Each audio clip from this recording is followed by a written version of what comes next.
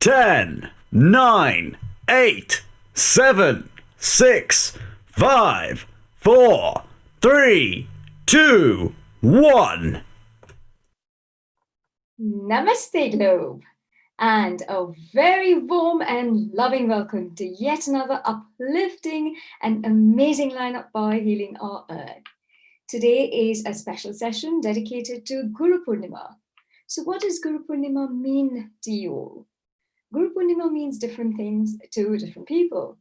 And to me, it is a day of celebration and gratitude, a day of reflection, both the good deeds and the not so good deeds, resolving to and assessing what I'd like to do better in the coming year, and a day to be grateful for all that I've achieved in the past year. And for me, that is the essence of Guru Purnima. A guru is a teacher. Now, I'm going out on a limb and saying that through our lives, we have both given and received advice, guidance, love, and care to and from several people, right? So I'd like to start by saying a big thank you to everyone that I have known for everything that I've learned from every one of you. And equally, that makes me a guru too. And I hope I have touched the lives of a few people. My parents were my first gurus, both my parents, of course, and with a special place for my father. I believe, like most girls probably do, that my father was a class apart. And honestly, I have never met a kinder soul than my dad. His life was not easy, but I never once heard him complain about anything. The harshest emotion that he ever expressed when he was really, really angry is he called the person he was angry with mischievous. He was instrumental in shaping me and making me who I am. He loved me and stood by me unconditionally. For that and everything else, thank you, Daddy, and I will always be grateful to have you in my life. Now, my spiritual guru is Gurudev Sri Sri Ravi Shankar. When you meet Gurudev, he always asks, "Are you happy?" His vision is to have a stress-free, violence-free world, and he works tirelessly towards that goal. He has designed programs that provide techniques and tools to live a deeper and a more joyous life, and has established non-profit organizations, both the Art of Living Foundation and the International Association of Human Values, that recognizes the human identity is beyond the boundaries of gender, race, nationality, and religion. His programs empower, equip, and transfer individuals to tackle challenges at a global, national, community, and also at individual levels. I will always be grateful for his support and guidance. Now, to give you an idea of his support, I'm going to read out a poem written by him. The Promise by Gurudev Sri Sri Ravi Shankar. If I had to promise you something, what would it be? I can't promise that you would be comfortable because comfort brings boredom and discomfort. I can't promise you that all your desires will be fulfilled because desires, whether fulfilled or unfulfilled, brings frustration. I can't promise that there will always be good times because it is the tough times that make us appreciate joy. I can't promise that we will be rich or famous or powerful because they can all be pathways to misery. I can't promise that we'll always be together because it is separation that makes togetherness so wonderful. Yet, if you're willing to walk with me, if you're willing to value love over everything else, I promise that this will be the most rich and fulfilling life possible. I promise your life will be an eternal celebration. I promise you I will cherish you more than a king cherishes his crown, and I shall love you more than a mother loves her newborn. If you are willing to walk into my arms, if you are willing to live in my heart, you will find the one you have waited forever. You will meet yourself in my arms. I promise. Isn't that beautiful? That for me is the complete essence of Guru Purnima. And I'm going to finish off with a beautiful quote from Gurudev. Guru Purnima is celebrated to remind you that you are the light of the world and for the world. There is no good light or bad light. Light is light. So don't be too serious, be light. So with that light, let's go to the audience and welcome some interaction. So I guess we have Mina here, don't we? Good morning, Mina. Good afternoon even. Namaste. Namaste. Good afternoon, everyone. My name is Mina Trivedi, as Sarita Jesus said. And wishing you all a very happy and blessed Guru Purnima. I would like to start with a little doha that Sant Kabir Das ji said very aptly for Gurus. And he said, Guru Govind dou khade, kake lagun pai, Balihari Guru Apne, Govind Diyo Milai. The meaning simply says it all, actually. Guru Govind Do Khade means Guru and God. They're both standing next to each other. Who do I bow first? So simply the second line says, Balihari Guru Apne, Govind Diyo Milai, means thanks Guruji that you made me meet God. So first I'm going to bow to my Guru. That's the importance, that's the significance of Guru. And today, whatever I am in my life is because of my Gurus. Whatever little I know about music is because of my Gurus. So I'm going to dedicate a beautiful Guru Vandana to my Gurus. So here we go.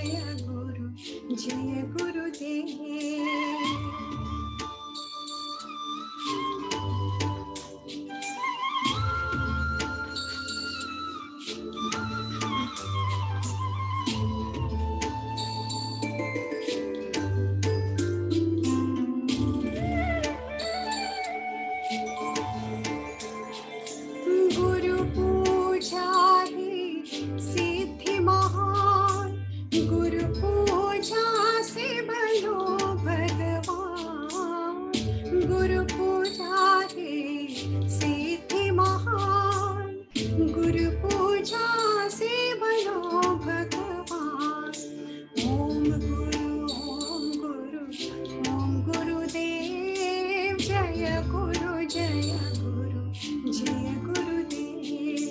Om Guru, Om Guru, Om Gurudev. Jaya Guru, Jaya Guru, Jaya Gurudev.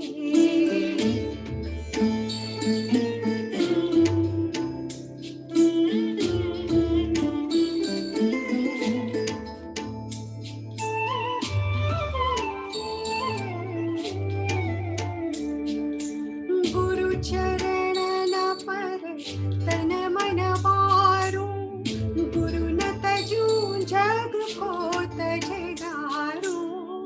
Guru charanana par tan man varu, Guru nata jun jag ko tajgaru. Om Guru, Om Guru, Om Gurudev. Jaya Guru, Jaya Guru, Jaya Gurudev. Om Guru, Om Guru, Om Gurudev. Jaya Guru, Jaya Guru, Jaya Gurudev. Jaya Guru, Jaya Guru, Jaya Gurudev. Jaya Guru, Jaya Guru, Jaya Gurudev. Thank you. That was absolutely amazing, Mina. Thank you very much. What a beautiful way to start our program off. My pleasure. Thank you. Thank you. And please stay online because we may call on you soon because I think you were fantastic. Thank you. My pleasure. Let's go to our contributors now. Do we have Kavya here? I can see a little, beautiful little face. Kavya. Hello, Hello, Kavya. How are you? I'm fine. Namaste and hello, Namaste. everybody. And where are you from, Kavya? Would you introduce yourself? And you've got a couple of minutes to contribute.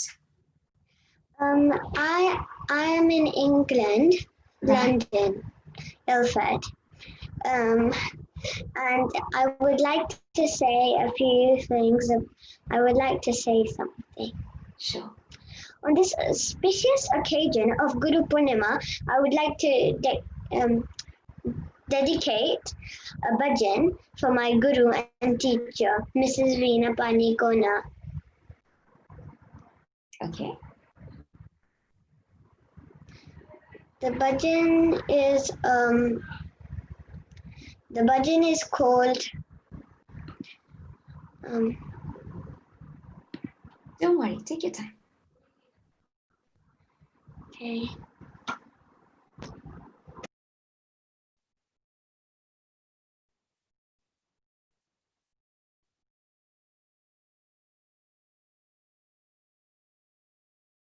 Are you there, Kavya?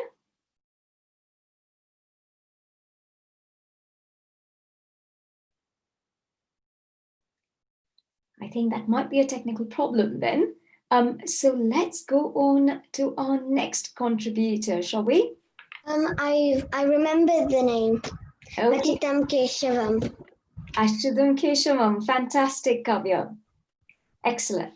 Go for it. Achyutam Keshavam Krishna Damodaram Ramanarayanam Janaki Vallabham. कौन कहते हैं भगवान आते नहीं, कौन कहते हैं भगवान आते नहीं, मीरा की तरह तुम भुलाते नहीं. अच्युतम केशवम कृष्ण दामोदरम रामनारायणम जानकी वल्लभम. कौन कहते हैं भगवान खाते नहीं, कौन कहते हैं भगवान खाते नहीं, वीर शबरी की तरह तुम खिलाते नहीं. अच्युतम केशवम कृष्ण दामोदरम रामनारायणम जानकी वल्लभम. कौन कहते हैं भगवान सोते नहीं, कौन कहते हैं भगवान सोते नहीं, माँ यशोदा की तरह तुम सुलाते नहीं. अच्युतम केशवम कृष्ण दामोदरम राम नारायणं जानकी वल्लभम। कौन कहते हैं भगवान नाचते नहीं, कौन कहते हैं भगवान नाचते नहीं, गोपियों की तरह तुम नचाते नहीं। अच्युतं केशवं कृष्ण दामोदरं राम नारायणं जानकी वल्लभम। अच्युतं केशवं कृष्ण दामोदरं राम नारायणं Janaki Vallabham. That was beautiful. Thank you very much, Kavya. Thank you for coming and thank you for contributing. That was beautiful. Let's go to our next Thank you. contributor. Let's go to our next contributor. That's Anu. Anu, tell us about you. Where are you from? Hi, just a minute. Okay, can you hear me? Yes, we can hear you. Okay, my name is Anuradha. I'm from Reading. So yeah, I would like to thank you all my teachers, Guruji, my parents on this auspicious Guru Purnima day. I think we are all blessed with their learnings, their blessings, and whatever we are today just because of them.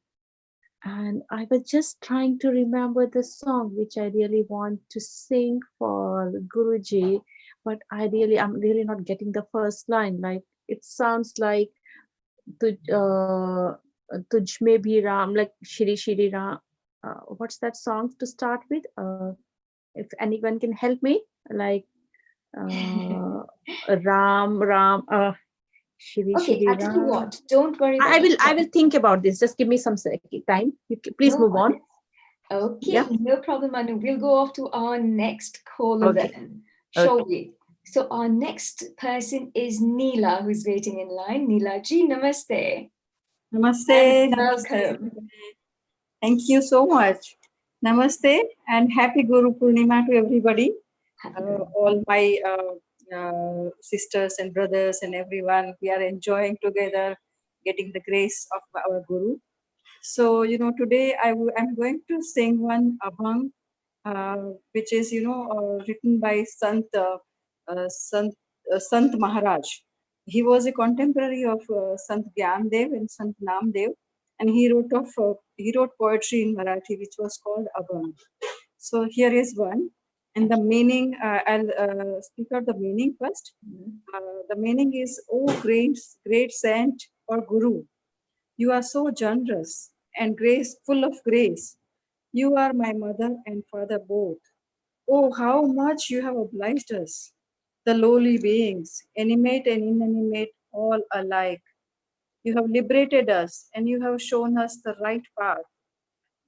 You have, Sant Sena says that although we cannot see you doing anything, but in reality we know that all the world is being run by you. Everything is being done by you alone, and you are the source.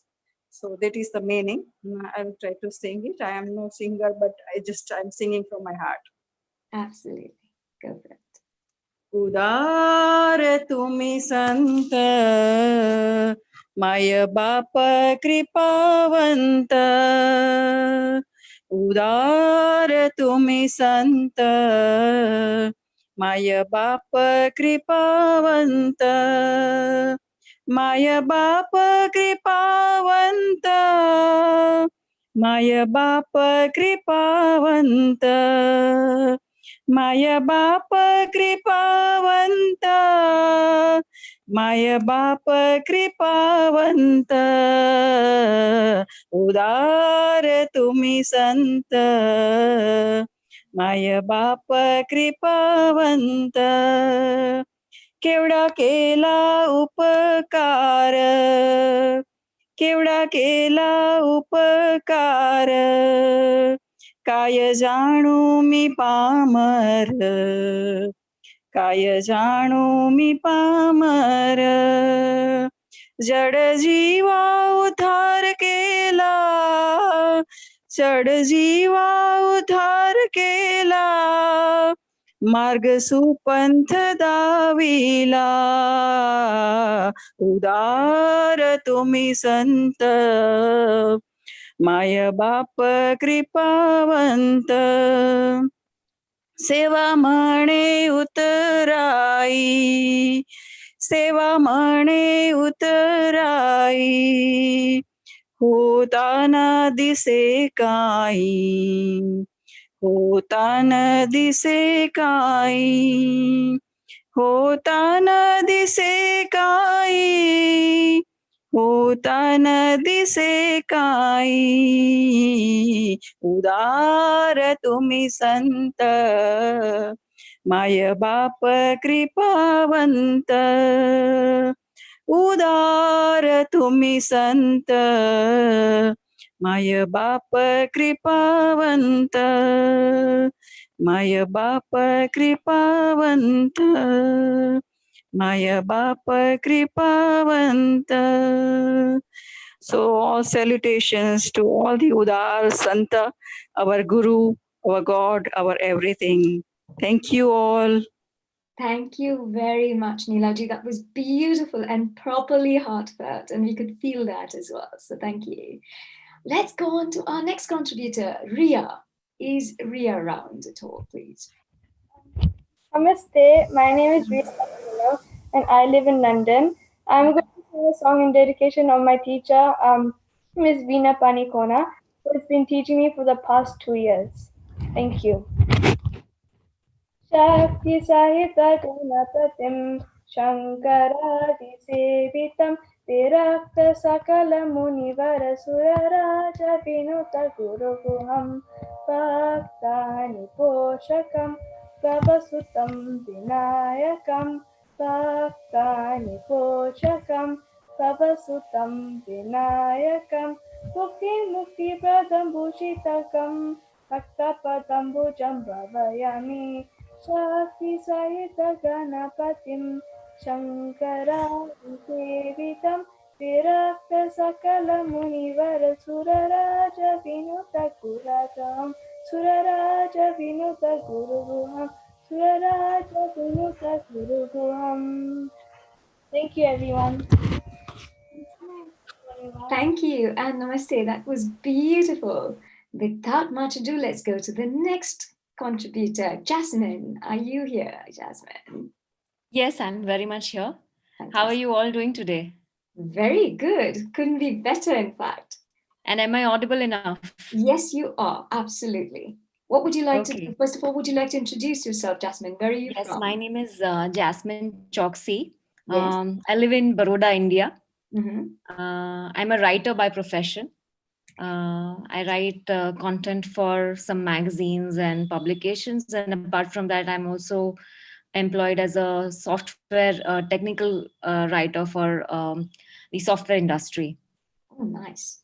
And I am very passionate about animal welfare. And accidentally, I came into this line of work, but because there were a lot of stray pups in my area and locality, and I started feeding them and taking care of their sterilization and vaccination. So that is something that I'm very passionate about. I would like to start my dedication now. Is that okay? Absolutely. Go for it, please. Yeah. You've got a couple of minutes. So, this festival of Guru Purnima commemorates the goodness of spiritual gurus and teachers, as thousands of students, worship and thank their gurus for the enlightenment that they have provided on this beautiful day when the moon shines so brightly. I want to thank some special teachers. My gurus or teachers are animals who have been working with. I've learned some valuable life lessons from them, including living in the present. Animals do not think about the past or the future. They just live in the moment and take it for as it comes, and try to make the most of the present living conditions, whatever they are. They have endless faith and trust in the goodness of the world. No matter how much abuse they face on a daily basis, they still have a smile for you. They still trust you. They have faith that some nice person will come along and take care of them. So this faith, this positivity is something that I have learned from them. I've learned compassion from them. They have a lot of compassion. Uh, dog mothers will take care of their puppies and fight the world off for them. They have a lot of loyalty and unconditional love. They give so much in return for a few bits of food, and they're satisfied with so little. They don't overeat. They take what they want, what they need and require, and then they leave the rest for the other animals. So they know how to exist in the environment that is given by us, given to us by God. They have incredible amount of patience to wait for anything, be it shelter, be it love, be it food.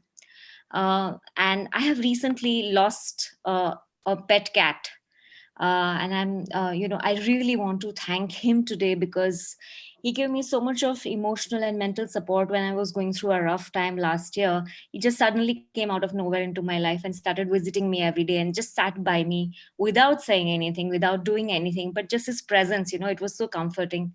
And unfortunately, he passed away recently, and it was a big shock for me. But I really want to thank him today because I learned a lot of life lessons from him. His name is Mew Mew. Thank you so much. Thank you. And that was beautiful and very heartfelt. So thank you for that. Thank you. Now, right. So let's go on to a very special message from a very special person. That's Swami Yogi Vivek Das from BAPS. Originally from Leicester, Yogi Vivek Das Swami completed a degree in medicine and practiced as a doctor before being initiated as a sadhu by His Holiness Pramukh Swami Maharaj in 1992. He spent the next 6 years in India undertaking a deep study of Hindu scriptures, Swaminarayan literature, and philosophy.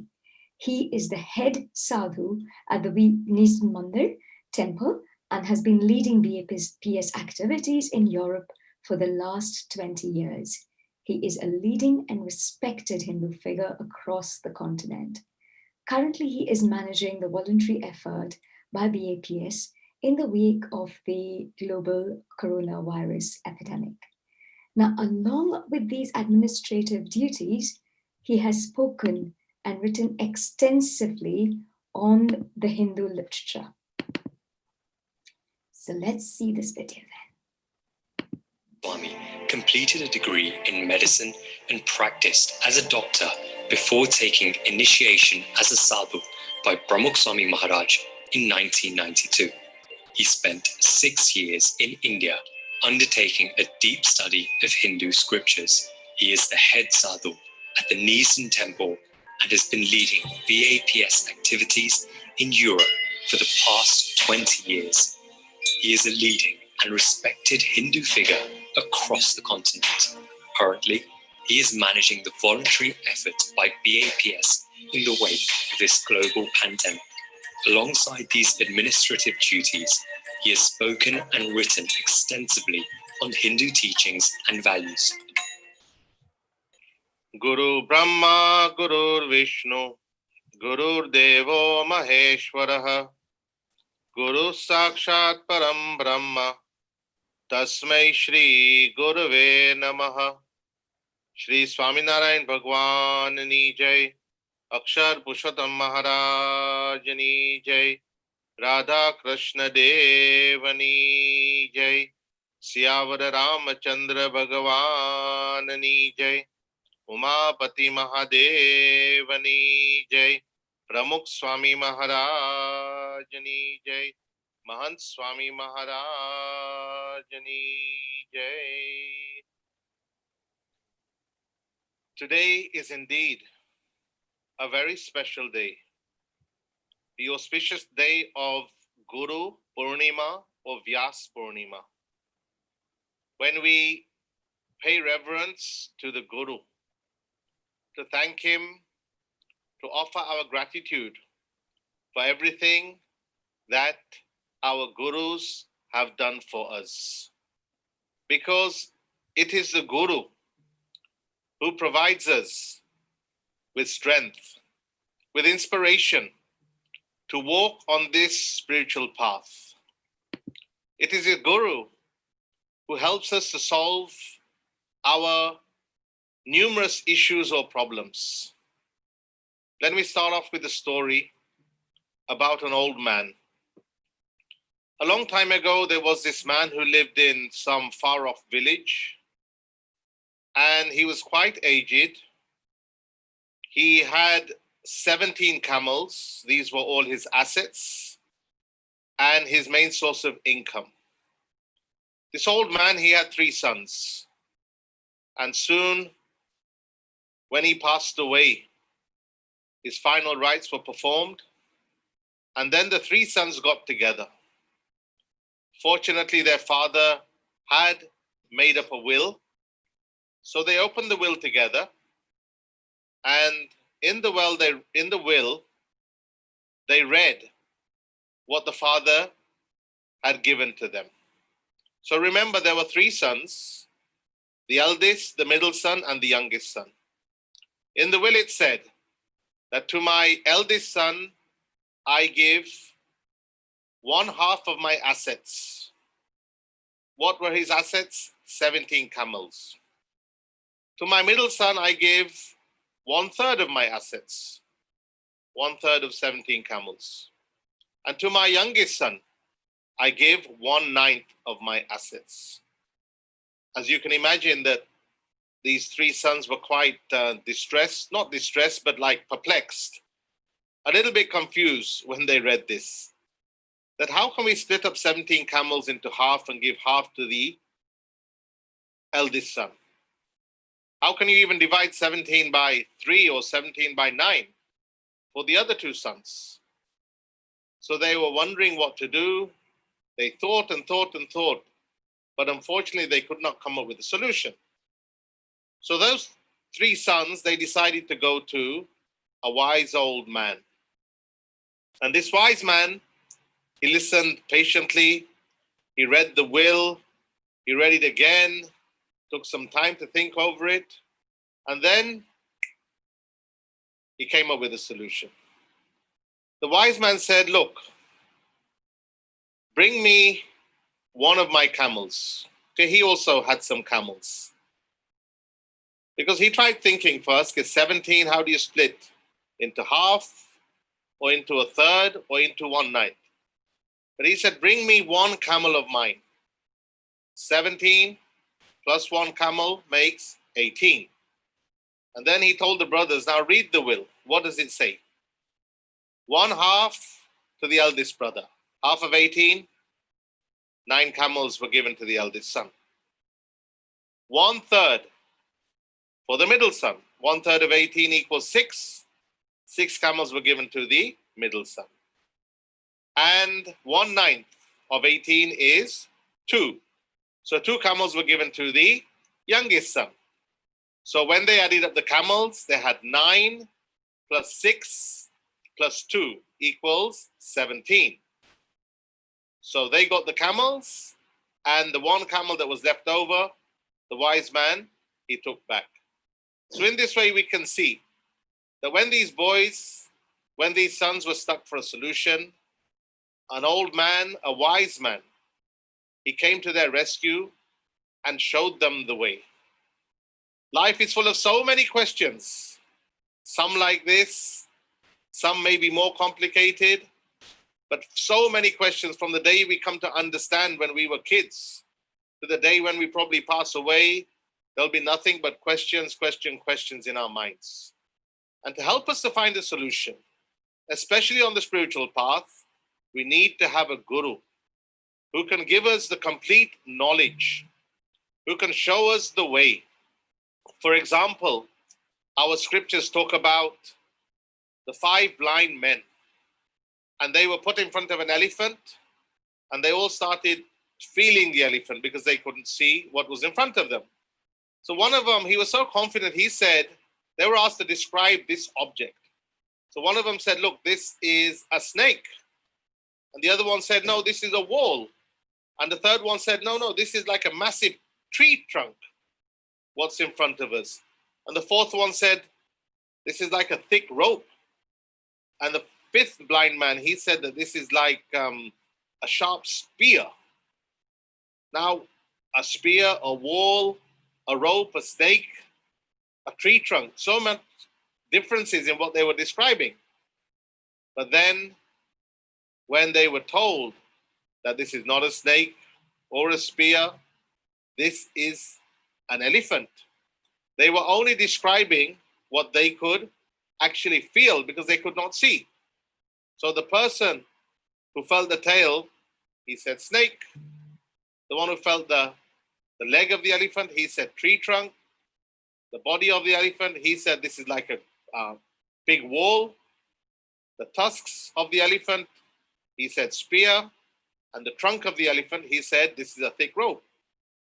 It's only when they were told that this is an elephant with all these components. So in the same way, someone who can give you complete knowledge, or what we call complete gnan, is a guru. A guru is not just a guide, he is a friend. A guru is more than a friend, actually. He is a teacher. He is a mentor, a role model, someone that we can follow and emulate. And without the grace of the guru, it is actually impossible to attain God. That is why we have to follow in the footsteps of the guru. The Mahabharata, when Yudhishthira is asked a question, Yudhishthira, he answers. The question is, Kaha Panthaha, what is the true path?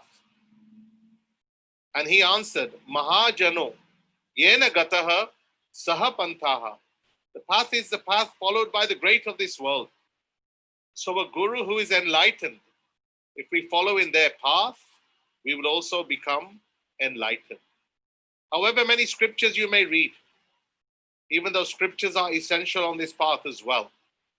However many materialistic objects you may have, but without resort to a guru, everything is futile. Shankaracharya has mentioned very beautifully in his verses. Shariram surupam sada roga muktam. Yasas charu chitram dhanam meru tulyam. That you have a body which may be beautiful. A healthy body, free of illnesses. Yasas charam, your fame has spread to all four corners of the globe. Dhanam meru tulyam, you have so much wealth at your feet. Yet, Shankaracharya says that if you have not surrendered or given your mind to a true guru, Guru Rangri Padme, Manaschena Lagnam, Tatakahim, Tatakahim, Tatakahim, Tatakahim. Everything is futile, futile, futile, futile. And he goes on to say, there's many verses, even if you have mastered all the scriptures, in fact, you write scriptures yourself, yet if you have not given your mind to the guru, it is all in vain. Because it is a true guru who shows us the path of spirituality, who shows us the path to God. The word guru, guru means dark, gu means light, and ru means darkness. So guru is someone who removes darkness, ignorance, agnan. We have this ignorance that we are this body. Ignorance in the form of Maya, Bhagavan Swaminarayan says in the Vaishnamrit. Okay, what is Maya? That I-ness and mindness. That I am this body, that's the I-ness, and mindness means this is mine. Because one day it will disappear. Everything is perishable, everything is temporary. So to get rid of that ignorance in the form of I-ness and mindness, and then enlighten us with the prakash, the light, that is the function of a guru. And the guru will tell us that you are not this body. The guru will tell us and teach us that you are the Atma, the soul. And the guru will teach us that within that Atma is Paramatma. And lose yourself in God. Sometimes we think that I can't see God. But look, we can't see everything in this world. Coronavirus, who has actually seen the virus? But we know where it is. To see a microorganism, you need a microscope. To see, say, inside your stomach, you need a gastroscope. To see the stars, you need a telescope. In the same way, to see God, you need a true guru. A guru who is enlightened and who can also give us that knowledge. the characteristics, the virtues, the qualities of a guru, because there are so many gurus.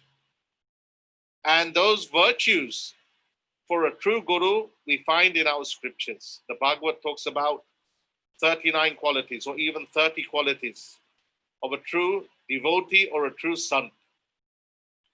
Krishna Bhagavan to Arjun in the Gita, Stita Pragnasya Ka Bhasha.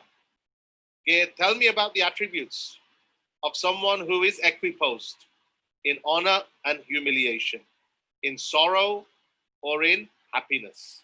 And those attributes you will find in the true guru. In the Gita, the word gunatit is also there. A true guru is someone who is gunatit, means someone who is above the three guns of Maya, above sattva gun, rajagun and tamogun. So our scriptures also tell us, don't follow blindly, but seek, inspect, look and introspect. And where you see the qualities, look at the life of the individual, look at the purity of the individual, examine the virtues of the individual, and then you surrender to that guru. Because that guru will take you to great heights. That guru will take you to God. And we are fortunate in the Swaminarayan Sampradaya that we have the blessings and we have gurus such as Pramukh Sai Maharaj and our current guru, Mahant Swami Maharaj. Their lives speak for themselves. And so, if we follow such gurus, we can also advance on the spiritual path. We can also find inner peace and happiness. And we can also become as pure as the guru himself. So it is said that you have to then follow the wishes of the guru, reasonable wishes, so that we can also attain God. Just like the guru is one with God, we can also become one with God. So it is said to the teacher, you give your time. To the speaker, you give your mind. But to the enlightened guru, you give your life. So we pray on this auspicious occasion of Guru Purnima that we can also follow our lives in accordance with the wishes of our guru, whoever our guru may be, and to make our lives sublime by following in the footsteps of our gurus. As Pramukh Sai Maharaj, our late guru, the creator, the inspirer of the mandir here in Neasden, often taught us, in the joy of others lies our own. So through such initiatives like we've seen today, we can bring love, we can bring peace, we can bring harmony and unity to everyone that we come into touch with. We should spread this message so that not only can we heal ourselves, we can also heal those around us, and we can heal our entire planet. Such are our prayers on this auspicious day of Guru Purnima. Wow, wasn't that amazing? Equanimity no matter what, yes? And honestly, I think a lot of us who are on the spiritual path is able to help other people during COVID as well. So let's all continue to do so. So now with that, let's go to our next contributor. Is Kshitija around, please? Kshitija and Samya. Okay, how about Siddharth then? Can we have Siddharth, please? Namaste, everyone. I'm Namaste. Siddharth. You might have recognized me from the last Healing Our Earth session. My humble pranams to my Guru Vina Kona Garu. Today I'm going to be singing a bhajan called Manasa Bhajare and a song called Amba Sri Devi. And yeah.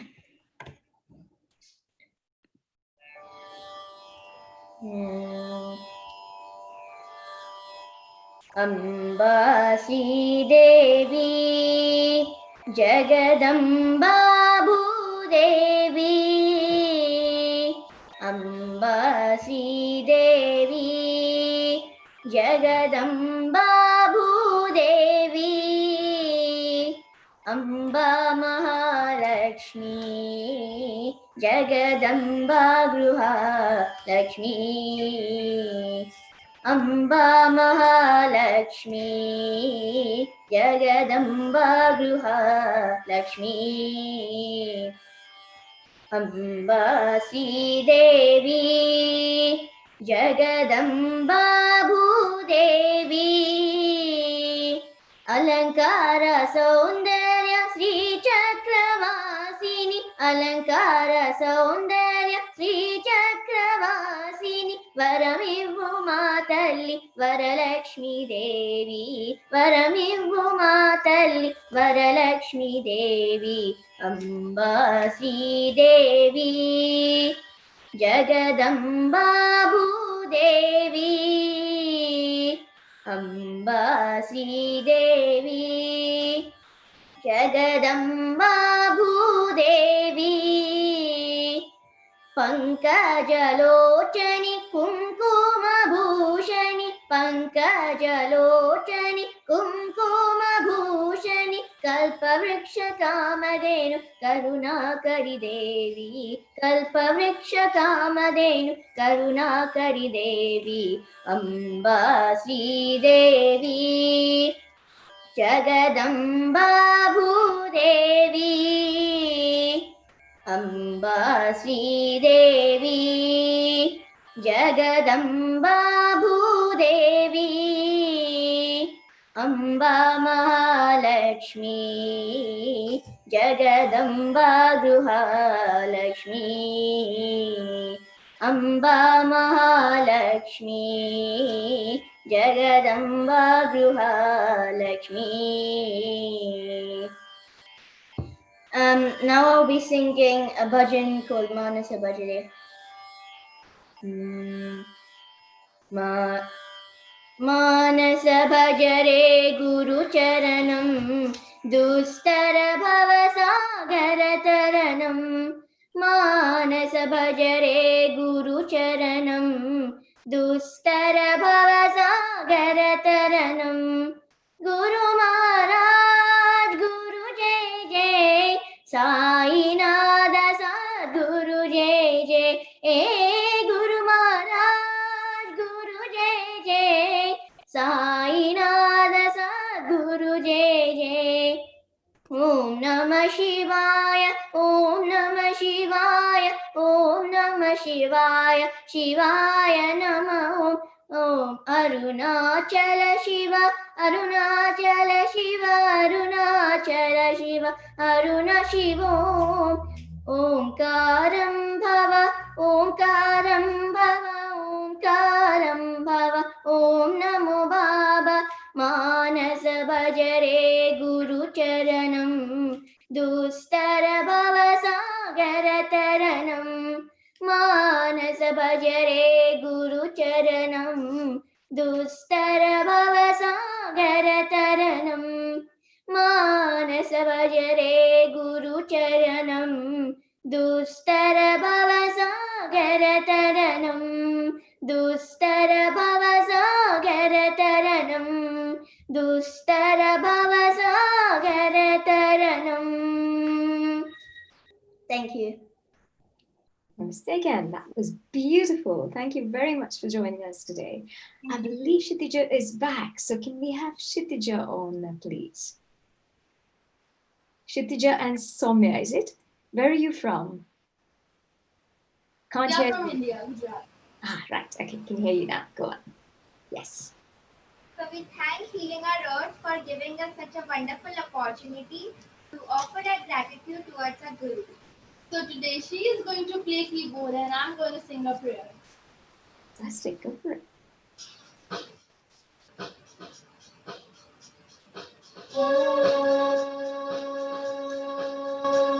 Guru Brahma, Guru Vishnu, Guru Devo Maheshwara, Guru Sakshat Parabrahma, Tasmai Shri Gurave Namaha. Guru Brahma, Guru Vishnu,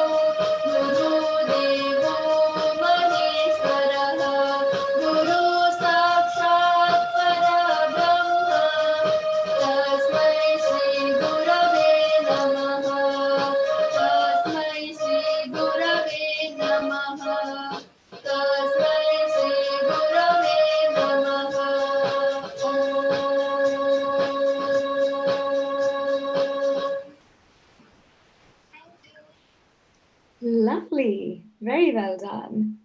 Thank you very much. And that's Kshitija and Samya from Gujarat, India. Fantastic. Thank you for joining us today. So let's go to Sampada next. Is Sampada here, please? Namaste. Hi. Namaste. Namaste, everyone. I'm Sampada Kota. I stay in London.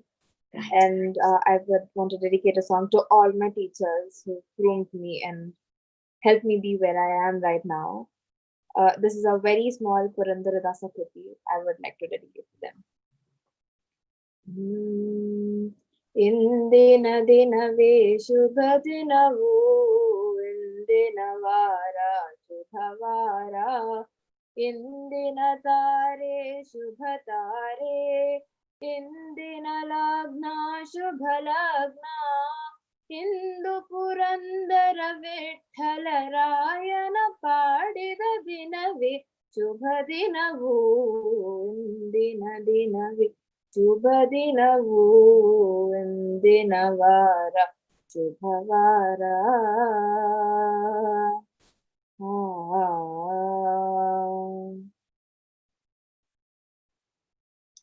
Thank you. Namaste. That was beautiful. Thank you very much for joining us today from London.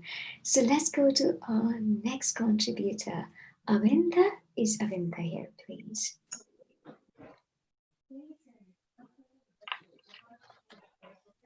Can you hear me? We can hear you, Avinda, but we can't see you. Bear with me a second. Is your video on? Yes, okay. Yeah. There you go. Namaste, and I'm here to say thank you to Miss Vina Pani for being a wonderful teacher for I think almost 3 years now. Fantastic. And from it's Anvita, is it? Sorry, it's Anvita, not Anvita. Sorry, Anvita, where are you from? I'm in London right now. Okay. And I'm going to sing Kamalasana for Miss Vina Pani. Fantastic. Please do.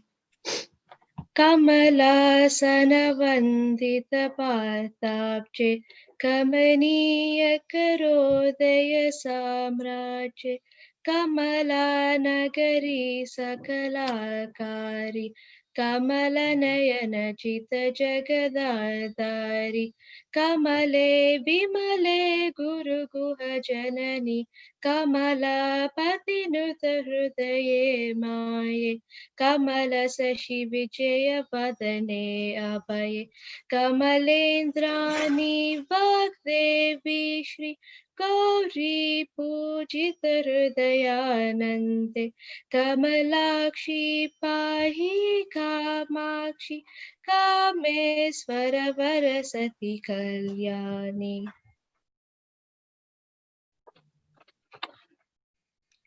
That's wonderful, Anvita, and thank you very much for joining us today. And you've got a beautiful voice, so keep that up. Thank you. Now, for the audience who've just joined us, welcome to yet another fantastic online session by Healing Our Earth. I'm sure you know this, but you can watch us live on healingourearth.com and on our Facebook page, which is facebook.com/Healing Our Earth. We're also streaming live on Enrich TV, our associate internet TV. Now, let me tell you a little bit about our upcoming sessions from Healing Our Earth. Next week, which is Sunday the 12th, we focus on the economic, medical, mental, social, and psychological effect of COVID on our community. The Sunday after that is the 19th of July, and there we focus on our well-being and wellness. So to help us achieve a healthy, happy, and prosperous both body and mind. The Sunday after that, which is the 26th of July, is an online effort to heal the world with music called Music Fest. And can you believe we've even got the weekend after that all planned up for you, which is Sunday the 2nd of August, which is we bring you a session on harmony. So to help regain the balance, order, and rhythm in and off our life as it is. And I'm sure you know that there's a loving family and a team behind this whole event, making today's session and every other Healing Our Earth session a success. So who do we have to thank for this Guru Purnima program? The host team, which is yours truly, Sarita Menon. There's Dr. Lalit Sodha next and Simran Ahuja. There's the media team, which is Varsha Mistry, Anita Nomula, and Kesh Mujaria. The technical team, which is Nishit Kotak, who is the tech and admin director, and Malesh Kota, who is the co-director. We also have a backup team, which is Dr. Milan Shah, Renu Girumal, Prash Kotecha, Beher Ram, Jayashree Chaudhary, and Deepa Vitlani. Now, our next little program, what we're going to show you, next little video actually we're going to show you, is a special message from Sister Jayanti from the Brahma Kumaris. Sister Jayanti needs no introduction, but I'm going to make an effort and try anyway. As director of the Brahma Kumaris for Europe and the Middle East, and a spiritual leader and teacher for 50 years, Sister Jayanti has dedicated her life to self-transformation and service to humanity.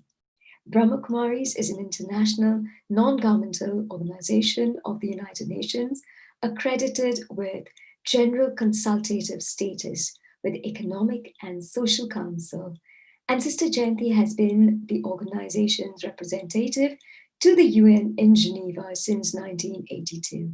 She has championed the cooperative role of spiritual organizations in creating a just and a peaceful world.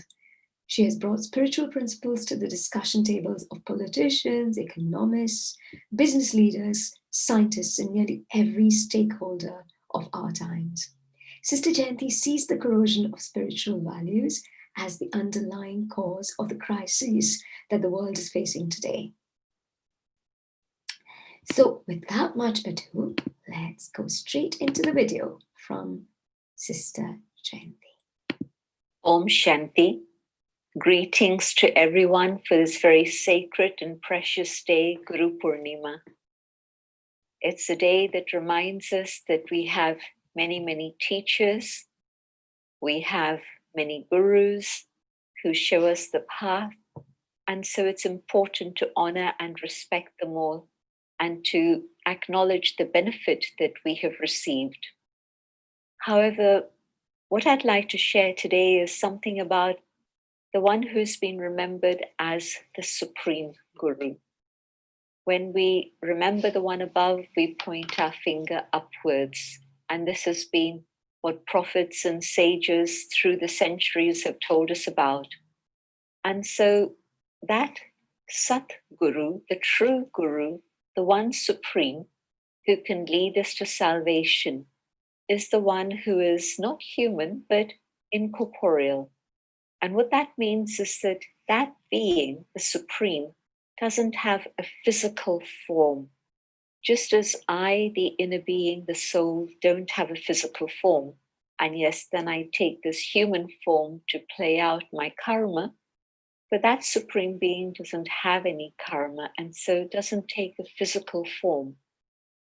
And that being is the one who truly is my guide. Think about who was the first guide in your life. Probably your mother, and then your father, and then your friend maybe, or maybe your teacher. And then, yes, of course, friend and teacher, but also then the one who you adopted as your guru.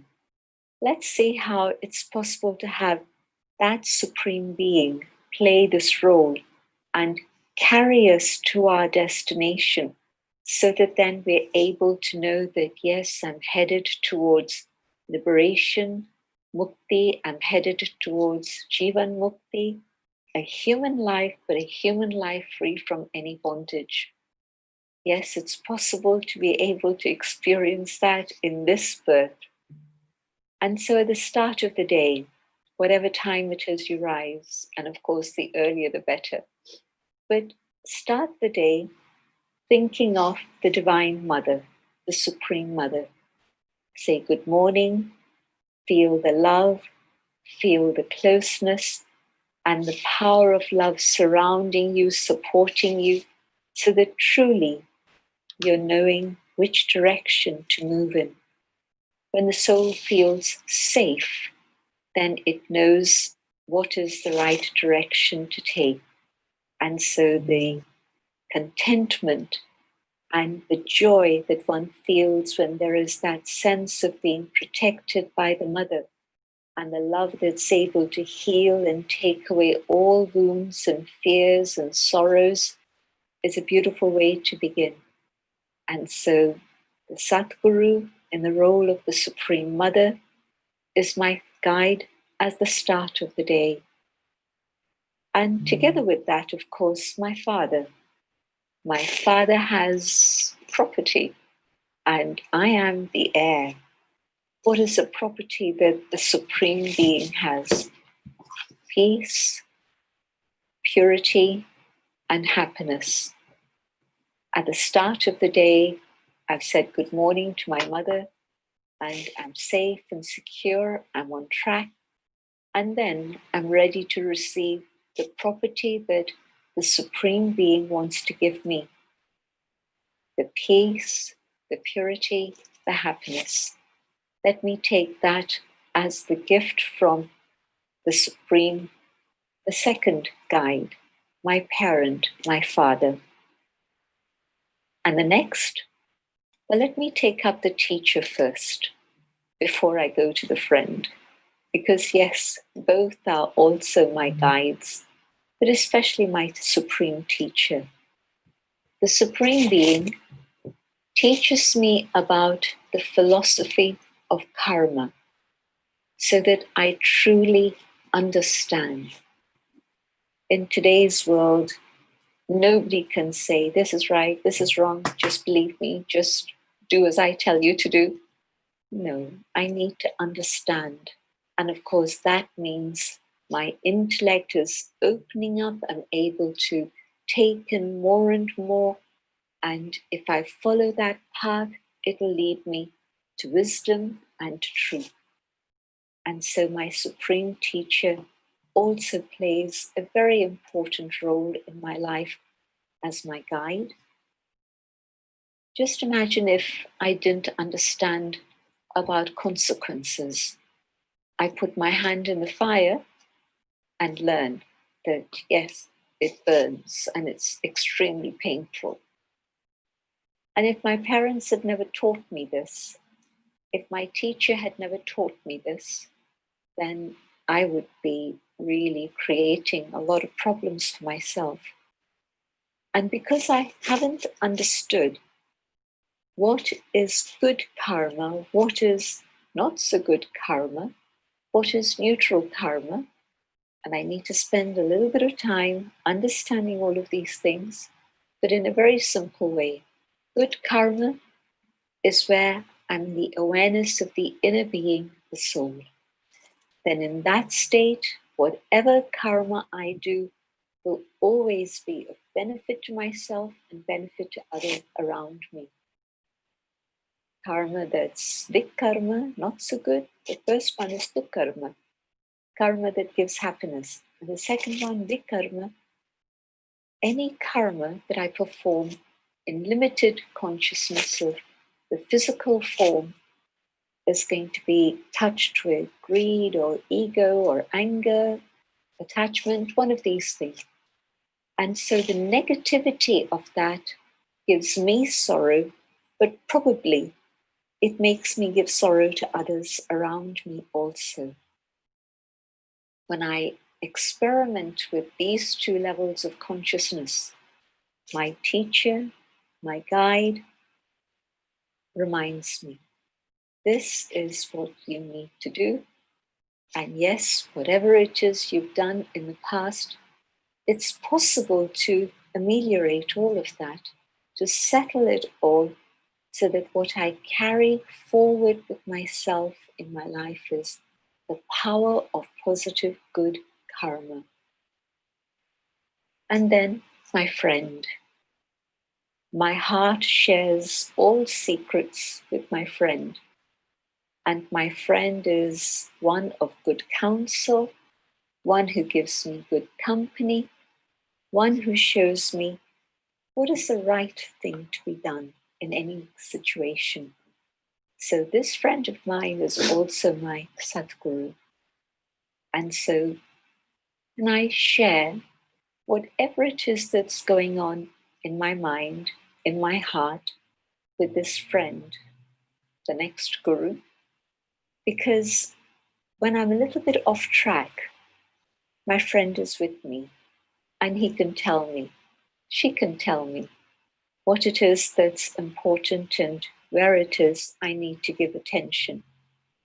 And so I create a loving friendship of total honesty and a sense of trust and belonging with the Supreme, my eternal friend. And then the role of the Satguru, the one who can guide me out of darkness into light, the one who can carry me from a state of bondage to a state of liberation. And I experience that liberation from bondage here and now in this birth, in this lifetime. Human form, human activity, but yet able to stay free. Engaged, but yet internally detached. Loving, and yet no attachments. And so the Satguru shows me the path of truth, which can actually bring me all blessings and give me that experience of a life of true liberation, free from any bondage, either physical, external, or internal in my own mind and thinking. So I hope you'll spend time reflecting on the qualities and attributes of that Supreme Guru, the one Satguru, the true Guru, the guide, and experiment with all the different relationships in which, of course, we have been guided on a human level, but now can I be guided through the Almighty on that spiritual inner level? Enjoy all the blessings of the Supreme Guru. And may there be blessings from the earth and the planet and all people. Om Shanti. Om Shanti. That was so, so beautiful. Sister Jayanti is always a pleasure to hear, and today, as usual, she excelled herself. So I can see a little, beautiful little girl in the audience. Adya. Where are you from, Adya? Would you like to introduce yourself and then sing or chant whatever it is you were going to do for us? Yes. Namaste everyone. Happy Guru Purnami. My name is Adya Madula.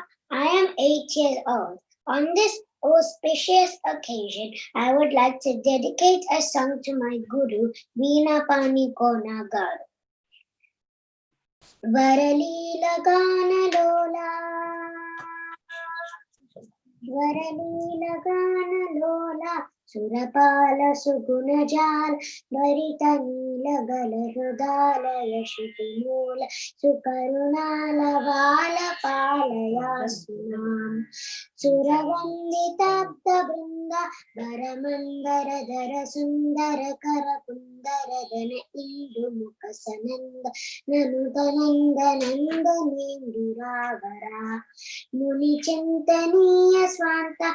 Narakanta Kanigamanta Charanakanta Kushalavanta Redita Danta Pujava Santa Santa Santa Kastuta Varabhusha Vamsa Bhusha Nataposha Namudubhasha Naripubhisha Naravesha Navaposha Navarasesha Bhusha Toshita Naga Sukavisha Nivesha Jagadisha Prabhava Pasha Rahita Sisa Sura Ganesha Hita Jalesha Sayana Keshava Samisa Durlava Ranadira Sarvasara Sukumara Buddha Vihara Danujamira Jarisamira Karunara Saparipurna Jan Chora Pahimam Nararaksha Nirajaksha Vararaksha Samadasisha Kasura Yaksha Samakaruksha Patimitaksha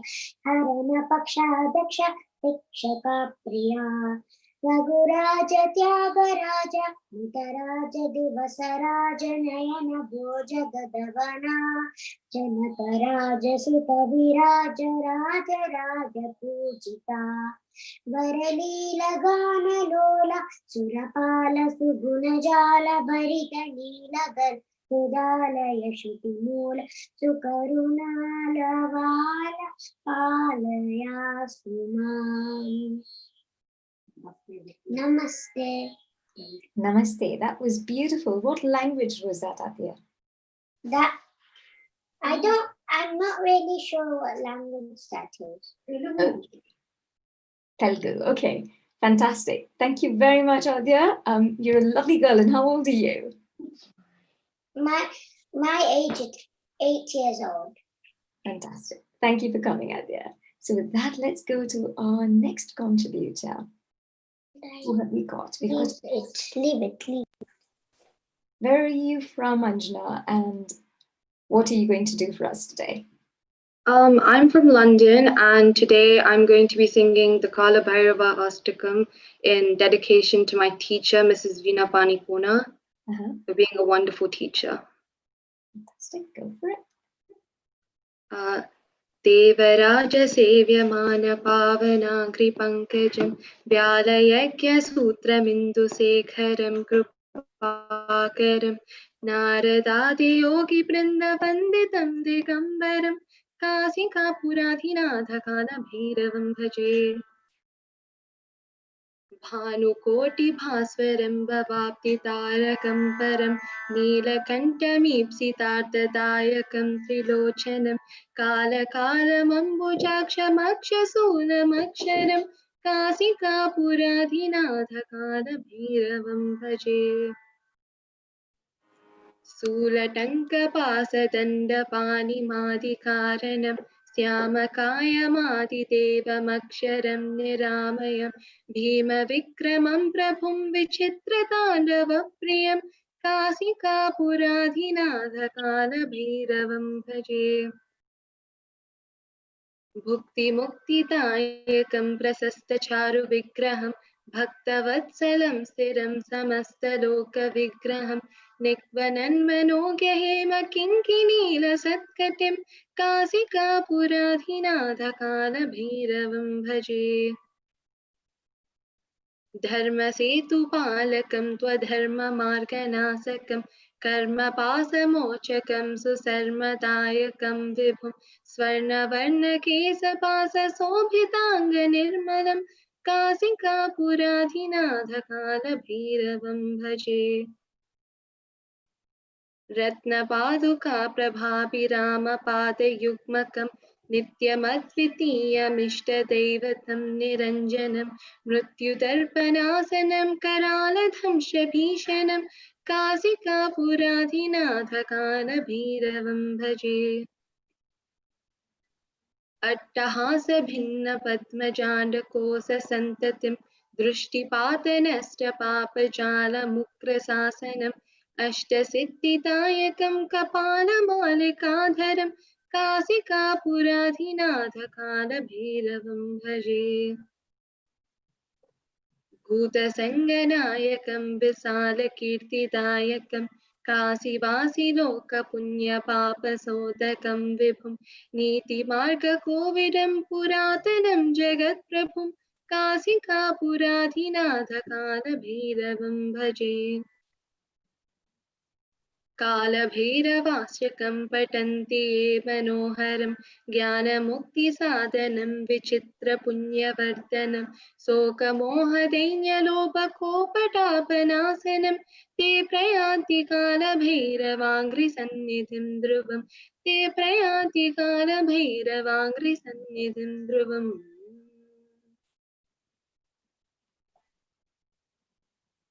That was beautiful, Anjana. I am sure Vinaji must be very, very proud of you. Thank you. So let's call in your guru then. Let's call on Vinaji. Namaste, Vinaji. You're muted, I think. Can you? Namaste, Saritaji. Namaste. Thank you for giving me this opportunity. First of all, I would like to say thanks to the Healing Our Earth team for inviting me for this wonderful global online session on this auspicious Guru Purnima day. And I'm extremely happy to express my gratitude to my parents, Guru Tulyas, my Guru Vardhini Garu, and of course my husband through this platform for all their support they gave me for my career and life. And today I'm going to sing a Kriti of Saint Tyagaraja, who is one among the trinities of South Indian classical music. And this Kriti is in praise of Guru, who imports true knowledge that leads to supreme bliss, before which all earthly joys and sorrows vanish. So here I go.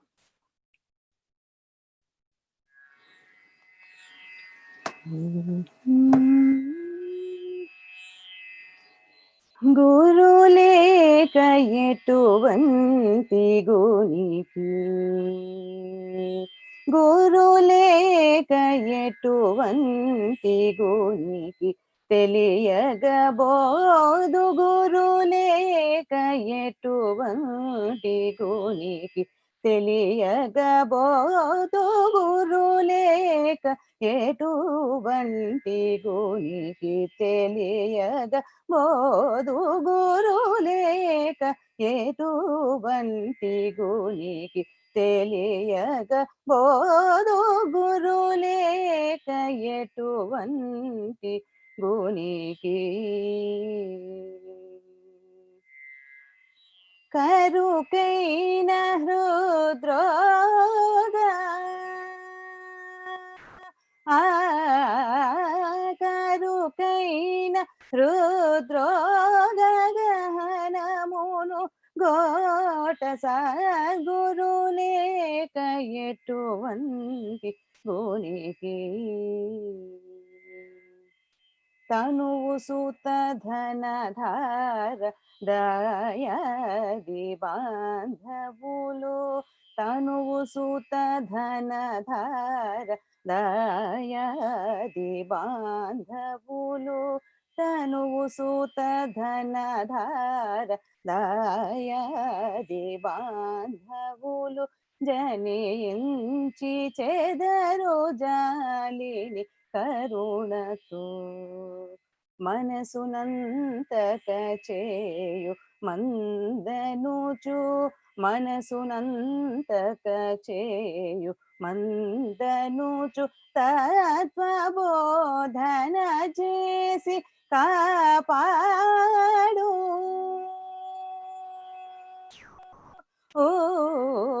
బోధన చేసి కాపాడు త్యాగరాజాతుడగు గురులేక ఎటువంటి గునికి, తెలియగబోదు గురులేక ఎటువంటి.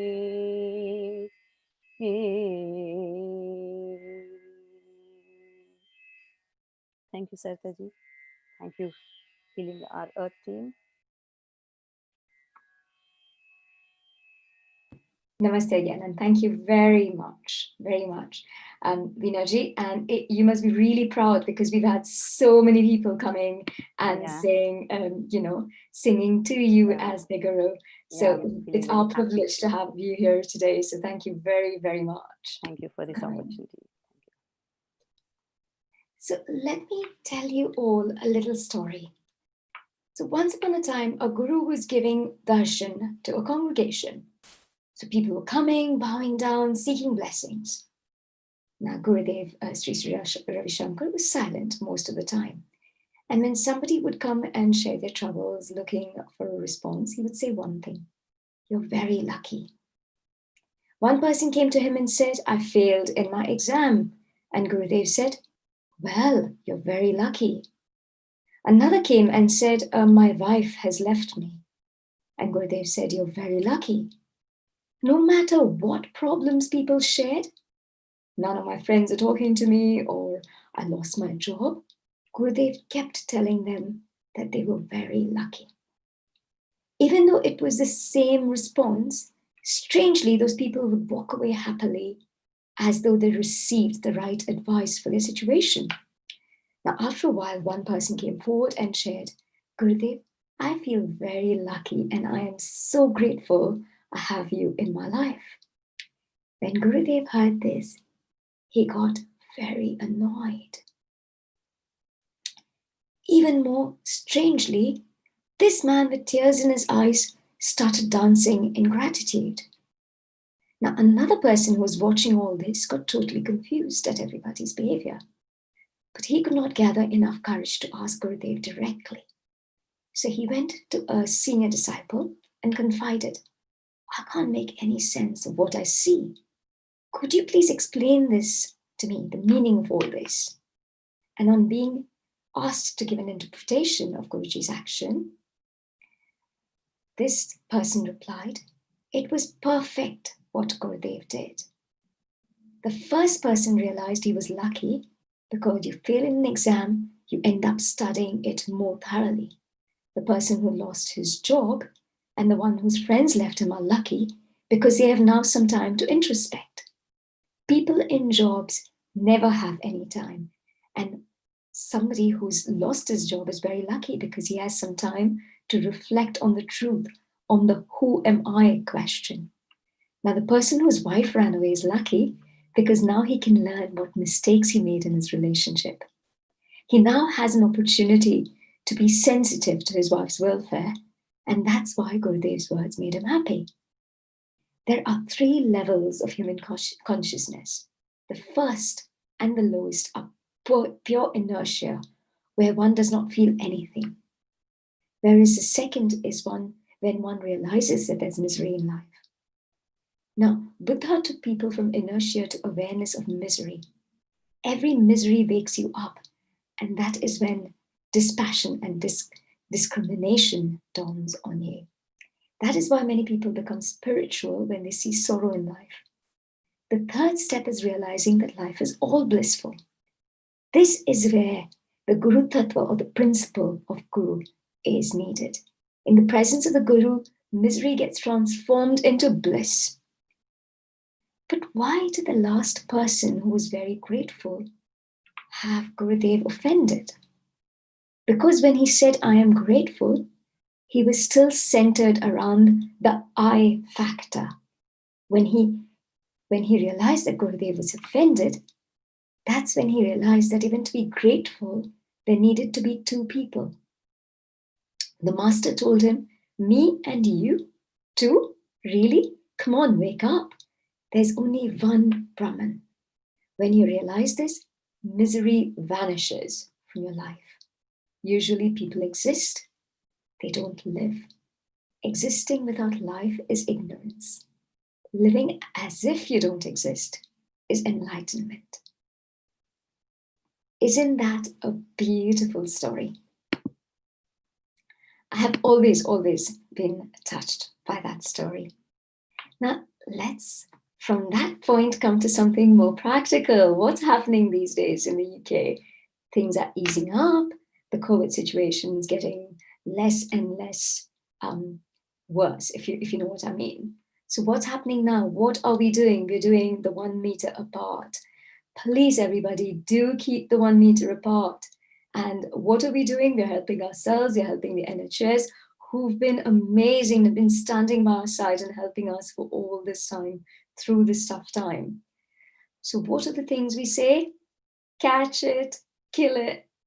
No, catch it, win it, and then kill it.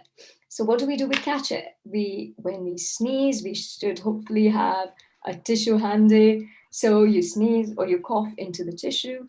But if you really cannot find a tissue, then use your sleeve and sneeze and cough into your sleeve. After that, what do? You bin your tissue right away, so you're not sort of breathing that germ, right? And the last part is killing it. What are we doing? We're washing our hands, but not just washing our hands. What are we doing? We're washing our hands for 20 seconds. So take your time, wash your hands slowly, and let's get that done. Yes? Excellent. Now, what shall we do now? Do we have any other participants who are here and ready? Any other contributors? Okay, I take that as not yet. So what shall I do? Let me introduce our next host. The next Arna bit has gone by very quickly, and it's time for me to hand over to our next host, which is Dr. Lalit Sodha. Dr. Sodha graduated from the Canadian Memorial Chiropractic College, Toronto, Canada in 1990. He also qualified with the Spine Research Institute of San Diego in the master's program in whiplash injuries in 1994. Hence has a keen interest in treating patients with whiplash injuries. He also prepares medical legal reports for insurance companies and their patients. Over the years, he has the privilege of treating numerous singers, dancers, and performers at Wembley Arena before and after the performances. And most importantly, Dr. Lalit Sodha is an invaluable member of our fantastic Healing Our Earth team. And he has, in the past, hosted some amazing sessions, and I'm sure that the coming session is going to be just as amazing, if not more. Dr. Lalit Sodha, are you here? And what are your plans for Guru Purnima? Go on. There you go, Sarita. Namaskar to you and to the global world, to the global platform that's listening to us and looking at us, watching us on Healing Our Earth community. Thank you for a warm welcome, Sarita. How are you doing today? I am very good. As you've probably seen, most of the session has been absolutely amazing. I can't believe the amount of love that's been showered on us and on all the gurus out there. And it's been absolutely scintillating, amazing. Dr. Sodha, what about you? What have you done? Who's your guru, first of all? And what's your situation on Guru? What's your take on Guru Purnima? Wow. One of the most auspicious days, Sarita. It's an amazing question. Who do you call a guru? As they say, according to the Hindu scriptures and tradition, that your first and foremost guru is your parents, your mom and dad.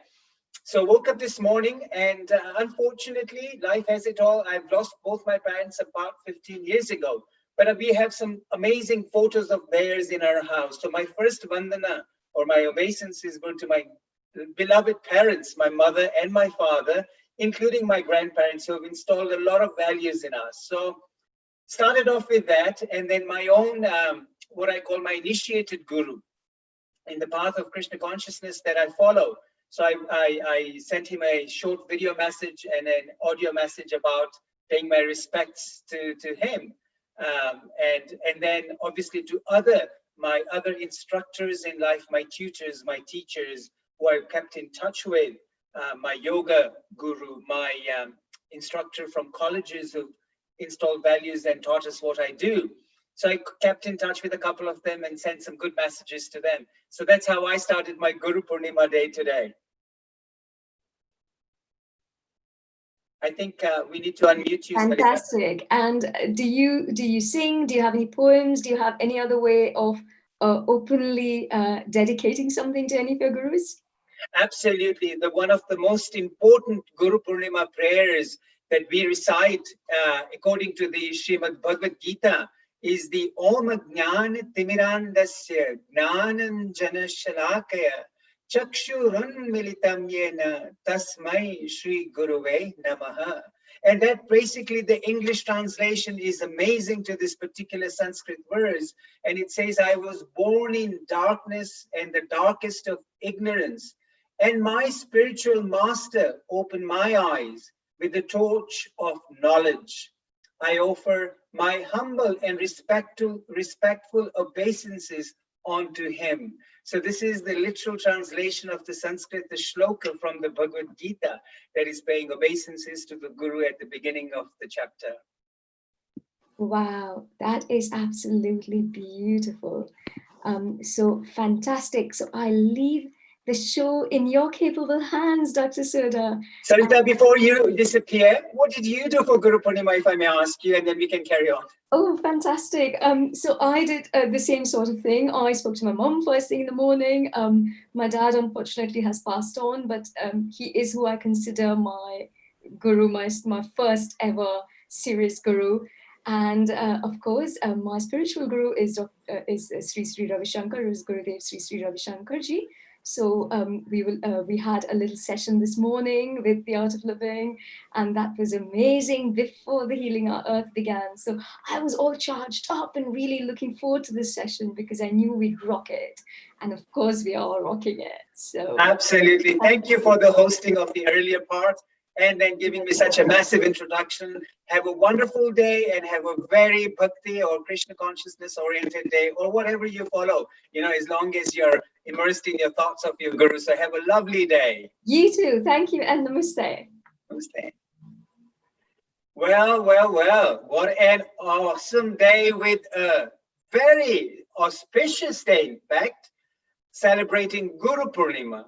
Who is a guru? Guru is enlightening us, showing us the path in life and amazing way to progress in life, because without a guru, one cannot find your direction. Sometimes we look at guru as our Google. Google and guru are the same. You press in, tell the guru, guru is going to show you the direction, same way as Google would. Gurus know exactly what the path should be and one should be following. So without a guru, the destination is impossible.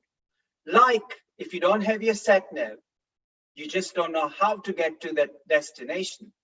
So with all that about Guru, and I'm sure you'll be listening to so many different things about Guru and how a Guru's influences in individual lives. But today, we have an amazing personality, Brahma Rishi Mohanji, who is going to be enlightening us with his philosophy, his truth about Guru. He is going to enlighten us with amazing information. And this gentleman is a very widely viewed on social media, on YouTube, with all the amazing work that he has been doing. Mohanji, without any further delay, I would like you to welcome on this platform of Healing Our Earth on this very auspicious day of Guru Purnima. Namaste, Mohanji. Namaste. Thank you very much for inviting me, and thank you very much for this opportunity. My gratitude to Healing Our Earth team and all of you. The question about Guru, I follow the tradition of Lord Dattatreya. So Dattatreya had 24 gurus. So basically, when somebody asked Dattatreya, who are you? He said, I am just a worshipper of nature. So the fundamental is that anything and everything around us are teaching us something. And the greatest and the highest guru is life itself. Life gives you lessons. And if you look at 24 hours, we have 3 distinct dimensions that we go through without any choice. One is the waking state, where we interact with the world outside.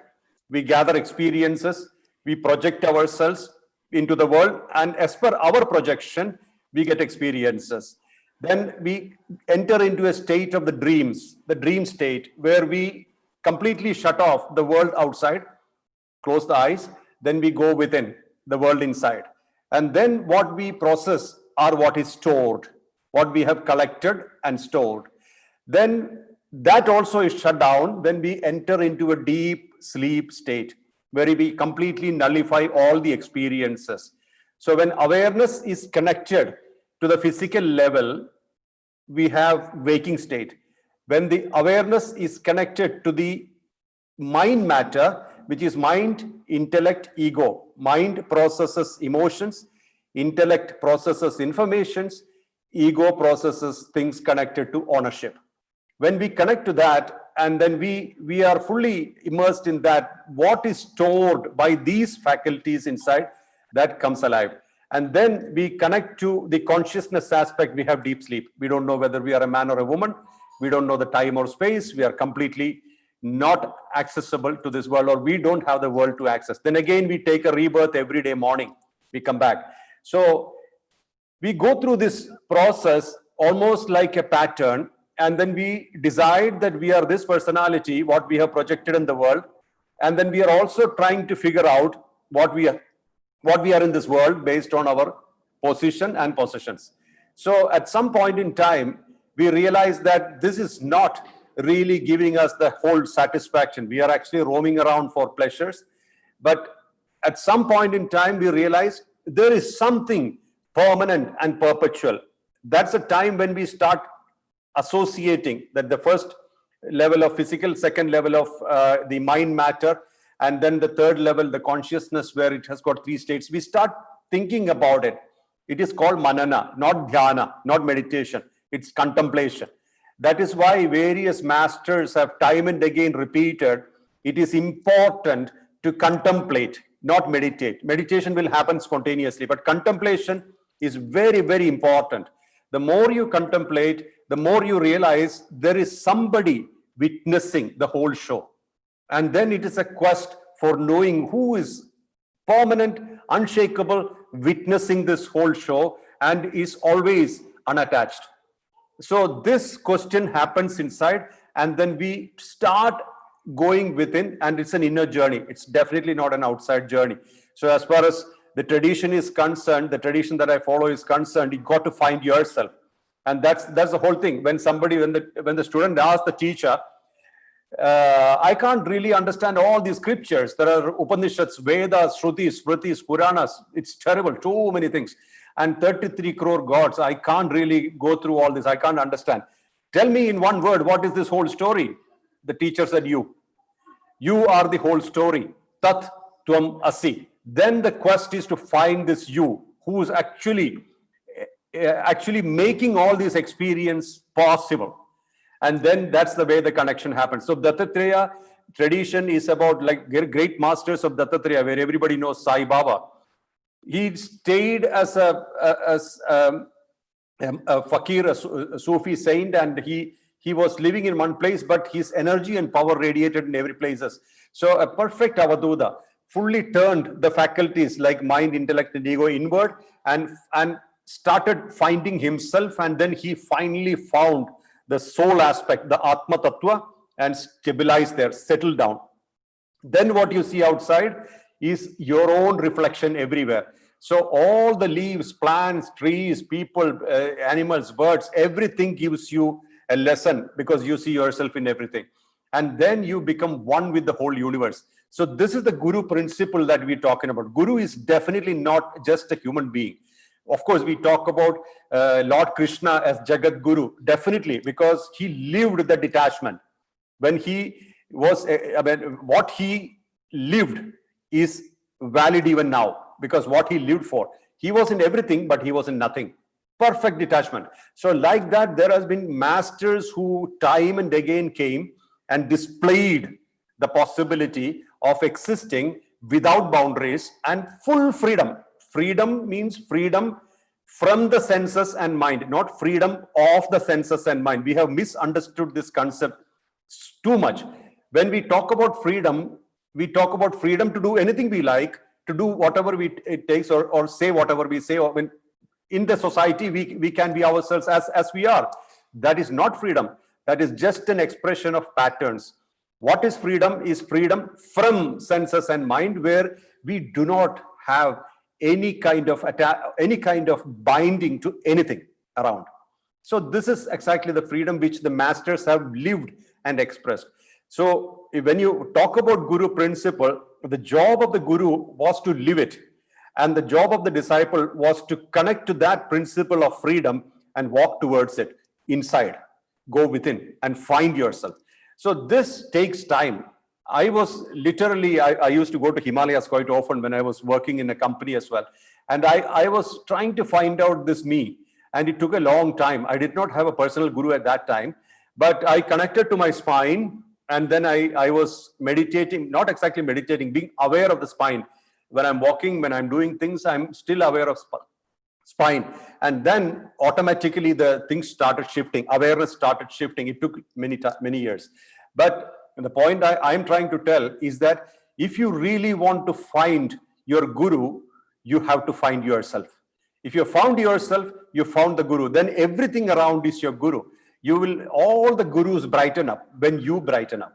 So this is already sitting inside. So that is why Tat Tvam Asi has a lot of value. Means this is the fundamental principle of all the all the scriptures and everything put together and made a juice out of it or crushed together, you get one thing called you. That is the final thing you can get. And when we walk this path, you don't think it will be easy because our patterns are too strong. We have been used to so many things. We have been literally entertaining ourselves and our patterns for a long period of time. And we forgot that we are bound by patterns, bound by concepts, bound by prejudices. When we look at a person, we realize we decide that we don't like him or we like him. Something will happen. This is all connected to how we see the world. Basically, there are no enemies, there are no friends. It's just as it is. World is as it is. We all have our space. We all have our relevance, our activity. We have to do something here. And all that we are doing is projecting ourselves to the world and getting it back. That is what we are doing. But once you start assimilating yourself, once you find yourself, then you stop projecting. There is nothing to project. Instead, you start reflecting like a mirror. You will be like a mirror. When somebody comes in front, you reflect that without prejudices, without expectations, without any kind of flavors as it is. So that makes you a perfect master, total reflection. That is why great masters like Hadiyakan Baba said, when you come to me with anger, I become anger.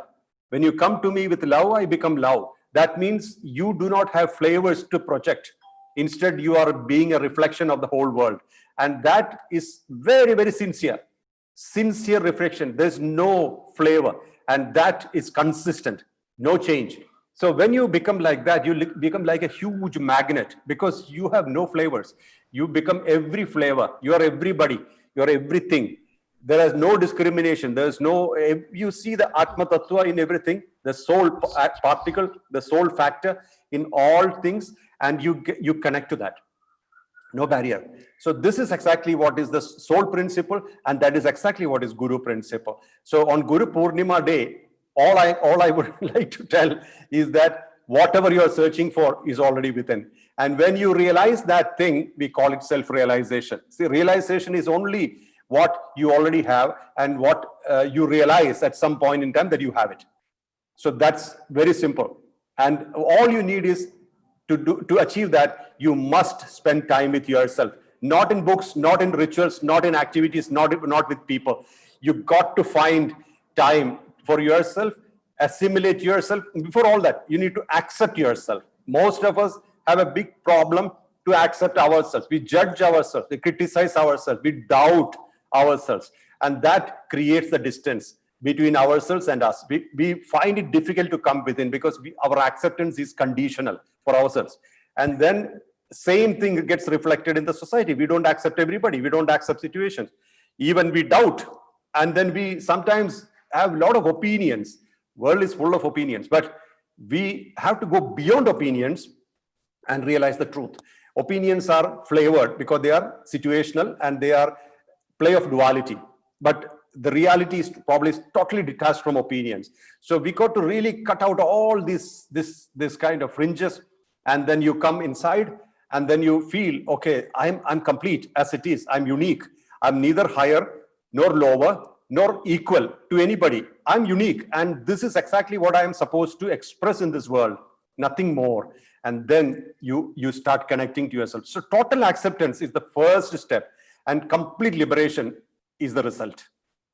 Thank you very much.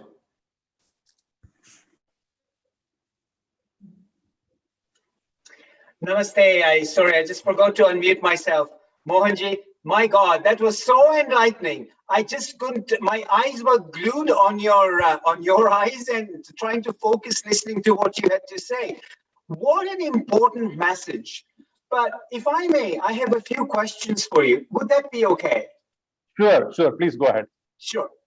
So you touched on some amazing concepts, and for you, this is obviously known, a day-to-day message for yourself, but for a viewer like myself or others, the concept of freedom from senses and mind is one of the most difficult things to go through.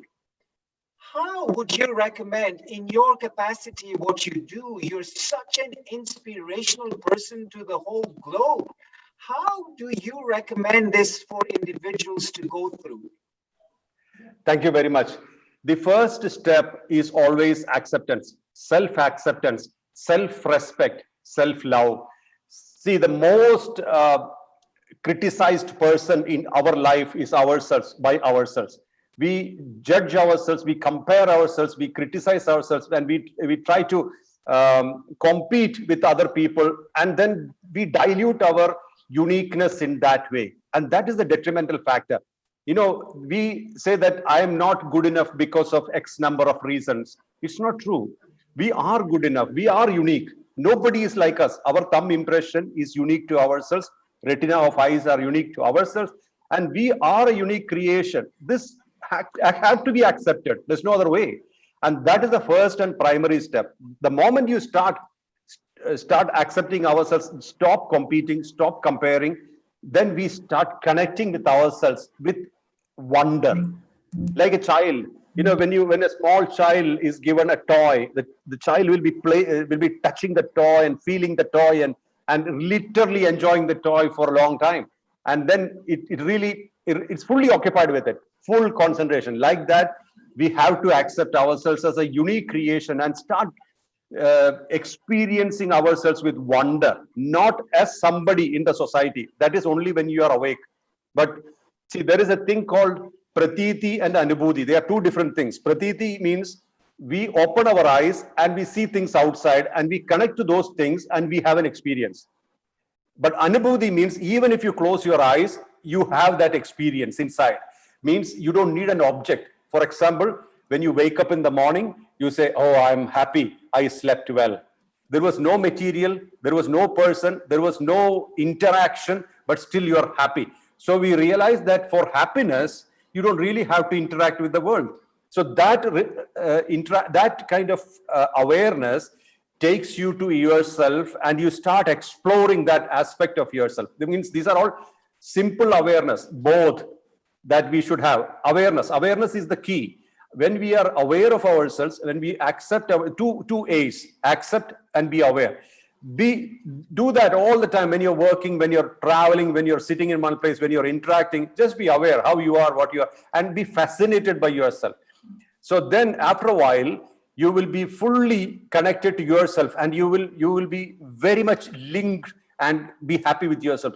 See, all our frustrations, anxieties, insecurities, everything is connected to the world outside. All of them will have no value anymore because we have a lot to see and lot to feel inside.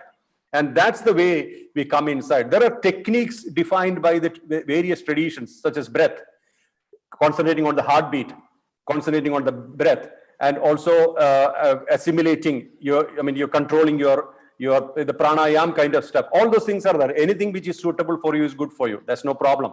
But fundamentally, everything should start with acceptance. And there you go. And then be aware. When you are angry, be aware of anger. When you are jealous, be aware of jealousy. Be aware of jealousy. All these be aware, but do nothing about it. When you are constantly being aware, already you are a witness. You are taking a step backwards and seeing it. That thing loses intensity.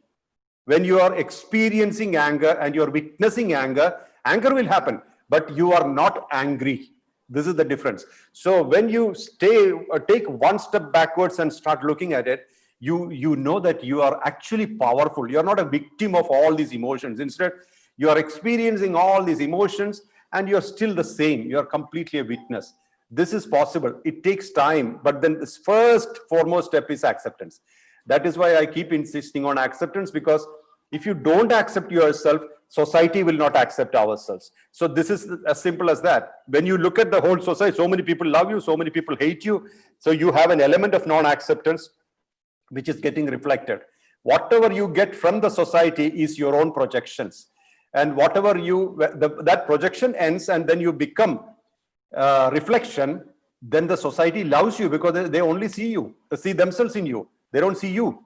So there you become lovable. You're one with the world. You are part of the world, part of the universe, in fact. Everybody enjoys your presence because you are brightness. You're like a mirror. Wow. That was a very strong answer. Something I picked up from there, Mohanji, was self-recognition, self-appreciation, self-approval. It is so vital to do that, to actually recognize yourself that you are the person you are. That's awesome. Now, it's interesting. This philosophy, this concept is amazing. I will read the message. I will take home this message. However, to live with this message on a day-to-day basis, how strongly do you feel the power of association is? Because if you engage with the like-minded people who think this philosophy, live this philosophy, breathe this philosophy, it's that much more easier to be with them, to think that way. Now, can you reflect your message on a day-to-day basis? Yes, what to do? How can we make this a part of our life, our breath? Two parts to this question. One, I feel that we should not detach from anything. What comes our way, we must accept, because when we detach, there are two things happening. One is suppression, other is escapism. These two is equal to postponement. We are postponing that to another time. We should not postpone. When fears happen, look into the eyes of fears. When situations happen, accept them. Some situations may not be very easy to accept, but if you don't accept, they hang on, they stay, they persist. So whatever we resist, it persists. So I always recommend acceptance. Let everything come, we look into the eyes, bring it on, and that makes you free, liberated, because you're not hiding from anything. You're not avoiding things. You're not escaping, nor are you trying to manipulate things. It is as it is, we are taking it. And secondly, situations in life often we can't avoid, because many, like for example, workplace situations, how can we change it? So there, being yourself is the right answer. And always one thing, in every situation, we do not have to respond. There are two ways you can interact with a situation. One is to react emotionally, which we normally do. Egoistically, emotionally, we react. And the result is usually regret or guilt. The other way is to respond using the intellect and just taking it easy, taking a back foot and looking at it, and then responding with awareness, with intellect, so that it will not create emotions. These are the two major ways we can interact with the society. I always recommend responding, not reacting. Reacting always leaves some bad residue, which is not good. So if you constantly respond and you have your time, your space, and you respond, you are always light and free. And there, you do not have to handle so much of so much of hangover of regrets or guilt. So that, that itself saves a lot of time, because we handle a lot of these kind of things. So in the society, whatever happens, let it be. We are not trying to change it. We can't change it often. So we interact in our social life, in our family life, in the business life. It's all one life, but in all these situations, we are playing different roles. And in those roles, just be ourselves, keep responding, and our equilibrium, our inner stability, our peace quotient is very vital for us. The peace quotient, and that's inside us. We already have it. Peace is a state of the soul. Soul is always peaceful. Whatever emotions we go through, turbulences, situations, soul is not affected. So we are coming in contact with our inner core all the time, or just be reminded, oh, there is a situation inside which is completely unaffected, and try to imitate it. And then we respond and not react. And this is also connected to ownership a lot. Means we own our actions, saying that I do it. This I factor is sometimes very painful. So instead, like Lord Krishna said, Yada yada hi dharmasya glanir bhavati bharata abhyuttanam adharmasya. That is what he said, is that I happen. He did not say I appear, I take birth. He said I happen. So life is about happening. Happening means you are actually happening, or the life is as it takes place, not that we create it. There is of course a history for everything. Something has produced this situation, and something will happen to this situation. There'll be a result, but at the same time, everything is at that time is sprouting. So we understand that, and we assimilate that, and we accept that. so that we are not the owner of action. The ownership of action creates pain, disappointments, and also karma. If there is no ownership, the karmic structure is different. When you do not own it and you're surrendered, that is kayena vacha manasendriya kind of a thing, you surrender, and there you are detached from your action, and you are flowing through it. And when you flow through it, you're always free. You know, that is what Vyasa said when he ate all the sweets which the Vrajvasis brought, and because the Yamuna river was overflowing and Krishna was on the other side, and the Vrajvasis said, we want to cross to the other side, but we can't go, no boatman will take us because the river is overflowing. Vyasa asked, what did you bring for Krishna? So they said, we have all these sweets. So show me. They showed, and he ate half of it. And they were embarrassed to tell him not to eat because he's Vyasa. And then Vyasa said, come with me. And he reached the shore and said, if I have not eaten anything, let the river part. And the river parted.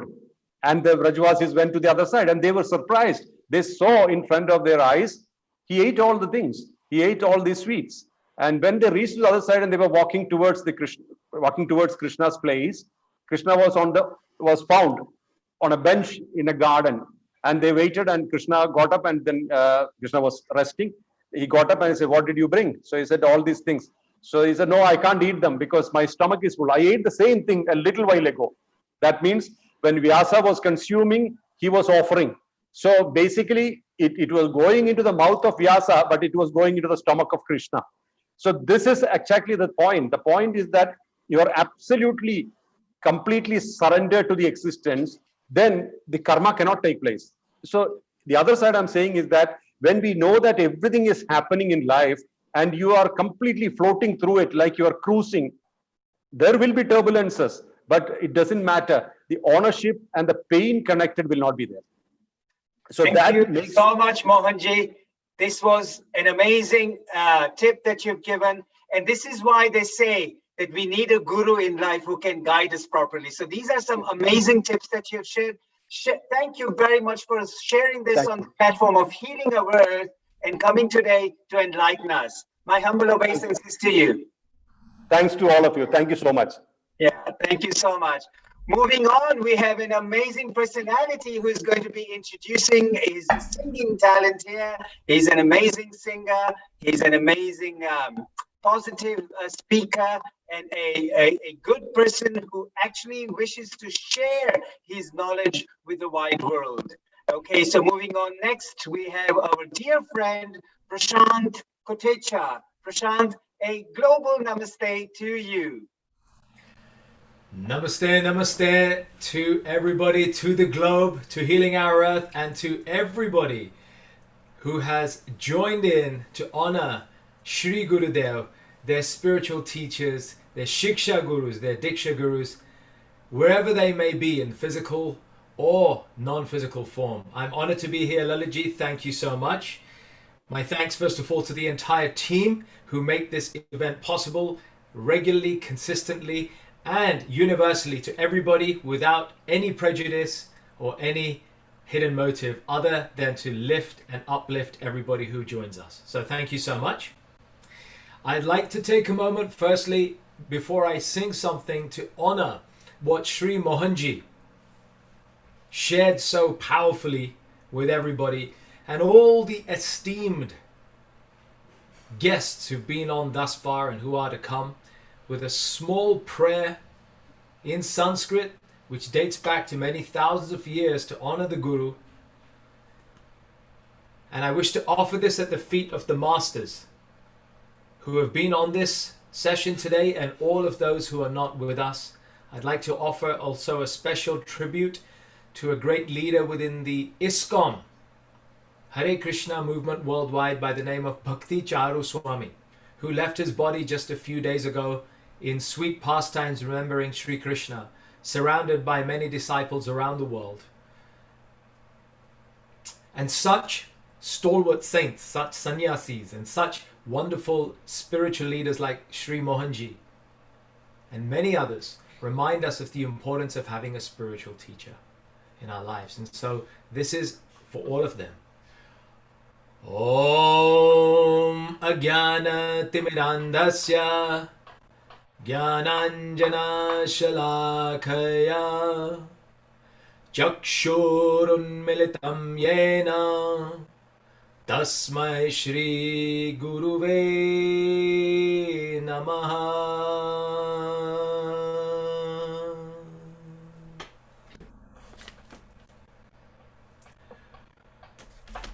We will now honor Gurudev with a simple chant of Om Namo Gurudev Nama. Om Nama Gurudev Nama.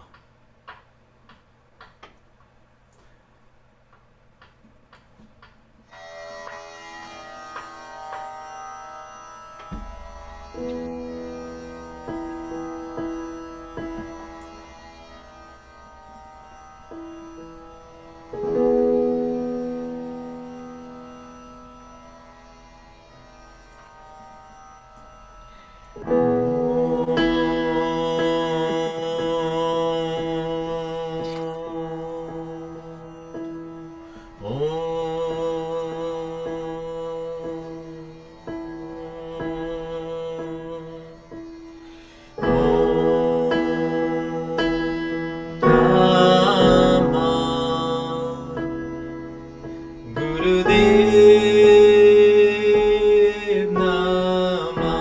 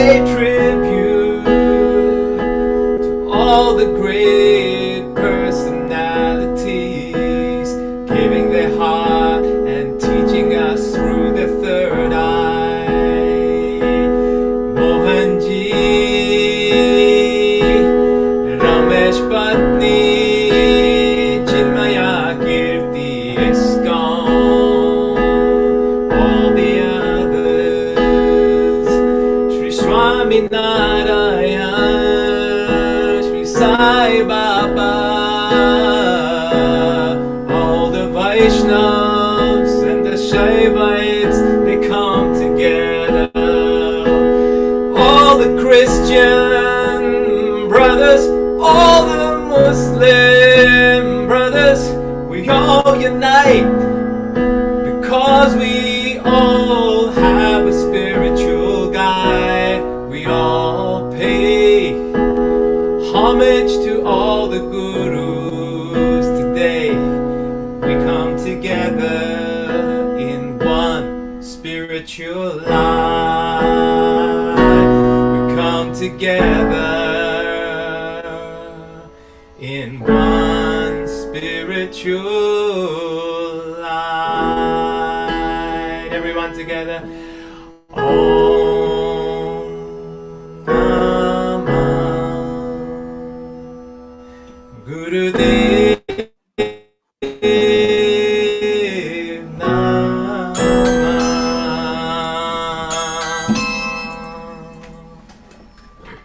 Thank you very much, Prashant. That was just an excellent tribute to the Guru and the spiritual master. Thank you very much. Have a pleasant afternoon. Moving on forward to our wonderful next item that we're going to have on our Healing Over Earth community. We have two lovely young girls over here, young ladies, if I may say, Divya and Shravya. Divya and Shravya, welcome on the platform of Healing Our Earth. It's a great pleasure to have you. You have about a minute and a half to give your tribute to your Guru. Thank you, Divya. Welcome on board. Divya and Shravya.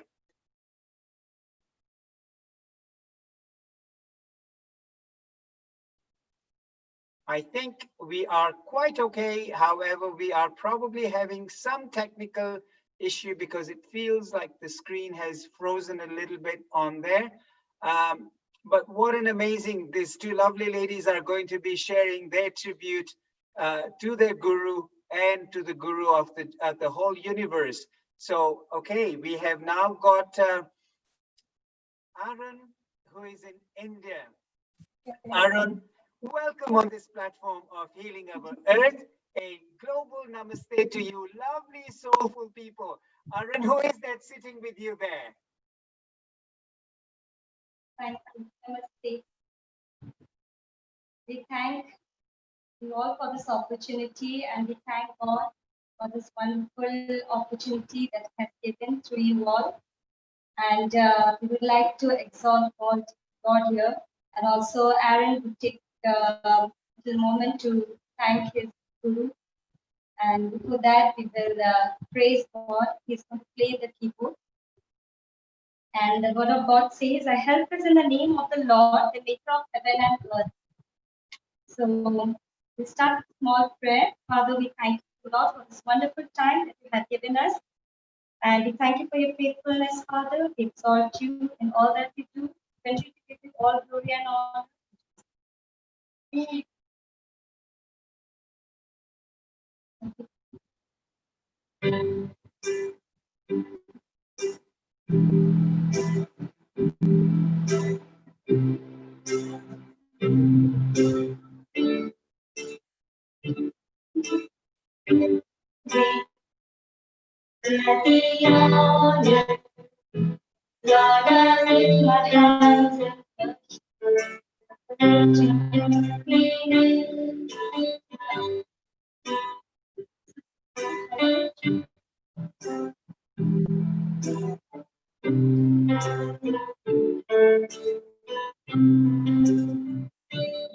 You are great, you're the miracles so great. There is no one else like you. There is no one else like you. You are great, you're the miracles so great. There is no one else like you.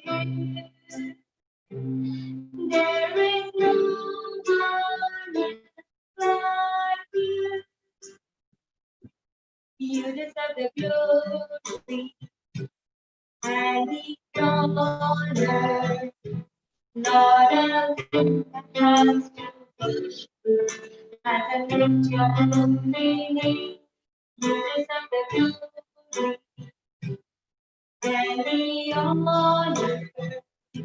Lord, we lift our hands to worship, lift your holy name. You are great, you do miracles so great. There is no one else like you. There is no one else like you. You are great, you do miracles so great. There is no one else like you.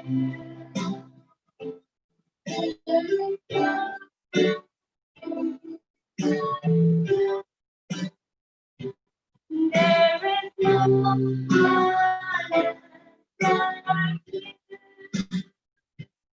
There is no one else like you.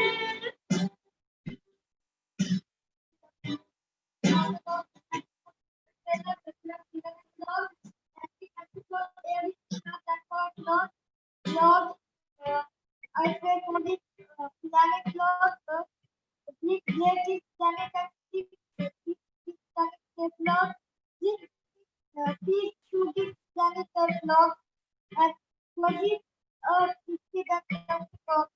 Yes, Lord, we know that you are Almighty God, the God of Abraham, the God of Isaac, the God of Jacob, the God of everyone, Lord. Yes, Lord, we know that you are, you do every miracle, Lord, and we thank you, Lord, for this opportunity to serve us, Lord. Lord, you gave angel 1 3 and through you, every all things are made. All things without you, nothing was made that has been made, Lord. We praise that, Lord, and thank you for your glory, Lord, that you have given us, Lord. And every teacher, Lord, my teacher, Lord, that says, every teacher, Lord, please give me grace and please forgive them. Lord, they may know you, Lord, and thank you for my Guru, Lord, that you are my Guru, Lord. I know that you are my God. You are God of everyone, Lord. You do everything at my Lord. In Jesus' name I pray. Amen. Hallelujah. Thank you very much. This was awesome. Arun, you played the piano so well, recited those prayers with all your heart. That was amazing. And the lovely lady sitting next to Arun, you sang it with such passion. Absolutely wonderful. You guys deserve a huge round of applause. Everybody watching this lovely Aaron and the lovely lady sitting next to him, give them a huge round of applause. Absolutely stunning. Thank you so much for coming on Healing Our Earth. It's been an awesome time with you guys. Thank you very much. Moving on to our next gentleman who is waiting and is ready online with us. And we're not going to take any time to delay his entrance. We have this awesome personality who is invited on the Healing Over Earth community today, Mr. Ramesh Bhai. Ramesh Bhai, welcome to Healing Over Earth, a global soulful namaste to you. Welcome on board. Namaste. And thank you very much for inviting me to this auspicious occasion of Guru Purnima. Hari Om, Guru Brahma, Guru Vishnu, Guru Devo Maheshwara, Guru Sakshat Parabrahma, Tasmai Shri Gurave Namaha. This is Guru Purnima, a very auspicious day and an important day for everyone, because we all have a Guru in our lives. And Guru Purnima is also known as Vyasa Purnima. Vyasa Purnima because it is Veda Vyasa who is also celebrated today. And Veda Vyasa is the master of all the masters and the guru of all gurus. And he's a unique personality in our tradition. And what has he done? Why is he unique? It's because he is the compiler of all the Vedas, the 4 Vedas. And not only has he compiled it in a systematic way, but also done a service to the whole of humanity by creating a foundation on which we can contemplate for thousands and thousands of years. He has also written the Mahabharata. Mahabharata is also known as the 5th Veda. And in the Mahabharata itself, we've got the Bhagavad Gita, which is the essence of all the Upanishads. He has written the 18 Puranas and the Upapuranas as well. So he has done so much for us and created a foundation that has taken the legacy and created this foundation for us to contemplate on for years and years and generations and generations. If that was not done, we would not be sitting here talking about this knowledge which has been given to us right from the very beginning by Lord Krishna himself. And by doing this, he has protected this knowledge for us and protected it in such a way that it is transmitted from Guru to Shishya, in this Guru Shishya Parampara. That is why we celebrate Guru Purnima today. And this transmission through the generations, what does it do? It creates a culture, it creates the beliefs, it creates the way in which we can transmit this culture from our past generations to the future generation. It creates the knowledge of spirituality which comes to us and which is passed on to the future generations as well. And given this knowledge to us in such a way that we can take it in our lives, we can practice the knowledge in such a way that it gives us a way in which we can transform our individual lives. And this is the fulfillment. See, Purnima also means what? The full moon. Purna. Purna is about fullness. And this fullness comes through our association with the Guru. So some people ask, why do we need a Guru? Because, we got all these books and we can open the books and we read the books. So Swami Chinmayanand actually answered this question very well. He is my Guru as well. He said, go and ask the book this same question. If the book can answer that question to you, then you don't need a Guru. But of course, who is going to explain to you this wonderful knowledge, this subtle knowledge of the self, this highest knowledge? You need a Guru who is not only knowledgeable, but also able to experience that knowledge for himself before he even gives it to anybody else. Shrotriya and Brahmanishta. This is what a true Guru is. And just like in the Purnima, full moon night, even though it's very dark, we can still see. And that is the real meaning of a Guru. Gu and Ru. Gu means darkness. Ru means the remover of darkness. Guru is the remover of the darkness. And why is he removing the darkness for us? Because through compassion, he's telling us that you are living in this darkness of ignorance about your own divine nature. Wake up now. Wake up to this knowledge. And here's the knowledge, I'm giving it to you. With compassion, I'm looking out for you because you are suffering in this ignorance. You're moving around in this darkness without knowing where you're going. And the Guru is the remover of our darkness. He is the remover of our ignorance in the way in which we are living. Not only that, but he creates a wonderful, beautiful vision of life for us and says, here's the vision which Veda Vyasa has given us and the parampara of all the Gurus who have really given us so much knowledge of this way that we can take it in the most palatable form. And when we are given the knowledge by the Guru who has digested it and given it to us in this way, in such a way that we are able to take it into our own lives. So not only does the Guru create a vision for us, he also expresses it in the most beautiful way, and expressing it in such a way that we are enabled to receive this knowledge through his true compassion, so that this knowledge can be of so much use to us. It can be transforming us.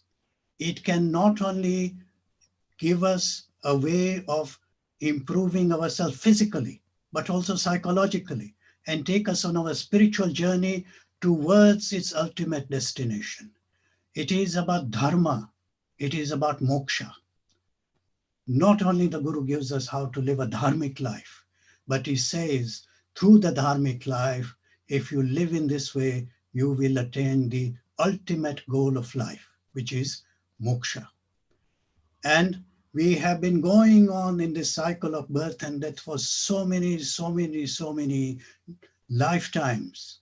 And it says in the Guru Stotram, which is from the Guru Gita, it says, Aneka janma samprapte karma bandha vidahine atma jnana pradanena tasmai shri gurave namaha. I bow down to this master who releases me from the bondage of all this karma which are binding me for all these lifetimes. He gives me the means. He gives me the ways of releasing myself from this cycle of birth and death so that I can end my suffering forever. And this is the true Guru who has not only the knowledge, but the experience. And with that, he presents himself to us in this life and gives us this wonderful, wonderful gift, which we are celebrating today. We are celebrating the Guru Shishya Parampara, Guru Purnima, which we offer our loving pranams to all the Gurus and thank them again and again in this gratitude for the gift they have given to us in our lives. Hari Om. Namaste. Namaste, Ramesh Bhai. That was such an amazing explanation of Guru, and really liked the way you said Gu and Ru. Gu is darkness and Ru is the remover of darkness.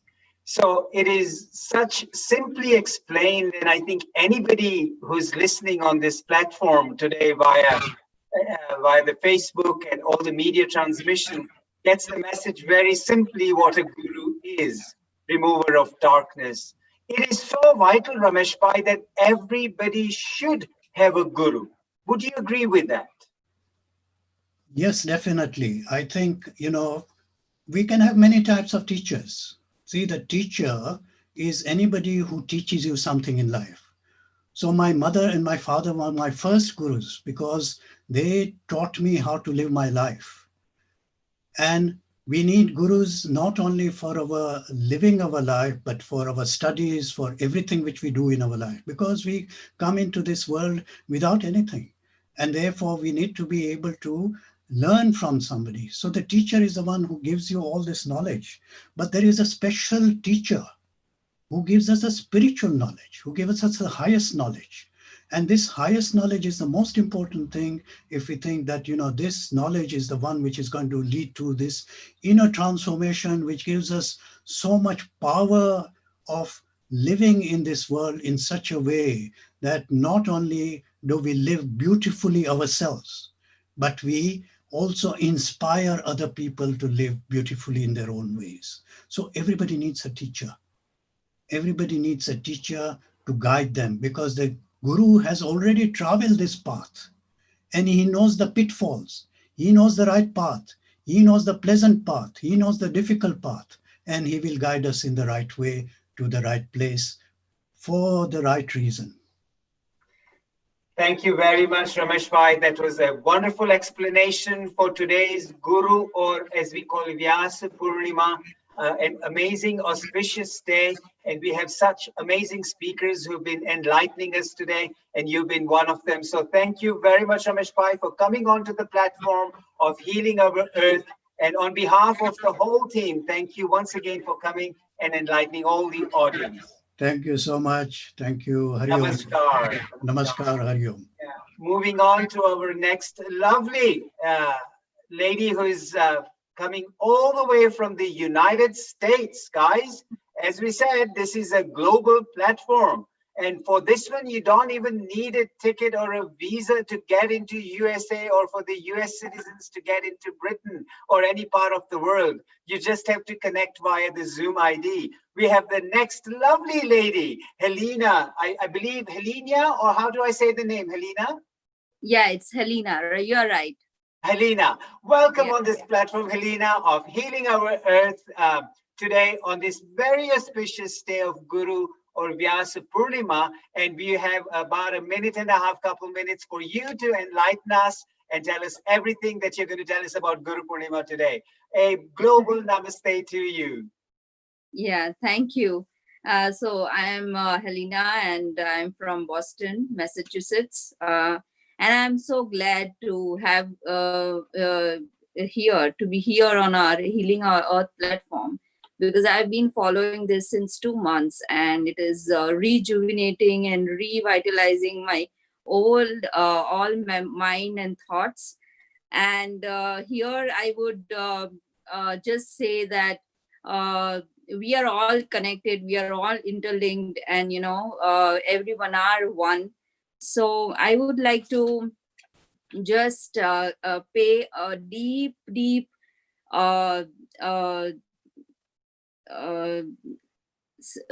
gratitude towards my Guru, and that Guru has inspired me, motivated me, and changed my complete life.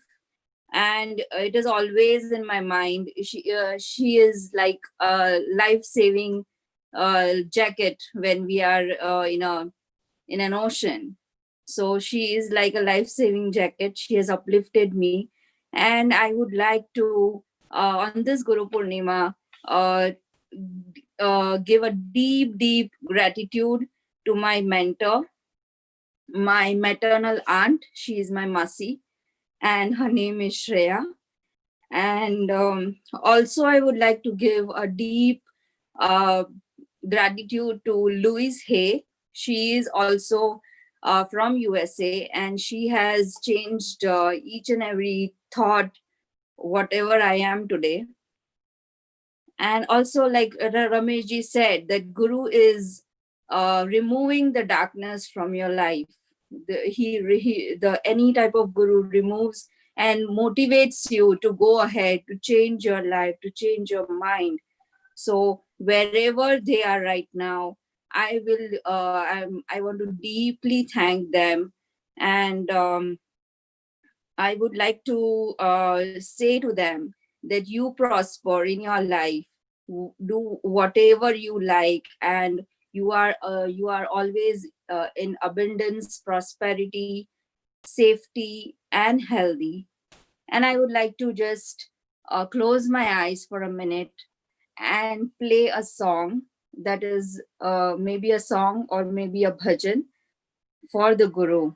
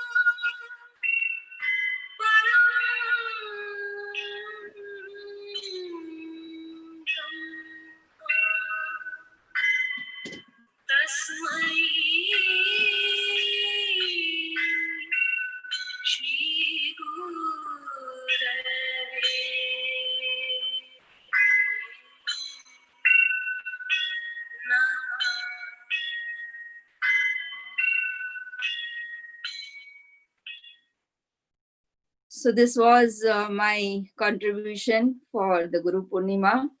Thank you so much for having me.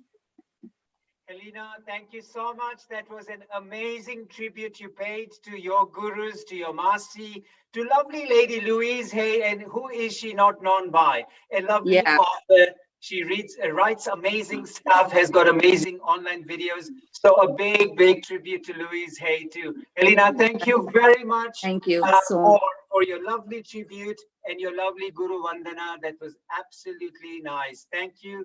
Moving on from Helena, from the United States, we are actually now going on to a lovely lady, Hina Trivedi. Hina Ben, would you like to share your tribute to the Guru? But first of all, a global namaste to you and a warm welcome to you on the Healing Our Earth platform. Thank you, Mr. Soda. Thank you very much. Namaskar to everybody. This is Mina Trivedi again. Those who have just now joined, I performed earlier as well. So yes, me being a music teacher for several years now, I do believe a lot in Guru Shishya Parampara, and I do follow that for my students as well. So I would just like to sing just 2 or 3 lines in Rag Yaman, which is based on Guru, and the words are Guru bin kaise gun gaave, Guru na mane to gun nahi aave, guniyan mein beguni kahave. So how important Guru is in just these 3 lines. It has been explained so well. So here we go in Rag Yaman again.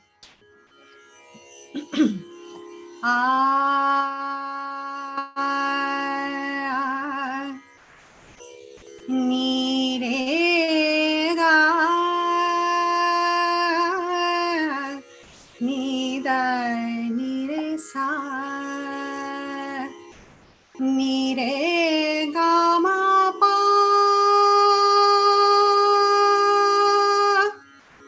ma pa dha ma pa, ga ma pa ga ma, re ga ma re ga ma pa re sa.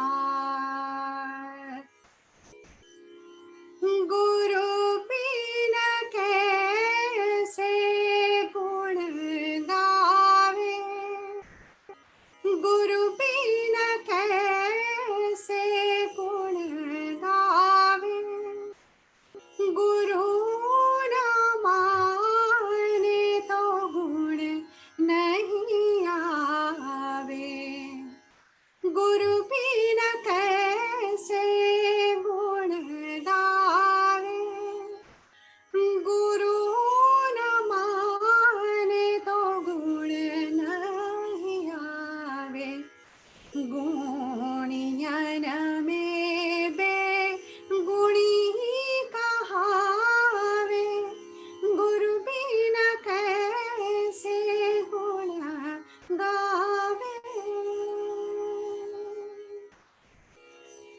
Happy Guru Purnima to everyone. Thank you very much. That was absolutely so melodious, Mina Ben. Absolutely a wonderful tribute to the Guru. And I think the power of Saraswati, the power of voice is so important, and you certainly possess that. It was a lovely one with your Guru. Thank you. Dhanyawad so much. Thank you very much. Thank you for coming on the Healing Our Earth platform. Pleasure. My pleasure. Thank you. Moving on to our next lovely personality over here on the Healing Our Earth platform is Sanskriti. Now, do we have Sanskriti all ready and ready for us to give her performance and her tribute to her Guru?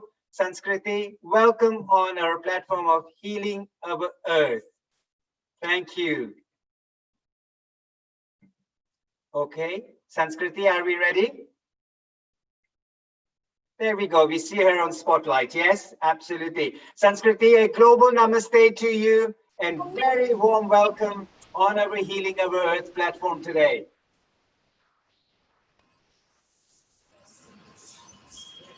Sanskriti is going to show us her talent over here. Absolutely, we are ready for this. Keep it rocking, Sanskriti. Yes. Thank you. Go ahead.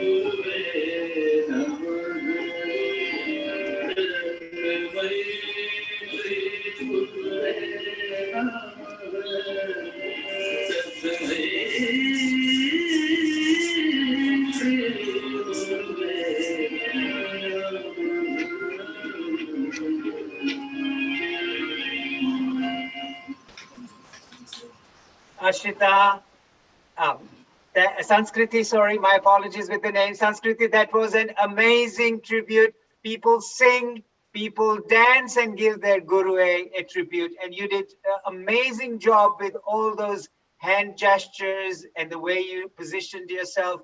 Thank you for paying a lovely tribute to the guru, Sanskriti. Once again, a warm thank you from the Healing Our Earth community. Moving on to our next performer, next presenter rather, we have a lovely lady called Arpita, is it? No, Arshita Menon. Arshita, you are live on. Thank you for being patient with us. A namaste to you, Harshita. Namaste. Namaste, Arshita. And thank you for coming on our Healing Our Earth platform today. And let us hear from you what you have to tell us about your guru.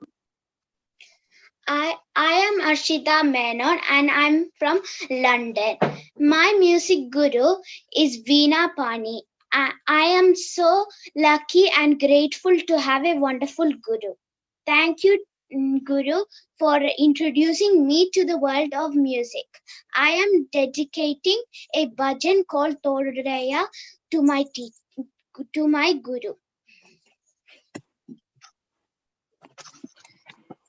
தோடுடையா செவியன் விடையேறியோர் துவன்மதி சோடி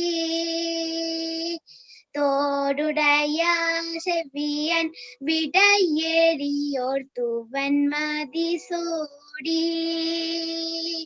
காடுடையா சுடலை பொடி பூசியன் உள்ளம் cover கல்வன் காடுடையா சுடலை பொடி பூசியன் உள்ளம் cover கல்வன் ஏடுடையா மலரான் முனை நான் பணித ஏத்தாருள் சேதா ஏடுடையா மலரான் முனை நான் பணித ஏத்தாருள் சேதா பீடுடையா பிரமாபுரம் மேவிய பெண்மானிவன் அன்றே பீடுடையா பிரமாபுரம் மேவிய பெண்மானிவன் அன்றே பெண்மானிவன் அன்றே சொற்றுணை வேதியன் சோதிவானவன் போற்றுனே தீருந்தடி பொருந்தகை தோல சொற்றுணை வேதியன் சோதிவானவன் போற்றுனே தீருந்தடி பொருந்தகை தோல கற்றுணை போட்டியோர் கடலில் பாய்ச்சினம் நற்றுணையாவது நம சிவாயவே. Thank you very much, Arshita. That was absolutely well sung, Arshita Menon. May I quickly ask you what language that was, Arshita? What language it was? It was in the. What language that was in? It was in Tamil. Tamil. Absolutely wonderful. Thank you for paying such a lovely respect to your music guru. Ashita, thank you very much. And once again, a massive thank you from the Healing Our Earth community. Ladies and gentlemen, you've all been tuned in. Spread the word. This is Healing Our Earth is doing an amazing job to illuminate, to enlighten people all across the globe. So if you share this with your friends and family, nationally, internationally, very much appreciated. This is an amazing cause Healing Our Earth is working with. Great. So moving on, thank you very much. Next to what the ladies who were here earlier had some technical difficulties. That's nice that you're back, Divya and Shravya. A global welcome and namaste to both you lovely ladies. Welcome on the platform of Healing Our Earth. And please share your tribute to your Guru today with us. Namaste, Gurubhyo Namaha.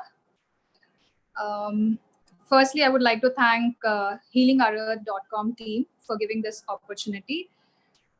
Our humble salutations to all gurus, especially our grandmother, our guru, Srimati Kona Vedavati Ganesh Garu. Today, we both are going to perform 2 Guru Bhajans. Firstly, Sakshat Parabrahma Sai and Naino Mein Premadhar, Vachno Mein Amritadhar.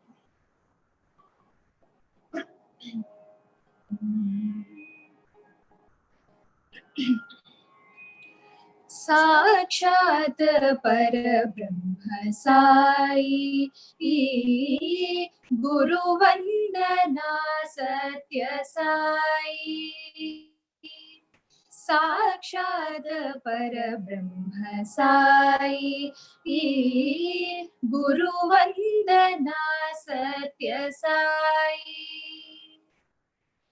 गुरु पदरंजना गुरु परमेशा गुरु ब्रह्मा गुरु विष्णु महेशा सद्गुरु साई पति पुरीशा सद्गुरु साई पति पुरीशा चरण नमोस्तुते साई महेशा चरण नमोस्तुते साई महेशा साक्षात परब्रह्म साई गुरु वंदना सत्य साई ना नैनों में प्रेमधार वचनों में अमृतधार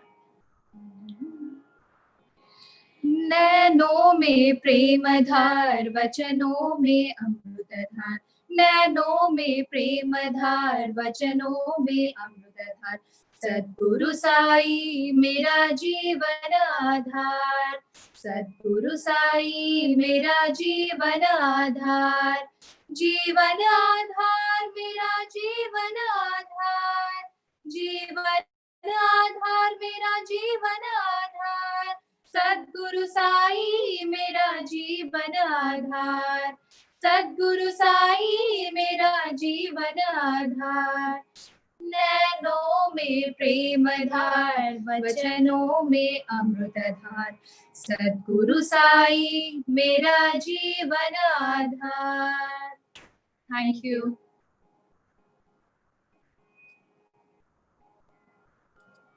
Thank you very much. That was a lovely tribute to your guru, the way you ladies sang. It was so synchronized, so nicely done with great passion from your heart. And you could sense that from the words you were saying. So thank you very much, Divya and Shravya. A massive thank you to you ladies from the Healing Our Earth community. Yeah, brilliant. So before we move on, we just wanted to share a few things that I wanted to first thank the team who's been working with us on Healing Our Earth. So first of all, let us start with this awesome team that says the hosts of the team today were Sarita Manon, the lovely lady who presented the first half of the show. We have a lovely lady coming up, Simran Ahuja, who is also a very wonderful host. The media team behind the scene, we have a hard-working team on the media side. We have Varsha Mistry, we have Anita Nomula, and we have Kesh Mojaria. So this is a huge applause for the media team that has been working endlessly. Technical team, we have Nishit Kotak, the technician and admin director for this particular event. And we also have Malesh Kota, co-director for the technical team. Backup team, we have Dr. Milan Shah, we have Renu Gidumal, Prash Kotecha, Per Ram, Jayashree Chaudhary, and Deepa Vittalani. So this is a huge applause, ladies and gentlemen. Can we just take a couple seconds to big thank you to this management team who's been working behind the scene endlessly for this healing of our earth to come to all of us globally. Let me tell you one thing, these people do not sit. They have amazing events planned up for the forthcoming weeks. On the 12th of July, if you don't have a pen and paper, get one, write these dates down, or actually go onto the website because they will all be published over there. We have on the 12th of July, we have the COVID-19, a community impact from economic, medical, mental, psychological, and social. We have a lineup of amazing speakers that are coming on this day. So guys, make a note of that. 19th of July is wellness and well-being, or rather well-being and wellness. Again, once again, we have top class personalities in this field who will be presenting for us on that day. And on the 26th of July, we have the Music Fest, music and singing from all over the globe. And I mean it, all over the globe. This is going to be a rock and roll event. It's going to be an amazing cultural, traditional from the globe. So join in on this Music Fest. And on the 2nd of August, we have an amazing topic that's coming up. It's called Harmony. So watch this space. This is a nice workout for the next few Sundays in a row, and we look forward to having you all on board. And as Helina said, how Healing Our Earth has helped her change a lot. Well, let me tell you one thing, please spread the word of Healing Our Earth, share it with your friends, family, nationally, internationally, so that everybody can join in and be a part of this wonderful project that they have. Thank you very much. Moving on from there, we are actually taking our flight to India. Now, personally, I have my OCI, so I don't need visas. Hopefully they don't quarantine me right now. But you know what? Whether there's quarantine or not, India can communicate with us and we can communicate with India. And we have a lovely person here called Mugdha. Mugdha, a warm welcome on the platform of Healing Our Earth. We are really delighted to have you today and would love to hear from you the share that you have towards your Guru on this auspicious day of Guru Purnima. Mugdha? Okay, I think due to probably some technical difficulty, we may be experiencing that Mugdha is unable to, but I believe we have a lovely gentleman here, Gaurangaji. A global namaste to you, Gaurangaji.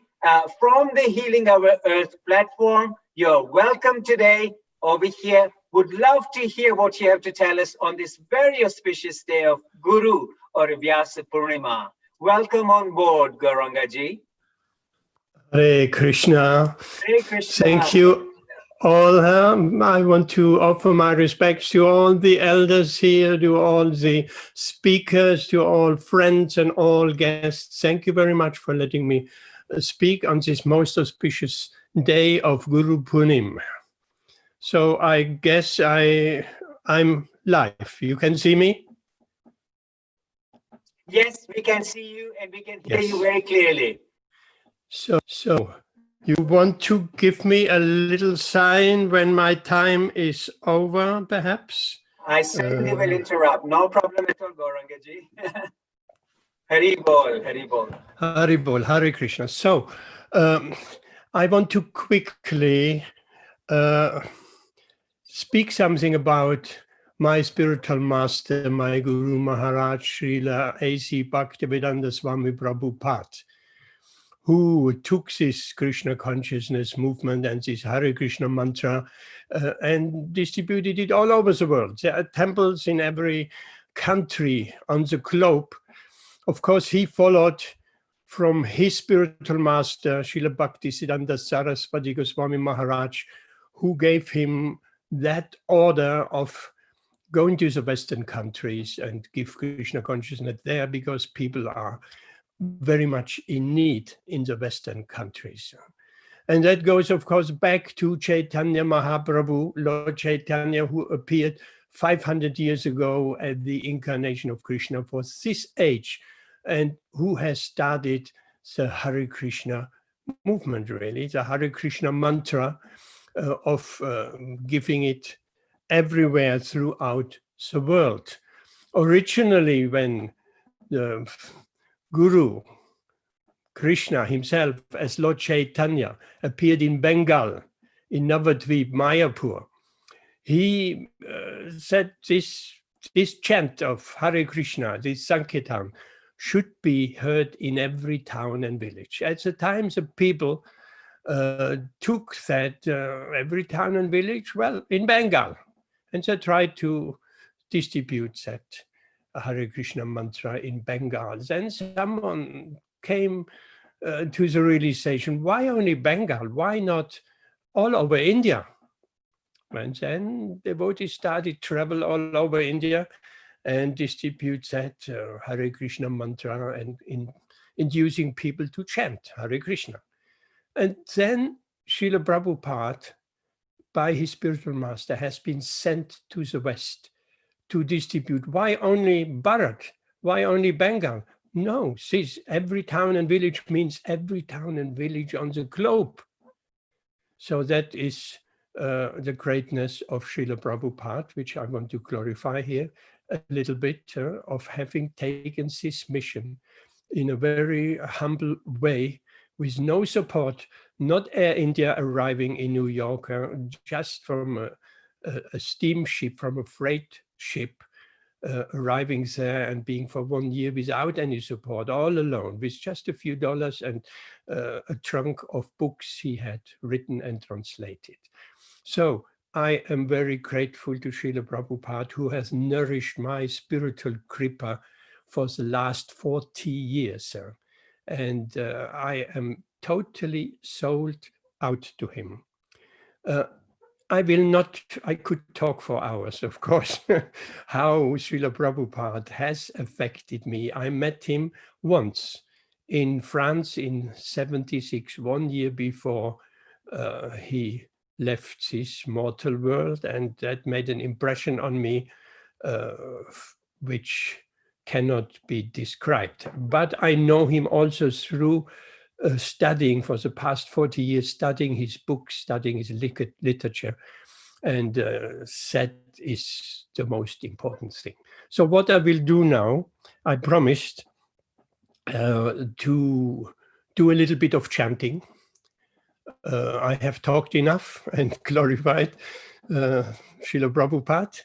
Not enough, of course, but the time constraints have to be obeyed too.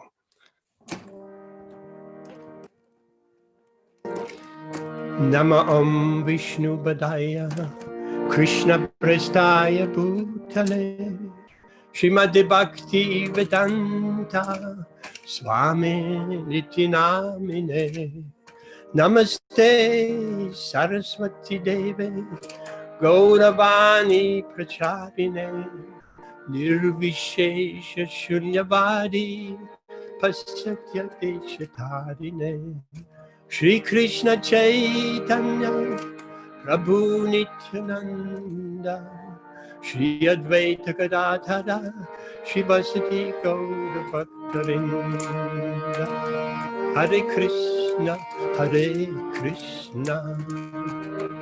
Krishna Krishna Hare Hare Hare Rama Rama Rama Hare Hare Hare Krishna, Hare Krishna, Krishna Krishna, Hare Hare, Hare Rama, Hare Rama, Rama Rama, Hare Hare, Hare Krishna, Hare Krishna, Krishna Krishna, Hare Hare, Hare Rama, Hare Rama, Rama Rama, Hare Hare, Hare Krishna, Hare Krishna, Krishna Krishna, Hare Hare, Hare Rama, Hare Rama, Rama Rama, Hare Hare, Hare Krishna, Hare Krishna, Krishna Krishna, Hare Hare, Hare Rama, Hare Rama, Rama Rama, Hare Hare, Jaya Prabhupada, Jaya Prabhupada, Jai Prabhupada, Jaya Prabhupada, Prabhupada, Prabhupada, Prabhupada, Jai Prabhupada, Jai Jaya Gurudev, Gurudev, Gurudev, Jai Gurudev. Hare Krishna. I think my time is up. Thank you again. You're doing a wonderful event. Absolutely fantastic what you're doing. Hare Krishna. Gauranga Prabhu, that was amazing, amazing chanting of Hare Krishna and paying such a wonderful tribute to your own Guru Maharaj, Srila Prabhupada, A.C. Bhaktivedanta Srila Prabhupada. So that was an amazing. Today, the whole of ISKCON community mourns the death of an amazing god brother of yours, His Holiness Bhakti Charu Maharaj Swami. And in this respect, the followers of him are totally mourning their day today with such an auspicious day of Guru Purnima, and they've lost their such an amazing personality. But singing Hare Krishna and following Chaitanya Mahaprabhu's movement, it just says Hare Krishna, Krishna Krishna, Hare Hare, Hare Ram, Hare Ram, Ram Ram, Hare Hare. Gauranga Prabhu, what an amazing thing to have you on board today on the Healing Our Earth platform. You've been awesome. We've acknowledged Srila Prabhupada and we've acknowledged Bhaktisiddhanta Saraswati Maharaj, and absolutely humble obeisances to your lotus feet too. Thank you very much for being with us over here on Healing Our Earth platform, and can't appreciate you enough. Thank you very much. Hare Krishna. Thank all of you. Hare Krishna. Moving on, we have my section of hosting comes to an end. Ladies and gentlemen, it's been a pleasure. It's been a privilege being here on such an auspicious day of Guru or Vyasa Purnima, and then having had contributed to our Healing Our Earth project. So thank you, ladies and gentlemen, for listening to me, and with some awesome speakers, presenters, singers, paying their tributes to their own Guru and Guru Maharaj, and whoever thought that we'll be also getting somebody paying respects to Srila Prabhupada, the founder person of ISKCON, the International Society of Krishna Consciousness. So Gauranga Prabhu, thank you so much for that. Moving on to introducing my next co-host, or a host who's going to be taking over from me, is none other than our lovely Simran Ahuja, a lady who is so popular on this platform, so popular globally, ex-Miss World, a Bollywood film actress, amazing yoga teacher, award winners with umpteen number of Filmfare Awards. She has studied Ayurveda, nutrition, and absolute a super smart yoga instructor who's got her live yoga classes and been doing seminars again all over the globe. And right now she's touching the globe through social media.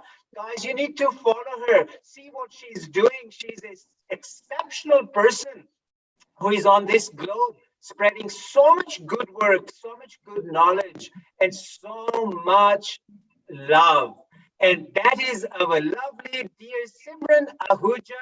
Simran, may I invite you on this global platform of Healing Our Earth, and please introduce a little bit about yourself and carry on with the next hosting. And before you do that, Simran, a very happy birthday to you from the globe today.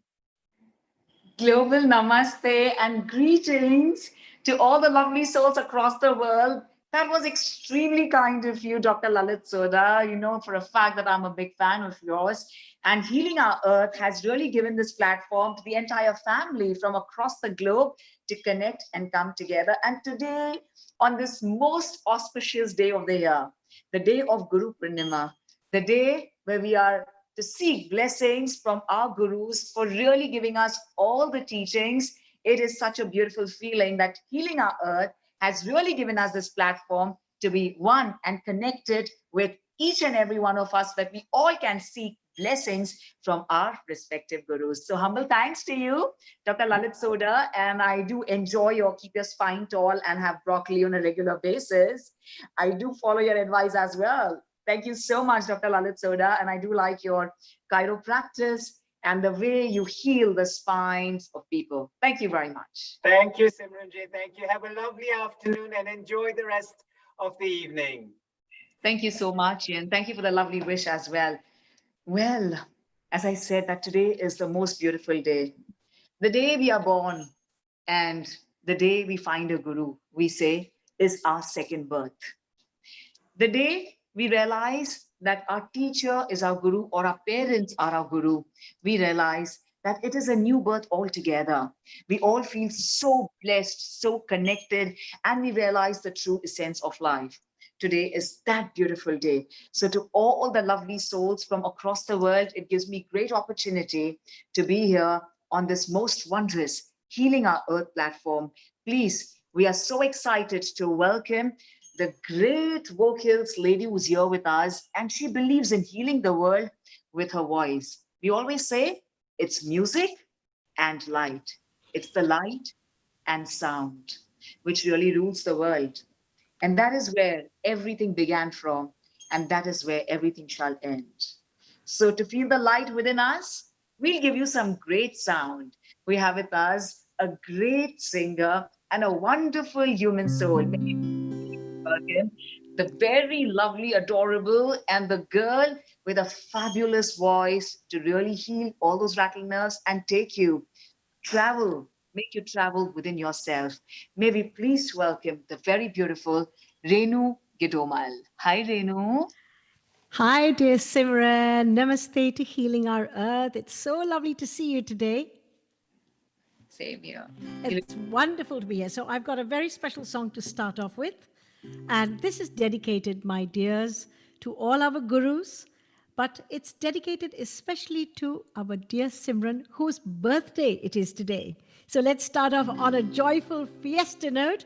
Baar baar din ye aaye, baar baar din ye gaaye, tum jiyo hazaron saal, ye meri hai arzu. Happy birthday to you. Happy birthday to you. Happy birthday, dearest Simran. Happy birthday to you. Happy birthday to you. Happy birthday to you. Happy birthday, dear Simran. Happy birthday to you. Hip hip, hooray! I'm breathing deep. I'm breathing deep. I'm like, I've actually gone and, you know, my blood has actually started rushing. I'm so happy and entire cells of my body are dancing. Thank you. That was so, so special, Renu. And who could do it better than this? What a celebration. Humble thanks to you and Healing Our Earth platform. Thank you so much. Our pleasure. From all of us on Healing Our Earth, all the hosts all the technical team, everybody who's involved with Healing Our Earth. We all send our heartfelt love to you, dear Simran. You really are a joy, very inspiring for us. So let us now honor the Guru, as you said. This is Veda Purnima, Guru Purnima. We bow down now to our gods, our gurus, our parents, our teachers, and all the friends on Healing Our Earth that are joining us on this beautiful journey. Guru hamare dhan daulat hai, Guru hamare pran. Guru hamare dhan daulat hai, Guru hamare pran. सारे विश्व का वो है दाता नारायण भगवान। विश्व का वो है दाता नारायण भगवान। जय गुरुदेव जय गुरुदेव, जय गुरुदेव जय गुरुदेव, जय गुरुदेव जय गुरुदेव, जय गुरुदेव जय गुरुदेव, जय गुरुदेव जय गुरुदेव, जय गुरुदेव जय गुरुदेव। गुरु हमारे धन दौलत है, गुरु हमारे प्राण। सारे विश्व का वो है दाता नारायण भगवान। जय गुरुदेव जय गुरुदेव, जय गुरुदेव जय गुरुदेव, जय गुरुदेव जय गुरुदेव, जय गुरुदेव जय गुरुदेव, जय गुरुदेव जय गुरुदेव, जय गुरुदेव जय गुरुदेव। गुरु हमारे धन दौलत है, गुरु हमारे प्राण। Our Guru is our wealth, our abundance. The Guru is our very life breath. And really, we seem to forget this, but when we go into our inner world, our silence, we connect and we recall to whom we should give gratitude. There's a beautiful bhajan from the movie Lagan, which is an all-time favorite, which is quite mellow, but which I would like to offer, if I may.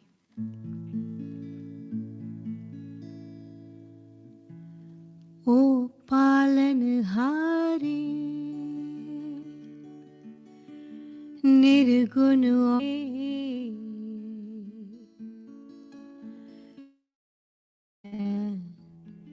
हमरा कौनो नहीं। ओ पालनहारे निर्गुण और न्यारे, तुम्हारे बिन हमरा कौनो नहीं। हमारी उलझन सुलझाओ भगवन, तुम्हारे बिन हमरा कौनो नहीं। तुम्हारे बिन हमरा कौनो नहीं।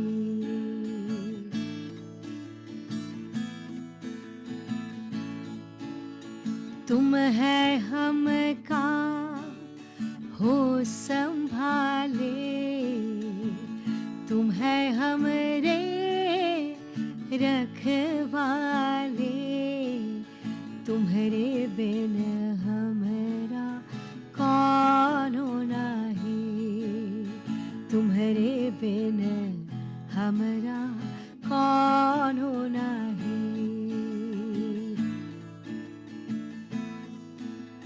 चंदा में तुम ही तो भरे हो चांदनी, सूरज में उजाला तुम्ही से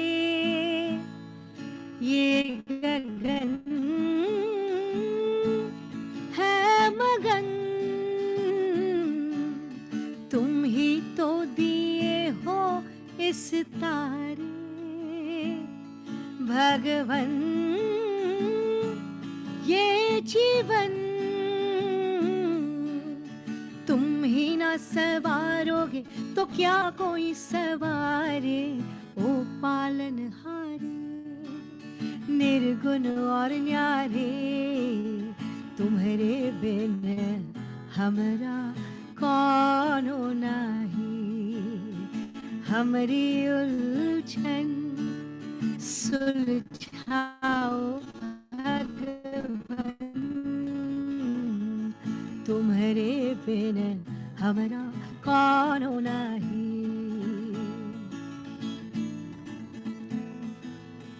जो सुनो तो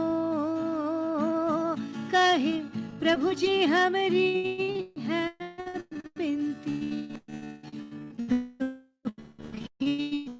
जन को धीरज तुम निर्बल को रक्षा दो, रहे पाए निर्बल सुख से भगो, भक्ति को शक्ति दो, जग के जो स्वामी हो इतनी तो अर्ज सुनो, है पठ में अंधियारे, दे दो वरदान में उजियारे, ओ पालनहारे निर्गुण और न्यारे, तुम्हारे बिन हमारा कौन हो नाही, हमारी उलझन सुलझाओ भगवन, तुम्हारे बिन हमारा कौन हो नाही, तुम्हारे बिन हमारा कौन हो नाही, तुम्हारे बिन हमारा कौन हो नाही।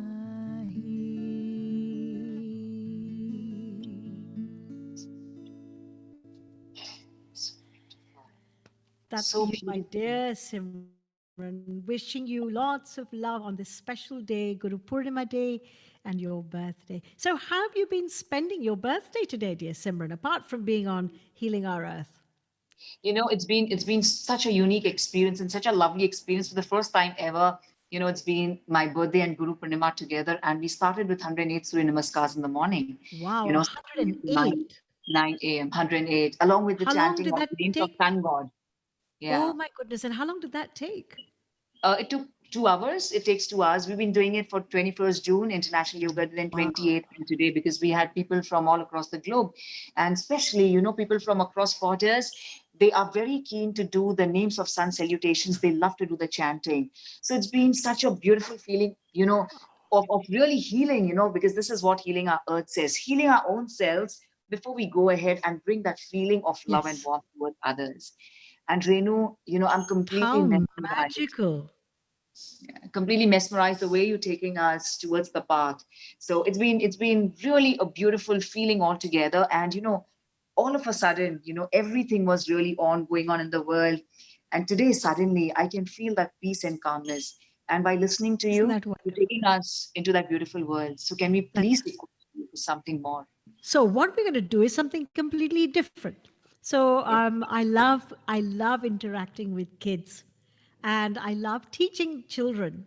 So when I've taught little ones, you know, 2 years old, 3 years old, 4 years old, and when they've learned the Guru mantra, the Guru Stotram, it's so cute. And I would like to take this opportunity to say the Guru mantram, the Guru Stotram, but in a child's voice, because this is how I hear them when I say, okay, could you now Gurur Brahma, Gurur Vishnu, and then they say it back to me. And this is how they say it back to me. They will say, Gurur Brahma, Guru Vishnu, Gurudev Maheshwaraha, Guru Sakshat Parabrahma Tasmai Shri Gurave Namaha. Oh my, you look so innocent. You don't seem to be the Renu Gidumal that I know. You seem so innocent. So suddenly when you said, in this way, our innocence comes back. What do you have to say about this, Dr. Lalit? Don't you think the innocence actually came back and we actually felt like, oh my God, we actually all kids and we all innocent souls, and we have to really tell our souls the same thing and make them realize that you are actually innocent. It's just the mind that really makes you drive crazy. Anuji, you just took us to maybe this was you, little baby, who was amazing. Very well done. Very well done. Thank you. I used to love watching I love watching cartoons, but I found that by mimicking it, exactly as you said, Simran, that actually I connect to the child, the youngest child in me, where it's pure and it's innocent and it's joyful, which is our true nature. You can't help, and I even feel my toes curling up when I talk like this. Oh my goodness. How we should do the Maha Mantra like this. When I hear the children go, so if we do Hare Krishna, Krishna Krishna, Hare Hare, Hare Ram, Ram Ram, Hare Hare, Hare Krishna, Krishna Krishna, Hare Hare, Hare Ram, Ram Ram, Hare Hare Krishna, Krishna Krishna, Hare Hare, Hare Ram, Ram Ram, Hare Hare. Then how is it? Hare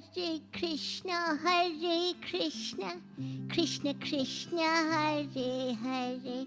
Or if they're even younger, then they cannot say the sound of R. It becomes an L. Hare Krishna, Krishna Krishna, Hare Hare, Hare Ram, Ram Ram, Hare. Oh, Hare Krishna, Krishna Krishna, Hare Hare, Hare Ram, Ram Ram, Hare Hare, Hare Krishna.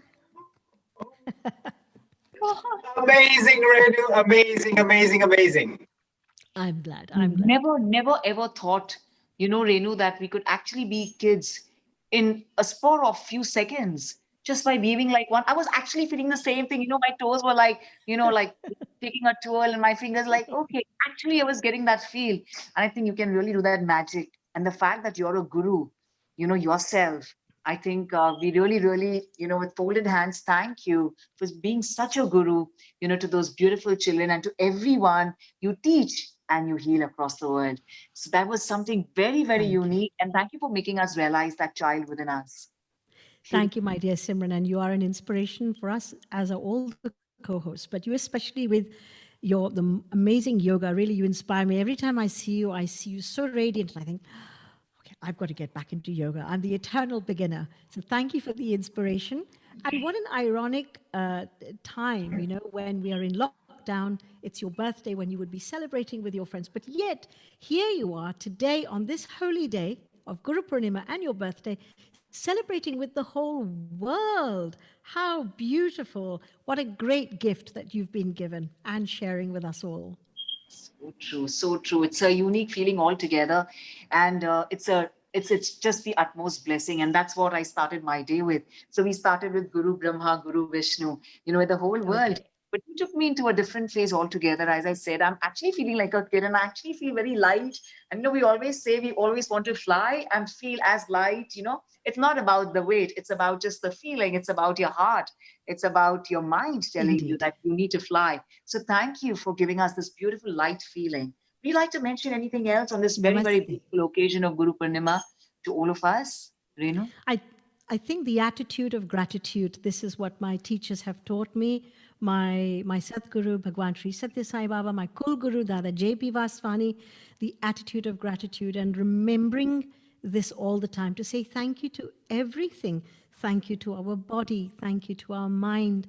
Thank you to those around us.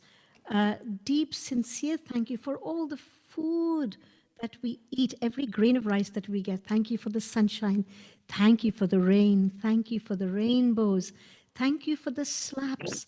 Thank you for the thorns. Thank you for the roses. Thank you for the fragrance.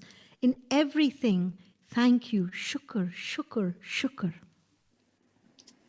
Shukr hai data, tera tera shukr hai. Wow, what a beautiful feeling. Thank you so much. My As pleasure. it's been said, thank you, Renu. Such a pleasure.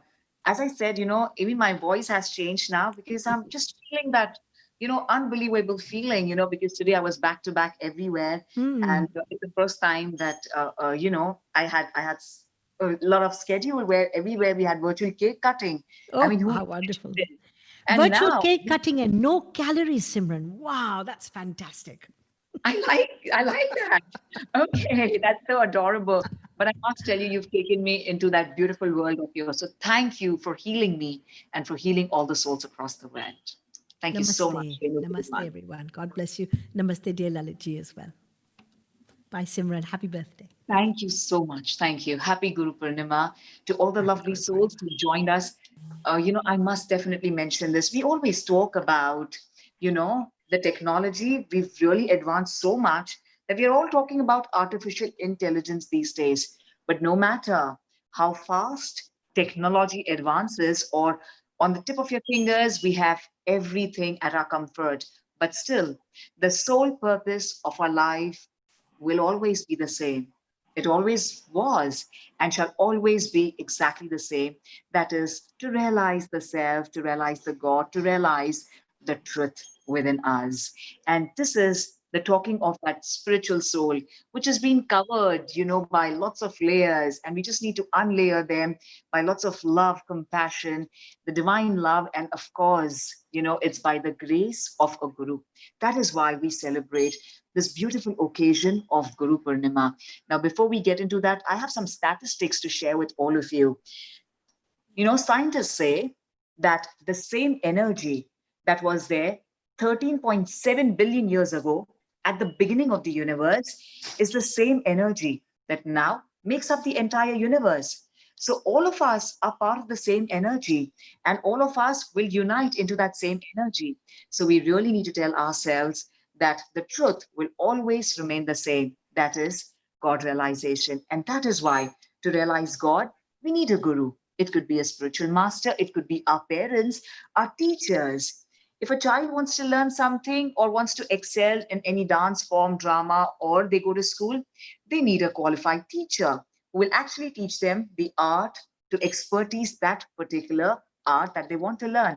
Similarly, we talk about the importance of our guru, who will guide us, show us the path, and show us the way towards light, from darkness towards light, from outwards towards inwards. And it is such a beautiful day today, on this day of Guru Purnima. Let us all take deep breaths and really enjoy this lovely feeling of the essence of our Guru in our lives. And then we feel enlightened because he's the one who makes us realize that, makes us travel within ourselves, and make us realize that we are not just human beings, going through this human experience. We are actually spiritual beings going through this human experience, but we are still aspiring to be the spiritual souls. So such a beautiful feeling, healing our earth. We truly, truly thank you for this lovely platform where we connect with people across the world. My dear lovely souls, I'm truly delighted to now welcome Dru Chatralia. And before I welcome him here and I have a conversation with him, we're going to have something very, very interesting. I'm going to talk a few words about the next session, which is coming. So a session by Dru Chatralia, Eve Mendoza, and Dr. Melissa Kapoor. On this auspicious occasion of Guru Purnima, Dru Chatralia, BEM, will discuss with Eve Mendoza and Dr. Melissa Kapoor the science and symbolism of Shiva and Vishnu, and how their Shakti, mantras, and wisdom will prove essential for healing the world and humanity as well. during the current circumstances in the coming future as well. The conversation will really explore the importance of a guru and how a guru is regarded as a form of Brahma, Vishnu, and Shiva. It will discuss and will explore the concept of a guru and the importance of protecting dharma, both in our individual lives as well as in the collective conscious of humanity. Through these teachings of the gurus, as declared in the Ramayana, Srimad Bhagavad Gita, Mahabharata, and Shiva Purana. To get started, may I please invite Dhruv Chatralia. Dhruv, you want to say a namaste to everyone? Namaste to all of you, and thank you, dearest Simranji, for the kind introduction, and a very happy birthday to Renuji. You sang so beautifully earlier. What a privilege it is to be invited by our Healing Our Earth team on this beautiful session entitled Guru Purnima and the symbolism of Bhagwan Vishnu and Bhagwan Shiva. So I'm delighted to be on this session together with the wonderful Eve Mendoza ji and to Melissa Kapoor ji, who are vibhutis, people in whom we see the divine blessings. Can we meet them? Hi, Eve Mendoza. Hello, namaste to you. Melissa Kapoor. Namaste, Looking. Simranji. Namaste, Drupji. Namaste. Namaste. Thank you so much for having me present today with Drupji. Thank you, and Real looking lovely. honor. Thank you. Thank you so much. Maybe also meet Eve Mendoza. A lovely namaste to you, Eve. Sure. So, Dhruv, we like to discuss with you and we like to have a conversation with you before you start your session, Dhruv. Is that all right? Absolutely. So I'd like to thank the entire team at Healing Our Earth, Simran, Lalitji, Neilji, and the organizers for inviting us to speak with you today. Having done some previous sessions as well, I'd like to really acknowledge the warmth, love, and genuineness with which we've been received by the Healing Our Earth team, who have always treated us like family and who are working so hard behind the scenes to give people like us, humble people like us, to have the honor to be instruments of the divine and our great gurus in sharing this wisdom with you. I'd like to wish the entire team and all our viewers a Shubh Guru Purnima, and I'd like to rever and bow down not only to my own guru, but the gurus and teachers of Eve ji and Melissa ji and their parents for making them the wonderful, special, divine beings that they are. This session will be split into 3 parts, which will talk about the significance of Guru Purnima, about the symbolism of Vishnu, and then the symbolism of Shiva, roughly a third each. Before we commence, I'd like to invite Eve ji, who's with us, to invoke the divine with some opening prayers. Thank you, Drupji. Thank you for having me here. Okay, so I'll honor both Lord Vishnu and Shiva. Om Ganganapate Namaha. Om Shantakaram Bhujagashayanam Padmanabham Suresham Vishwadharam Gagana Sadrusham Meghavarnam Shubhangam Lakshmikantam Kamalanayanam Yogi Virgyanagamyam Vande Vishnum Bhavabhayaharam Sarvaloke Kanatam. Om Namo Bhagavate Rudraya. Namaste Astu Bhagavan Vishveshwaraya Mahadevaya Trembakaya Tripurantakaya Trikalagnikalaya Kalagnirudraya Nilakantaya Mrutyunjayaya Sarveshwaraya Sarashivaya Sriman Mahadevaya Namaha. Om Trembakam Yajamahe Sugandhim Pushtivardhanam Urvarukamiva Bandhanam Mrityarmukshi Amamritat. Om Namah Shivaya. Thank you, Eve Ji, for the beautiful prayer. Om Namo Narayana, Om Namah Shivaya, Om Shri Gurubhyo Namaha. So the day of Ashad Shukla Purnima is known as Vyas Purnima and also Guru Purnima. So what is Guru Purnima? To understand this, we must understand sacred geography and sacred time. Sacred geography is in fact the only real geography. The earth is not a mere material globe that's defined by measurements, but it's a deity, the divine mother, in manifestation with Agni or fire as a core, holding that immensity at every point in every direction. We must also enter into sacred time to appreciate the celebration of Guru Purnima. Hindu festivals take us out of the drudgery of chronological man-made time into the magic of sacred time and these transformational rhythms of the conscious universe, which is reflected in our prana, our life energy, through which every moment can be a gateway to the divine and eternity. The sacred time is the basis of the Hindu Panchanga and its festivals like Guru Purnima. We all know that the tides of the sea are affected by the moon, but our body and our mind are also over 70% water. And so our physicality and our mental state are also affected by the phases of the moon. When the moon is with the sun, then it's called an Amavasya or a new moon. When the moon goes away from the sun, the moon waxes, and this period is called Shukla Paksha, or the bright half of the lunar fortnight. Then when the moon is at the furthest point away from the sun, it is called Purnima or full moon. When the moon comes back towards the sun, the moon wanes, and this period is called Krishna Paksha, or the dark half of the lunar fortnight. So in Vedic and Tantric thought, the moon is said to contain 16 portions or colors. The 16th color is unchangeable and represents the basic power or energy Shakti of the moon, through which it's able to continually renew itself in these cycles of time. The number of the other colors increases and decreases with the waxing and waning of the moon. On the day of the new moon, the moon is reduced to only one color, the immutable 16th. Then it gains one color every day approximately until reaching the full 16 on the day of the full moon, like today. The increasing and decreasing of these portions of the moon shows our experience of karma, the cycle of enjoyments of the fruits of our actions. It shows the fluctuations of the mind, as the moon represents the mind or feelings.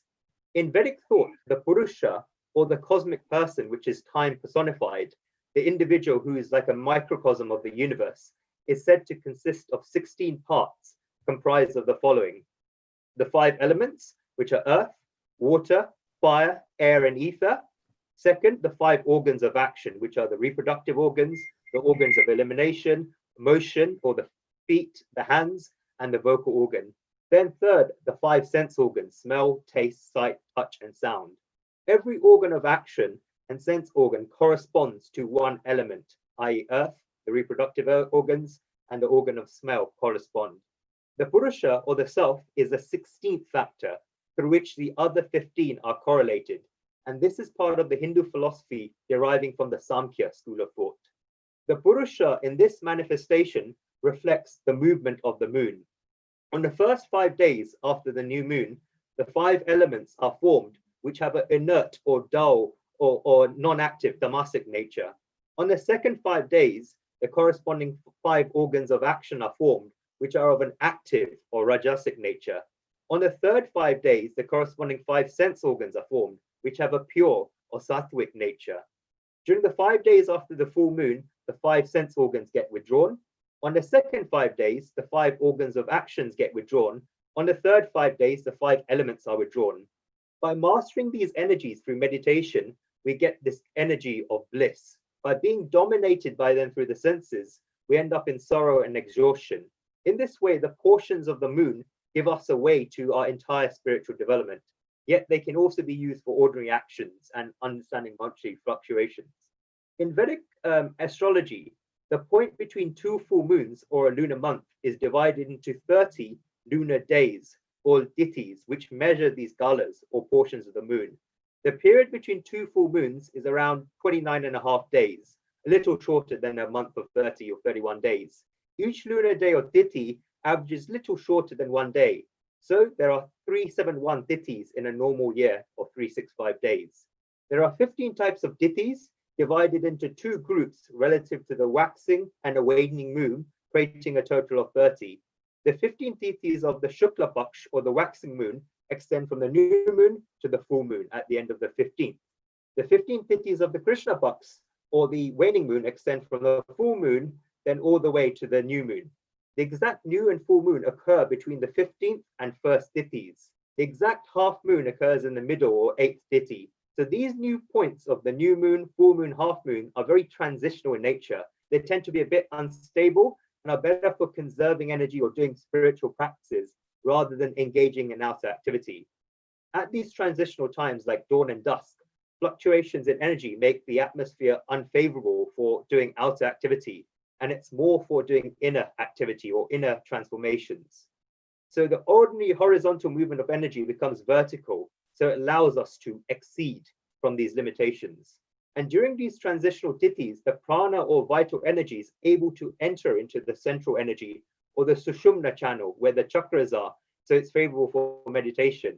Our energy becomes introverted and it's powerful, and the mental power at the time of this full moon is at best for spiritual realization. Along with the mind moves this prana, and similarly, it's at the lowest at the new moon and the highest at the full moon. That is why at the time of the waxing moon and the full moon, it's such a strong healing energy. The waning moon, on the other hand, brings a decreasing energy. So at the time of the new moon, our vitality is at its lowest and we're vulnerable. The prana moves from its lowest point at the base of the spine at the new moon to the top of the head at the full moon. It moves up along the spine, along the right channel or the nadi, pingala, and during the waxing half of the moon, and then down the spine along the left channel or ida during the waning half. In Indian lunar calendar, the lunar months are given names by the nakshatra, constellation in which the full moon comes. When the full moon comes in nakshatra Purvashada or Uttarashada, the month is called Ashada. Guru Purnima occurs when there's a Purnima or full moon in the Ashada month during the final stages of Shukla Paksha, when the moon is in the sign of Sagittarius, which is ruled by Guru, Jupiter. This year is a very special and powerful Guru Purnima, as Jupiter is also in a sign of Sagittarius, together with moon, and there's also an eclipse, which makes this day wonderful for sadhana or spiritual practices. So Guru Purnima is celebrated on the Tithi, where the moon is most powerful, and emotions, not sentimentalism, but truth. Emotions can wash out the obstructions of mind and prana and allow the higher Shakti to lodge itself in consciousness and guide us appropriately. So I'd like to, touching on this astrological Jyotish aspect, I'd like Eve Mendoza ji to go into more detail about what this day means, what the Guru means to her, and also just the concept of the Guru generally as well. Thank you, Eve ji. Thank you, Dhruv. Wow, that was a crash course on Jyotish. That was really impressive. Yes, so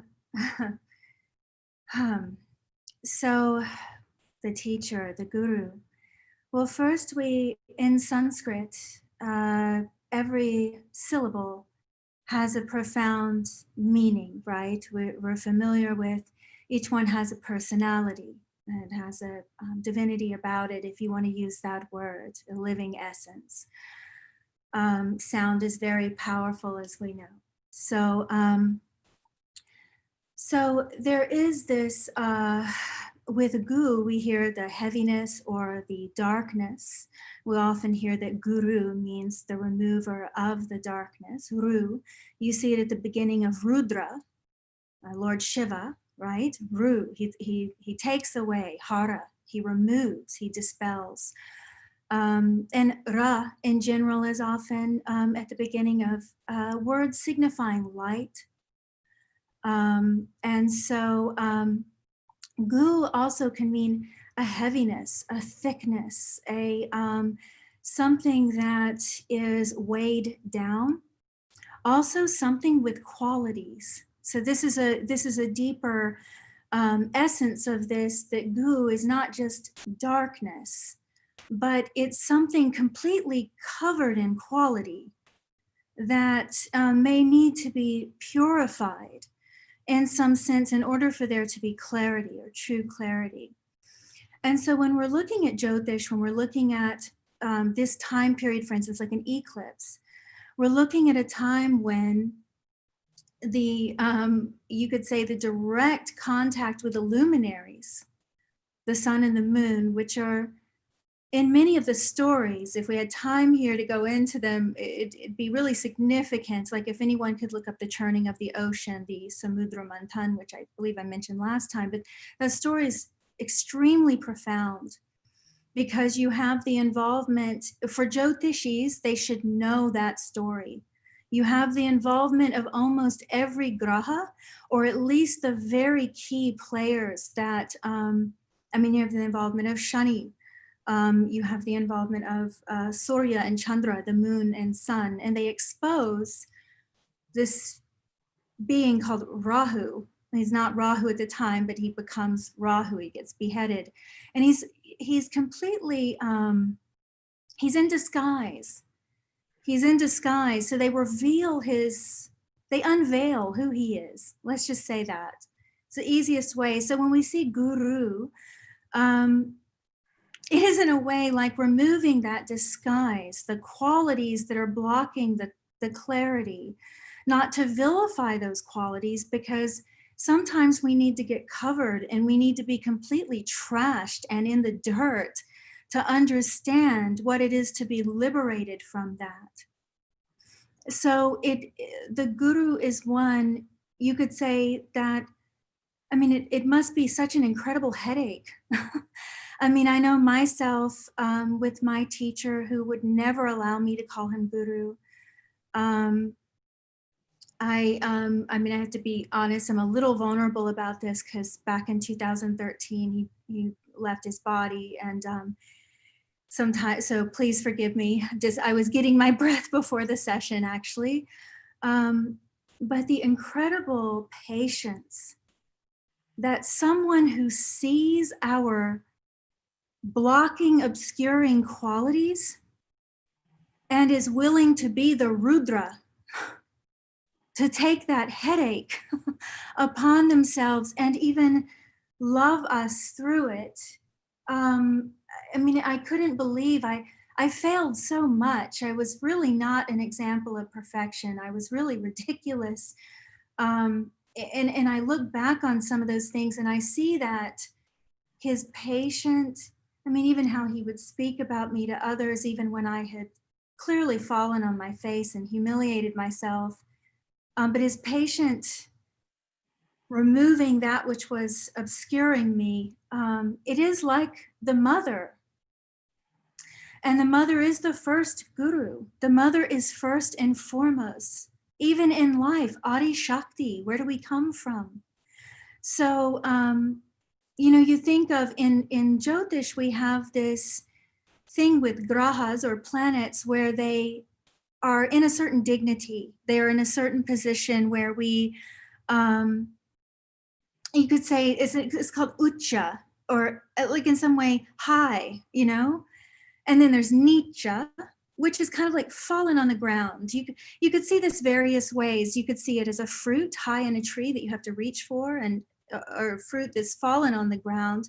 So it's more materialized. You can actually eat it instead of looking at nicha and ucha in this negative sense. Any of you who have had your chart read and heard that you have nicha grahas, please don't panic. Those planets are going to probably do well materially, to be honest. So, so when you look at an ucha planet, there is a rising above the human state that is taking place with that graha. And to do that is almost, you have to be careful. You don't want to spiritually bypass. You want to maintain your humility. You don't want to put on a garb of false modesty to do it. You don't want to act pious. We have enough of that in the world and it wreaks havoc. We need more people to just keep their head down and say, I don't know. And that beauty that comes from that vulnerability. So where I was going to with that is wisdom, Guru or Jupiter, Brahaspati. So in his mantra, it's very interesting because it's Devanam cha Rishinam cha Gurum Kanchana Sanhibam Buddhi Mantam Trilokesham Tam Namami Brahaspatim. So you hear in here the Buddhi and Manas, and he's exalted in the sign of the moon. His illegitimate child is Mercury, who is Buddha, Bud. So there's this all-encompassing element of wisdom that comes with Jupiter or Brahaspati, and he finds his Ucha state in the sign of Cancer. He finds his, which is a sign of, for those of you who don't know astrology, it's the most intimate point in the entire Kundli or chart. It's the natural fourth house, which is the best way to understand this is where the sun is completely concealed from your sight, from the earth. It's the furthest away. You could say below the earth, technically, from where you are. So this is the most private, intimate spot. It's the place of the home. It's the place of peace of mind. It's the place of emotion. And so isn't it interesting that the karka, or indicator of wisdom, would find its ucha condition in the sign of intimacy, vulnerability, privacy, internalization. So, and also the key that I was going to is mother. It is the place of the mother. This is where the guru exalts. The guru actually nicha, or falls down, in Makara, which is the natural 10th house of the public, which is the natural 10th house, a very powerful place for the sun and Mars, because it's when the sun is about the noon point. And that's going to change variations, exact time is going to change based on your location. So Guru does not do well in the 10th house. Very interesting. He gives some mental torment there. He looks at the 4th house, but he's isolated from where he would really give the internal wisdom. So a real guru who volunteers to become Rudra. I mean, I could go on and on about Jupiter, because Jupiter also finds his Mula Trikon, or his root power, in Mula Nakshatra. And this nakshatra is vilified left and right, and not properly understood. This nakshatra is extremely powerful for removing the darkness, the qualities that are they're just obscuring, they're just obstructing. I think when we psychologically, when we give a person something good and bad, and when we give them something to polarize against, they're more likely to do it, especially in this society, because we're rebels. We're all trying to go away from what gives us peace of mind at lightning speed. And then we call it something positive, like the crazy obsession we have with achievement. And this is where Guru debilitates.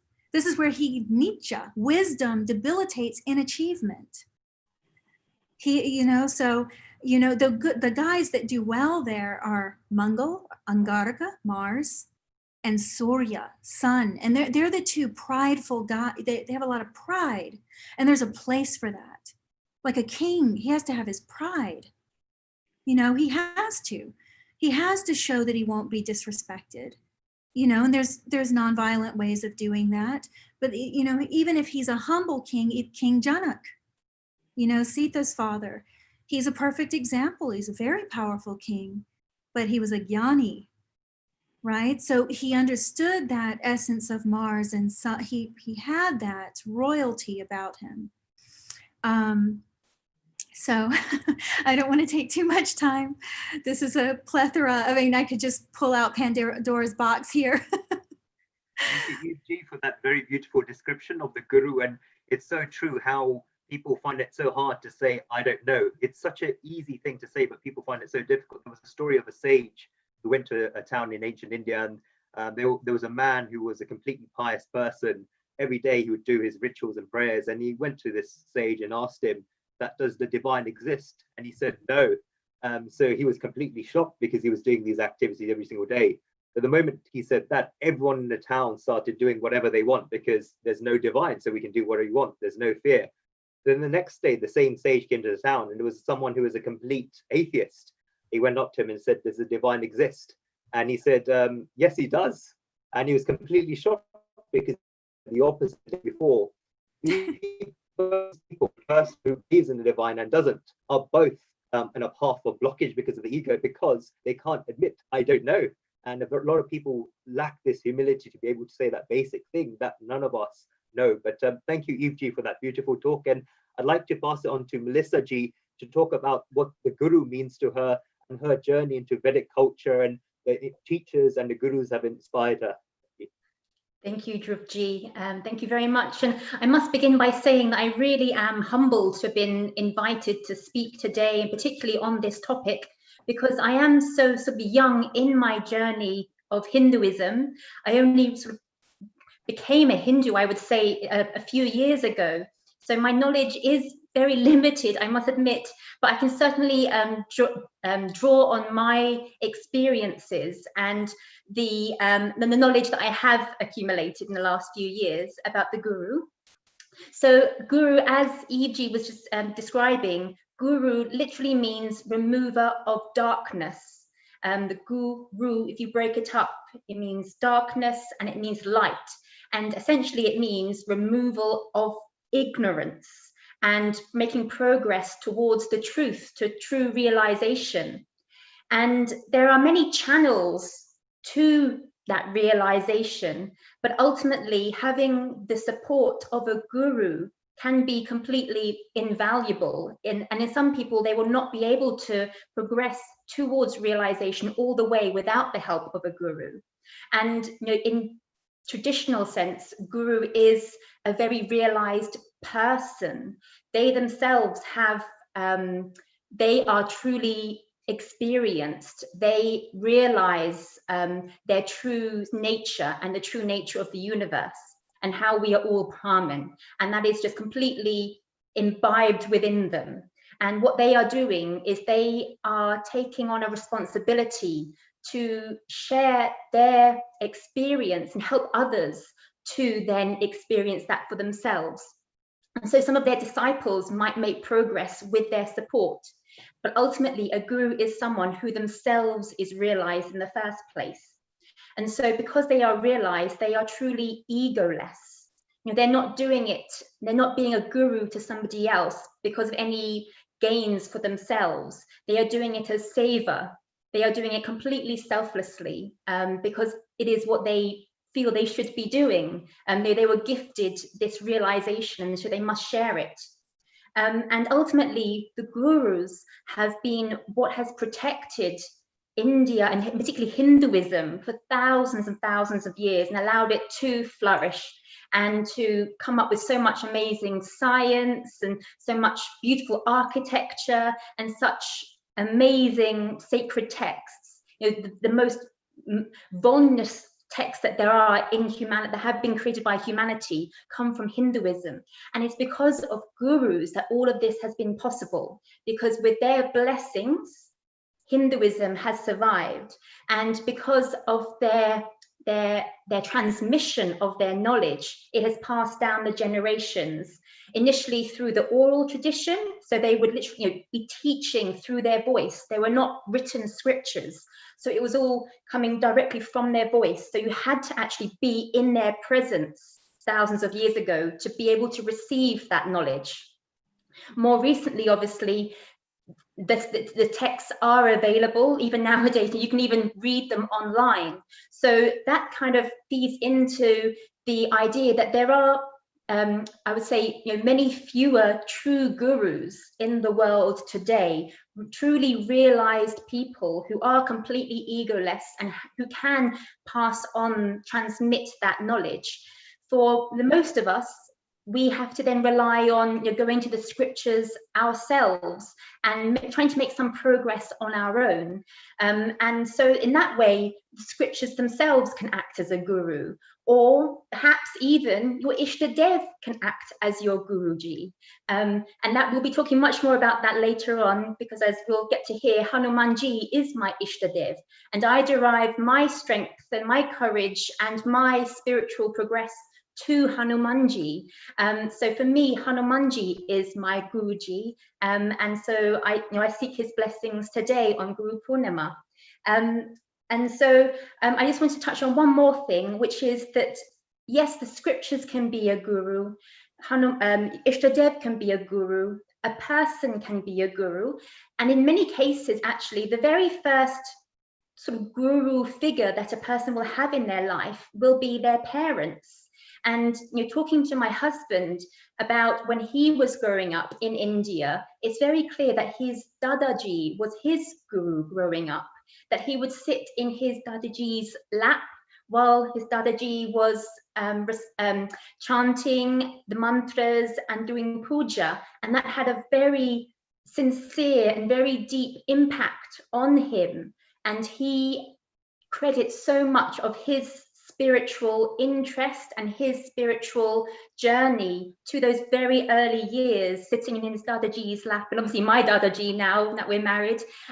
So the guru can come in so many forms. For me, it's Hanumanji, and I look forward to speaking much more about him later on. Thank you, Dhruv-ji. Jai Shri Hanuman. Thank you, Melissa ji, for that wonderful talk on the Guru Jed. It's so true what you said about the lineage of the Guru, because in ancient Indian culture or modern Indian culture, we see Vyasji in the form of our Guru, and it's said in Indian culture that whatever branch of knowledge there is, whether science, arts, wisdom, it's written by Vyasji in one form or the other. And what you touched on about we seeing our Ishtadevs as a Guru. So in this practical word of sadhana, there's two main divine Gurus. There's a Shiva and Narayana. So Shiva is a lord of all esoteric wisdom, yoga, tapasya, tantra, of the freedom and force of the one who's untarnished by creation. And Shiva is a form of the divine who stands apart and watches silently, whereas Narayan is a form of the divine who helps the seeker to evolve upwards, purifying his mind progressively while engaging in the normal society, but rejecting or transforming the ignorance or darkness of human life and filling it with that light and knowledge. There is not a single avatar or incarnation of Vishnu who sit in a cave and not interact with humanity. The form of Shiva is a Nam Rupa of the divine Om who acts as a support for creation. Narayan is a Nam Rupa of Om who enters into creation and modifies it and makes it capable for greater evolution. So the aim of the sadhana and the aim of Guru Purnima is to take us towards these ideal qualities of Shiva, Narayan, and our Ishadevs in order so that we can imbibe this light and imbibe this wisdom to the world. And I want to talk about moving on to the next stage of our discussion, which is the symbolism of Vishnu. We need to know the order in which we as creatures were created and its relationship with time. So the ether element is not on earth, it's not of earth, but we carry a tiny spark of that ether in our hearts, which is the nature of the Atman, the soul. It's the ether, which is the yoga of Pachanga, which is the 5 elements of time. It comes first. Then the Atman descends from that ether, the sky, the Swargalok, where it mixes in the Bhuvalok with the wind element. So you are now ether and wind, which is a nakshatra of the constellation of Panchang. Then it comes further down and gets hold of some light, which is your knowledge, your information, your karmas, your desires, or whatever contract you've made with the divine you have to fulfill. All of that is put into the light, and now you've become 3, ether, wind, and fire. The fire is the Vara, or the day of the Panchang. This fire then enters into the water of the Muladhara of the male, the father, through the food. Food is a water element because through the liquid or blood, we travel and lodge in the Muladhara, the root chakra at the bottom of the spine. The water connected with the moon is the Diti, which I spoke about, or the Panchang. There you live until you're delivered to your mother. When you're delivered, it's the earth element, which is the Karana, or half of the Diti of Panchang. And now, as a human being, you're made up of the 5 elements, which come from ether, wind, fire, water, and earth. So there's a Vedic science behind the worship of the 33 million deities of Hinduism, which are all incarnations of the 5 main deities, which correlate with these 5 elements I've mentioned, being Ganesh, who's the ether element, who fulfills the cosmic role of giving blessings. Then we have Shakti, or the divine feminine, the wind element, who fulfills the cosmic role of protecting or punishing. Then we have Shiva, the fire element, who fulfills the role of dissolving, not destroying. Then we have Vishnu, the water element, who fulfills the cosmic role of preserving, sustaining. And then we have Hiranyagarbha Surya, or the sun, divinity, earth element, who fulfills the cosmic role of creating. So just like we have the 5 fingers of the palm, divinity gets manifested into these 5 main devas. Of these, we're first going to talk about Vishnu, and I invite first Eve-ji to talk about what Vishnu means to her. Okay, thank you, Dhruv-ji. So, wow, I'm not so sure I'm qualified to even speak about Vishnu. Rishi Parashara said that it is only Vishnu, speaking of Jyotish, that takes the forms of the grahas, or the planets, and with his 3 forms of Shakti, does all the activities in the world, you know. So with Bhu Shakti is that creative activity of the earth element when he's paired with Bhu Shakti. When he's paired with Nil Shakti or Blue Shakti, this is the destructive element, he becomes more like Rudra. When you think of Vishnu, it's very hard for us to get a concept of what it means. He's classically the preserver, right? You'll hear this preserver, all pervading. But there's a very unique quality to Vishnu that you touched on.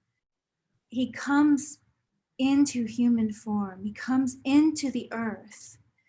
And when you start learning Jyotish, you start seeing that there's specific grahas that signify each deva or devi. And it's interesting because Mercury becomes, Bud becomes Mahavishnu. And there's even remedial measures. Anytime you're in an antardasha or a sub-period of Mercury in Jyotish, it's advisable to do Vishnu Sahasranamam. So, and this is whether Mercury rules the Marika or murderous houses, the 2nd and 7th, that's when it's really prescribed, but you'll see it throughout Briyat or Shastra, it's recommended just for Mercury Dasha in general. And in this case, they give Mercury the earth. They give Mercury the earth element. And there's various chakras or arrangements of these, the elements, the 5 elements. There's different versions and they all somehow line up even when they seem like they disagree when you do the study. So in this case, if we just take Vishnu as the one being related in this case to the earth element, we see that he's the one that descends into human form. When you look at most gurus or rishis, there's a kind of ascent. Okay, there's a kind of ascent, the going into samadhi, the elevated states of consciousness that we hear about, their time of tapasya. You know, you have Vishwamitra, you have all of these guys, the very famous stories of these rishis elevating themselves. With Vishnu, it's more like he comes and puts on the suit. This free being, if you will, comes and puts on the suit and deals with garbage. I mean, honestly, deals with the earth element. This is where all the complications are.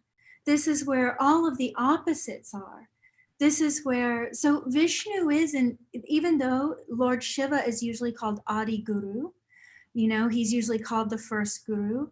In this way, you would say that here Vishnu and Shiva share this unique spot because the compassion that it would take to be free and to come in and get involved in a mess of the earth plane, the mess of this world of shani in a way, which is on scales of what we call karma.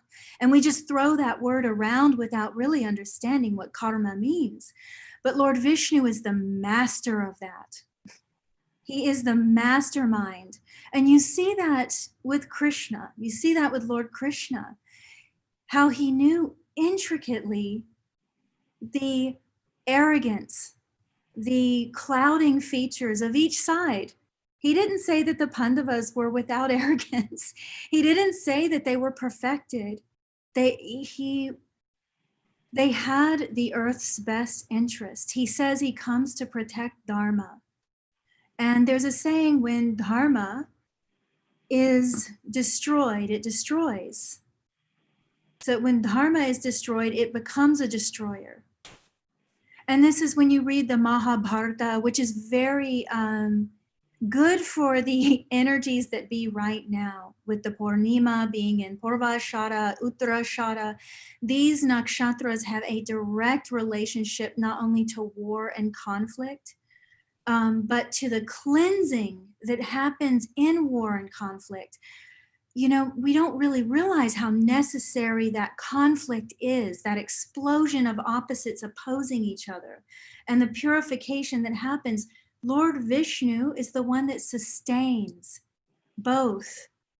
So oftentimes when he comes, there's the conflict, there's major world wars, there's the opposite sides. And once again, we have, you know, a story like the Mahabharata. So in Brihat or Shastra, it says that moon, okay, moon is the graha linked with the incarnation of Lord of Sri Krishna. And it's interesting because moon is said to have no enemies. Moon is the only graha that has no enemies. Moon also is the natural lord of the fourth house of family, like nourishment from the mother. Second through third, the fourth house is all very intimate. It's all family. Moon is also exalted in the second house, or Ucha in the second, natural second house of family. So he comes into this form of two feuding families to show, just don't make enemies. Don't do it, very simply. I mean, it's everyone, every single person's vow gets turned on its head. Every single person, even the great ones, Bhishma, the great one, his vow gets turned on its head. All of their vows, the great one, Arjuna, this perfect warrior, he himself has to experience the result of combative instinct and the separative nature, even though they were on the side of dharma. And Vishnu always makes it clear, I'm not on anyone's side. I'm on the side of dharma, which is preserving to life. So that side which is preserving the natural order of things. Duryodhana and all of these other characters, Shakuni even, in the Mahabharata, Shakuni is just vilified like anything, but no one could do what that man did. He was a great tapasya. I mean, these villains are great people. Not half of us could do even 1 minute of what they've done. I mean, if you read the story of Shakuni, this is it's really brutal. And it's really difficult for anyone to judge that from our standard is very arrogant. But the thing is, Krishna or Vishnu was seeing that these guys did not have the best interest of life. They had their own, even though they were noble and they were powerful, they had their own best interest. And that's the whole thing with the devas and the asuras. It's not that one is better than the other. Vishnu takes the side of the devas because they are okay with keeping natural order. So Vishnu to me is that awareness, that intelligence, that is not discerning between good and bad like we may think, but is actually on the side of sustaining life. Thank you, Eugene. You spoke a very, very powerful truth about the word avatar itself, incarnation. Ava and Drut means to swim down, someone who descends down. And it's such a unique concept in Indian culture, the whole concept of incarnation. Like instead of a son of God or messenger God, it's actually the divine itself that comes down. The rishis had so much courage to think about this. It's such a, not just a courageous concept, such a romantic concept. And there's this amazing shloka by Rohana which says, the one who is praised by the gods Shesh, Mahesh, Ganesh, Dinesh, Suresh, who's described in the Vedas as the divinity himself, whose qualities poets as grand as Narad and Vyas sit down to describe, and they never run out of anything to say, that same Lord of the three worlds is made to dance by a gopi, a cowgirl, in return for a glass of milk. And it's also written that if a lake becomes ink, if the Mount Meru becomes a pen, the earth becomes a paper, and if the divine Saraswati holds the pen and starts writing about divine qualities all day and does nothing else, there will be no end to those qualities, and still that divine comes down to restore that balance of dharma out of his compassion. And the famous shlok in the Gita, Sambhavami Yuge Yuge, he incarnates not just to destroy evil, but he incarnates for those devotees who have been calling him, like the Kevats, and so many Arjun and so many others. So it's definitely the compassion of the divine. And like Melissa ji, to talk about another concept of Lord Vishnu, which is a concept of evolution, which religion traditionally tries to reject. But evolution is such a fundamental concept of Indian culture. When we look at the incarnations of Vishnu, I'll let Melissa ji talk about this in detail. Thank you, Dhruv. Absolutely right. And I think this really touches, just before we begin on that precise topic, on a broader topic, which is the compatibility between science and Hindu religion, that Hindu religion, nothing ever is in complete conflict with it, which really compares with the other major world religions. In many ways, Hinduism only ever enhances scientific discoveries, scientific understanding, and there are many ways in which Hinduism has described scientific phenomena that modern day science still doesn't really understand, or is only beginning to understand, or still simply does not have the tools to understand. So a very good example of the way in which sort of more modern day science is sort of validating ancient Hindu understanding is the idea of evolution, as Dhruv just mentioned. So as we know, Lord Vishnu, Bhagavan Vishnu, he came in many different avatars. 10 are the most well-known and most important, the Dash avatars, and they map in parallel with the idea of evolution that was first described by Charles Darwin in the 1800s, so only about 150 years ago. But this understanding was very clearly known to the ancient Hindus thousands and thousands of years ago. So it really is very remarkable. So just to go through the avatars to show how they map onto Charles Darwin's theory of evolution, we have Matsya, which, as we know, marries with the idea that life came from the water. Very, very true. No, there is no debate on that at all. Life came from the water. So we have Matsya, the fish. Life then progressed slowly onto the land. And so we have the amphibians, or Kurma, the tortoise, from the Dashavatars. From there, the animals completely established onto the land. So we have Varaha, the wild boar. From there, they progressed towards having higher intellect. And so we have a sort of half animal, half human type being called Narsimha. And when we talk later, I'll actually be doing a mantra for Narsimha later on.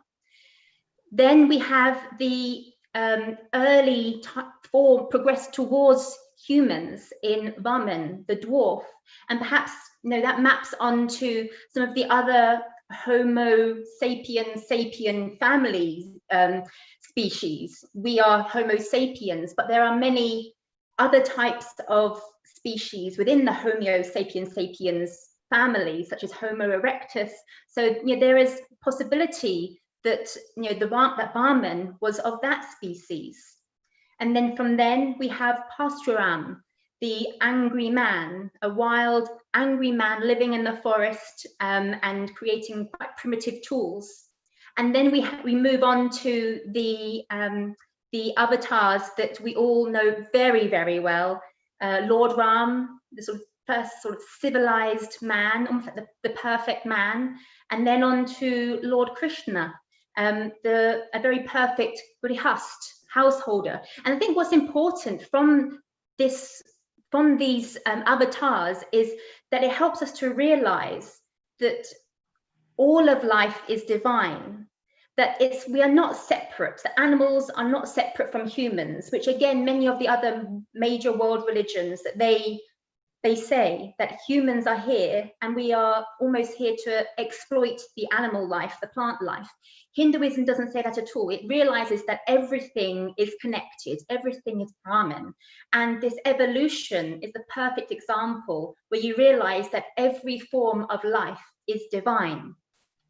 And that ultimately we all have to, not only realize that divinity, but then protect it. It is our dharma to protect all of that life form. As Eve was just saying, the major reason why Lord Lord Vishnu comes to the earth and actually engages with the earth is to establish dharma and to lead by example, pretty much. So we are using him as our Guruji to understand how we should be living our lives, how we should be worshipping all of nature, seeing it all as divine, protecting it all, because ultimately that is the way to a sustainable world.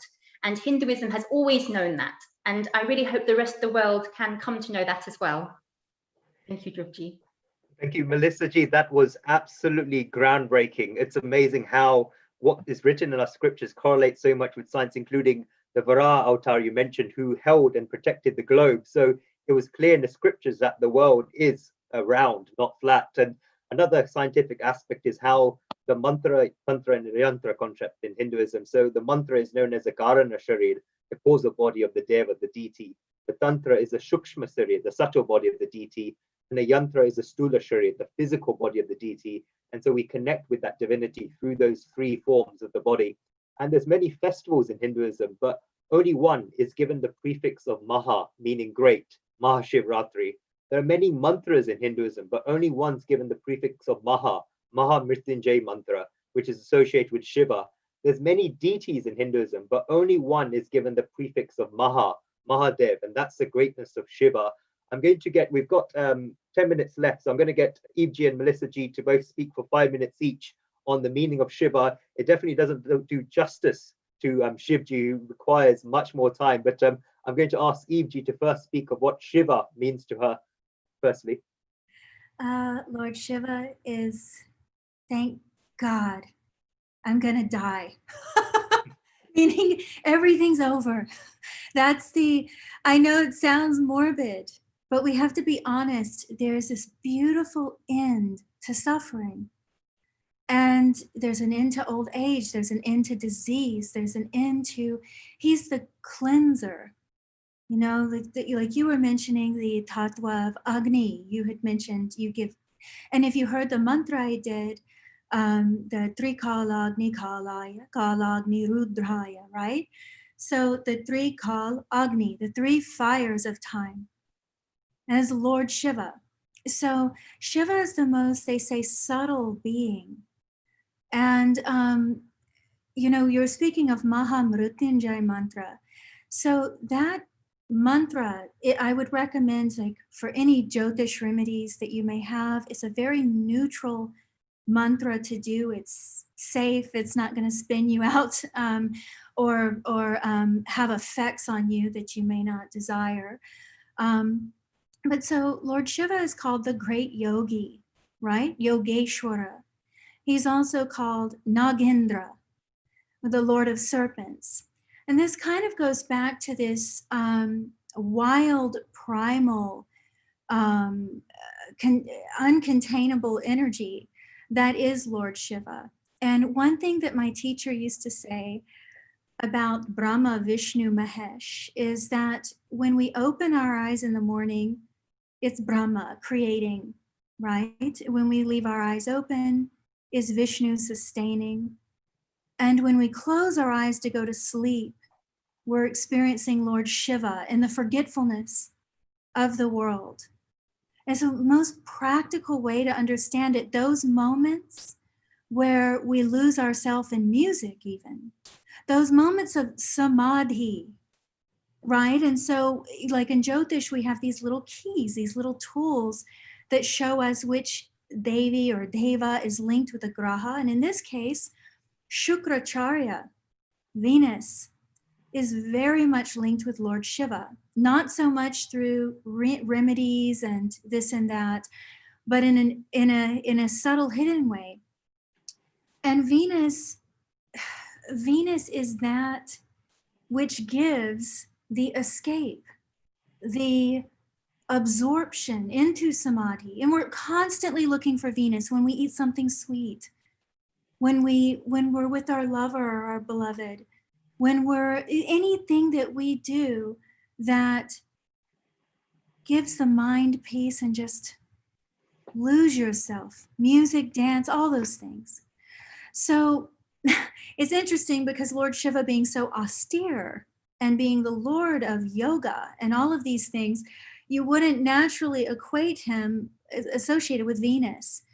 But if you don't have an understanding of Lord Shiva, you won't know how to handle the energies of Shukra in the horoscope. As a matter of fact, you will exploit those things, exploit women, exploit animals. As Melissa G said, that's a very good point.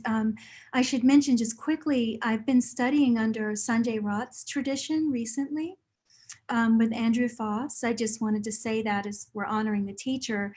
And I haven't found anywhere I could study in a long time. It's really profound what Sanjay says about the Jaimini Karkas, which means Jaimini Rishi, he had these indicators in a horoscope of very specific things. And he said, human beings are the only ones that get Rahu, the eclipse. I'm making it very simple, the one that eclipses, because human beings are the only ones that exploit. Other animals will eat each other, but they never go out of balance on their own, not on their own. Like Yellowstone, we had the problem with the deer eating all the grass and all the foliage, and everything was going out of balance, but that was because human beings killed the wolves, who were the natural balance. So human beings exploit each other. We find a way to exploit almost everything to make our lives more convenient. So you have this temptation with the things of Shukra or Venus to make your life more convenient. You will exploit the weakness of that thing. So that's why Venus lives in the heart as well. And one of the chakras, Venus is because in the heart, Hridayam, in the heart, when you're really there, you don't have an inclination to exploit, even if the desire is very strong. So Lord Shiva is the original silencer of Rag, Raga, Rag. It means, just like in music, movement.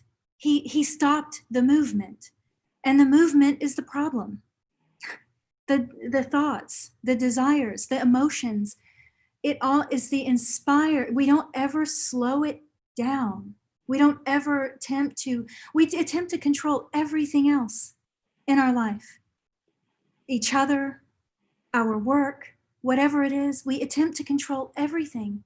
We never stop to just go, maybe I should wait 4 months before I do that. And so Lord Shiva is not only that Lord of restraint, but he is that active purifier. Sanjay actually says he either becomes Rudra, which is the more violent purification that causes pain, or he becomes Maheshwar, Mahesha, Mahesh, which gives you just waking sleep, but just the final rest. So sorry guys, I don't want to. It was so inspiring to hear that, and it's so true regarding Shivji, because you have various different names of Shivji. You have Shankar, you have Rudra. Rudra is known as someone who makes us cry, but Shankar, Shankaroti iti Shankar, so one who does things for our well-being. So those two names are so connected, in a sense, like a mother who may punish us, but it's for our own well-being. It's such a unique thing about Shivji that anything that is inauspicious comes to Shivji and becomes auspicious. I want Melissa Ji to talk about a very unique thing about Shivji, is that his incarnation of Hanumanji, who's an Ishtadev. So what greater honor could it be to talk about your Ishtadev? So I'll give it to Melissa Ji. Thank you, Drupji. Yes, a real honor. But I will actually just quickly begin with Lord Shiva, because ultimately what Lord Shiva means to me is then what gives Hanumanji such meaning to me as well. So Lord Shiva to me means sort of indestructible force, like the greatest force that you could ever imagine or there could ever be. And you know, again, modern day science, it sort of validates this, because computer simulations show that at the beginning of the universe, at the Big Bang, all of mass must have exploded from a sort of an ellipsoid shape. And ultimately, what is the Shiva Lingam? It is in that ellipsoid shape, because that is the most concentrated shape that energy can collapsed into, and from which the Big Bang then exploded out from. So for me, Lord Shiva is just indestructible force. And ultimately, again, in science, 95% of the universe is unknown. There's 70% dark energy and 25% dark matter. It is Lord Shiva. It is that incredible, unknown, physically unmanifested energy and matter. And so the highest Rudra of Lord Shiva is Hanumanji, as Drupji just said, my Ishtadev.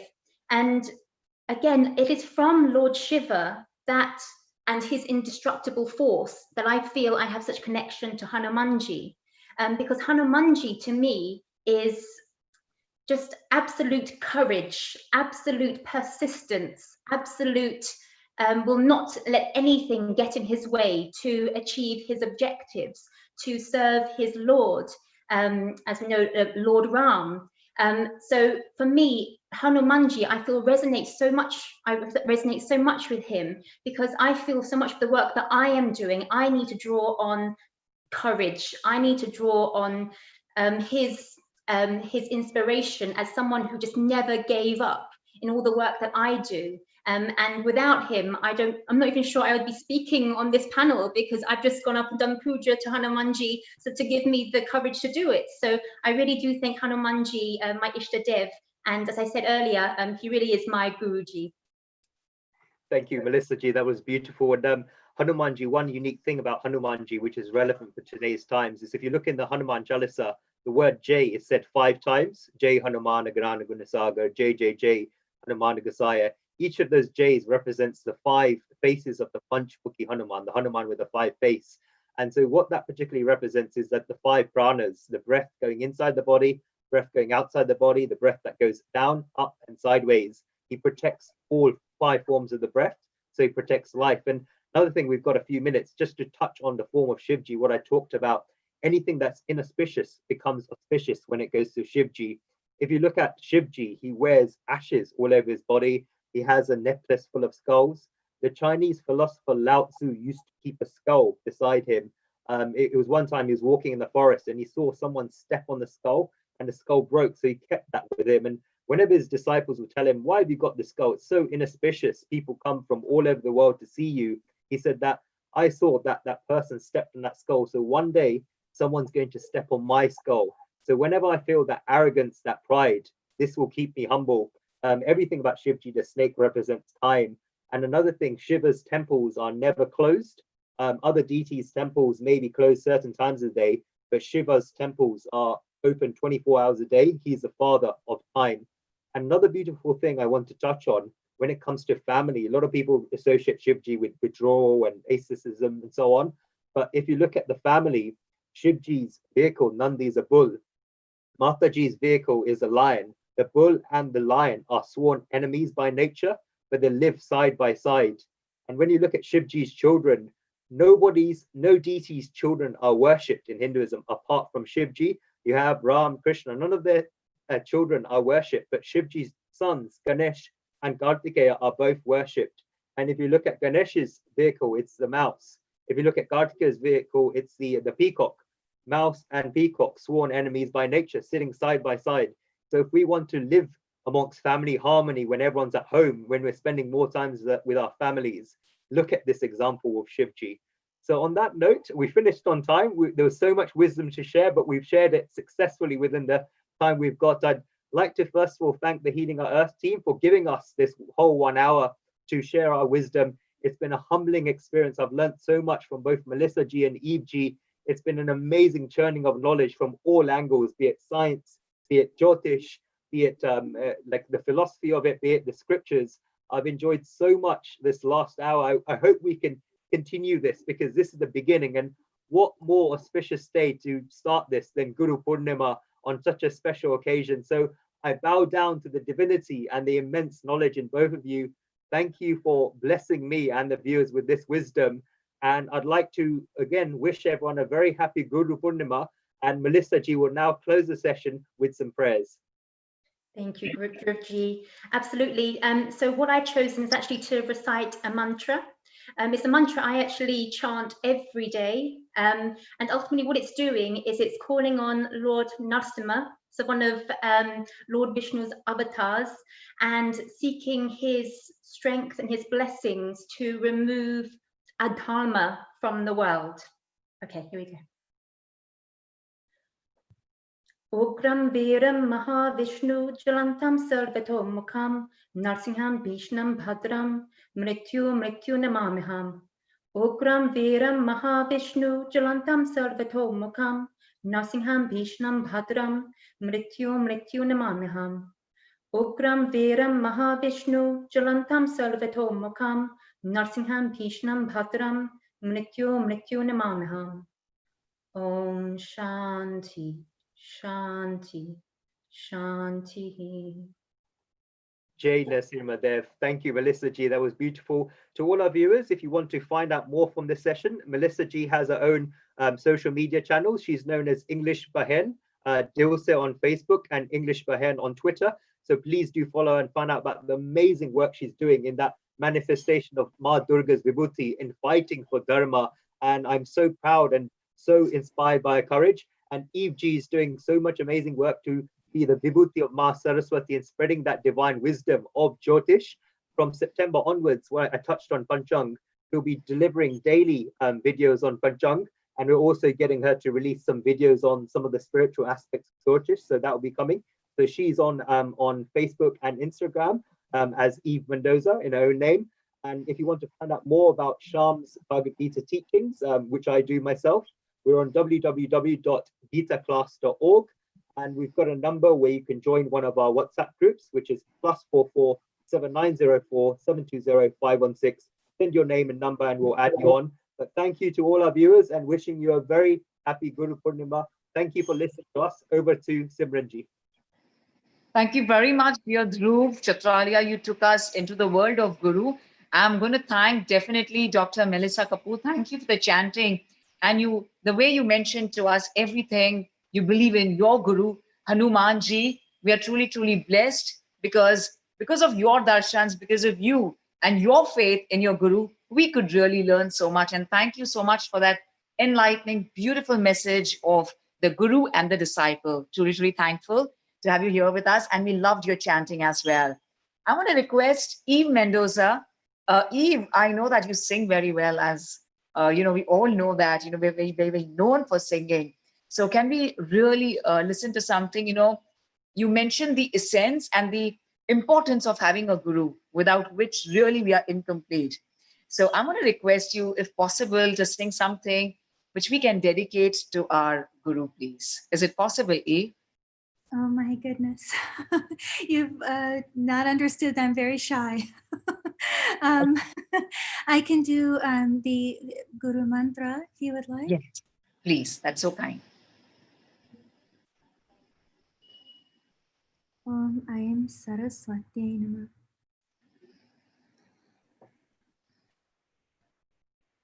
Guru Brahma, Guru Vishnu, Guru Devo Maheshwara, Guru Sakshat Parabrahma, Tasmai Sri Gurave Namah.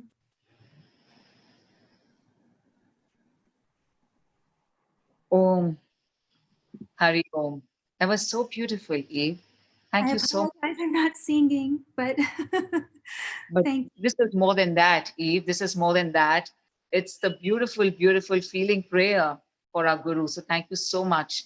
And I'm also going to take the opportunity of thanking Dru, Chatralia, for this very, very amazing feeling of the essential and, talking about the science and the logic aspect, and then, of course, having it and bringing it together with the soulful belief of the Guru. Truly, truly thankful to all of you, Dhru Chatralia, E. Mendoza, and Dr. Melissa Kapoor. Thank you very much for being here with us. And it was absolutely taking us on the brighter side on this auspicious day of Guru Purnima. Thank you. Thank you very much. Yeah, thank and you. Now, to all our lovely souls, we have with us Rekha Oza from the United States. And I'm truly, truly delighted to hear from Rekha Oza, please.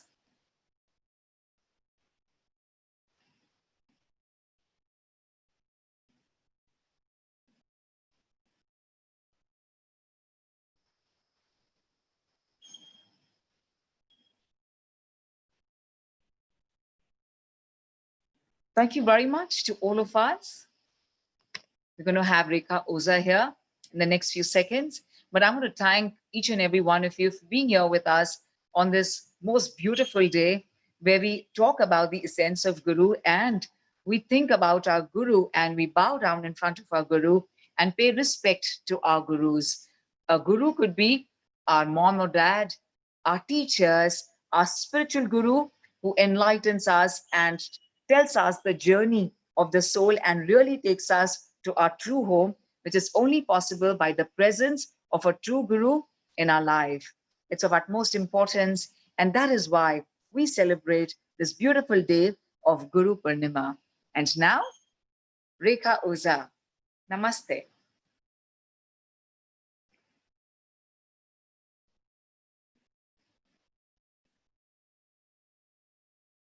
Global Namaste, Rekha. Lovely having you here, Rekha Oza. Simran, this is not Rekha, this is Mina from London. Mina, a global Namaste. Namaste. Nina Dharmasi. Hi, Nina. Nice to see you. And Hi. I know. How are you doing today, sweetheart? I'm good, thank you. How are you? I'm doing good. Happy Guru Purnima to you. Thank you very much, and to you too, and to everyone. Thank you. Thank you, Nina. So Nina, what are we doing today? Yeah. Are we doing some chanting? Are you telling us something about Guru Purnima? Or can we chant together? Yeah, we can chant. I can do the same as Guru Brahma, Guru Vishnu. Sure, sure. So we can all do that. Are we all ready?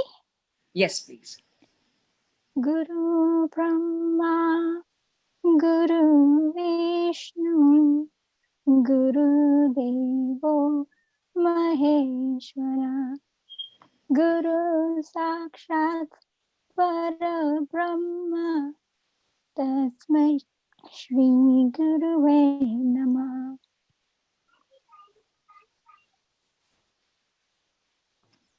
Hari Om. Thank you very much, Hari Nina. Om. That was beautiful. Thank you. Thank you so much. Thank you. Thank you. Thank you, sweetheart. On behalf of Healing Our Earth, I'm going to truly take this opportunity of thanking every one of you for being here with us. The entire crew of Healing Our Earth, who really brought everyone from across the world together to simply have this great feeling of the presence of Guru in our life. And we are truly, truly honored and blessed to have everyone here with us from all across the world, where we paid respect to our Guru and we really felt this beautiful, soulful feeling of togetherness. This is the new beginning of our life simply because we're celebrating Guru Purnima and the presence of Guru and the realization has come within us. I'm going to take this opportunity of thanking my entire crew of Healing Our Earth. Thank you so much for the wondrous platform that we have, that we bring everybody together. I look forward to meeting you on the coming Sunday as well, the 12th of July. Till then, please join us for the prayer on occasion of Guru Purnima for Guru Brahma, Guru Vishnu. With all the faith in our Guru and with the feeling of surrendering and the feeling of faith, he will take us from darkness towards bright.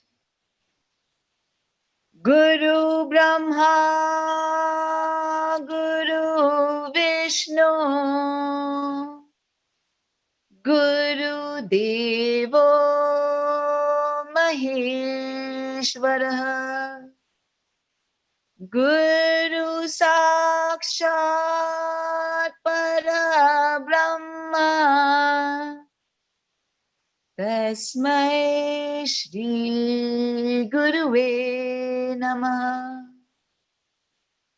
Guru Brahma, Guru Vishnu, Guru Devo Maheshwara, Guru Sakshat Parabrahma, Tasmai Shri Guruve Namah. Guru Brahma, Guru Vishnu, Guru Devo Maheshwara, Guru Sakshat Parabrahma, Tasmai Shri Guruve Namaha. Om Shanti, Shanti, Shanti. You're going to slowly rub those palms together and cup those eyes. And feel extremely beautiful and blessed on this occasion of Guru Purnima. I take this opportunity of thanking my entire crew, the technical team, and our hosts who've been here with us, and our very amazing gurus who blessed us on this very, very beautiful day, and to all our beautiful facilitators who were here giving us the guiding light. Humble thanks to all of you. Take care. God bless. We look forward to meeting you on the 12th of July. Let us all feel this beautiful feeling of Guru every moment, because this is the true essence of our life.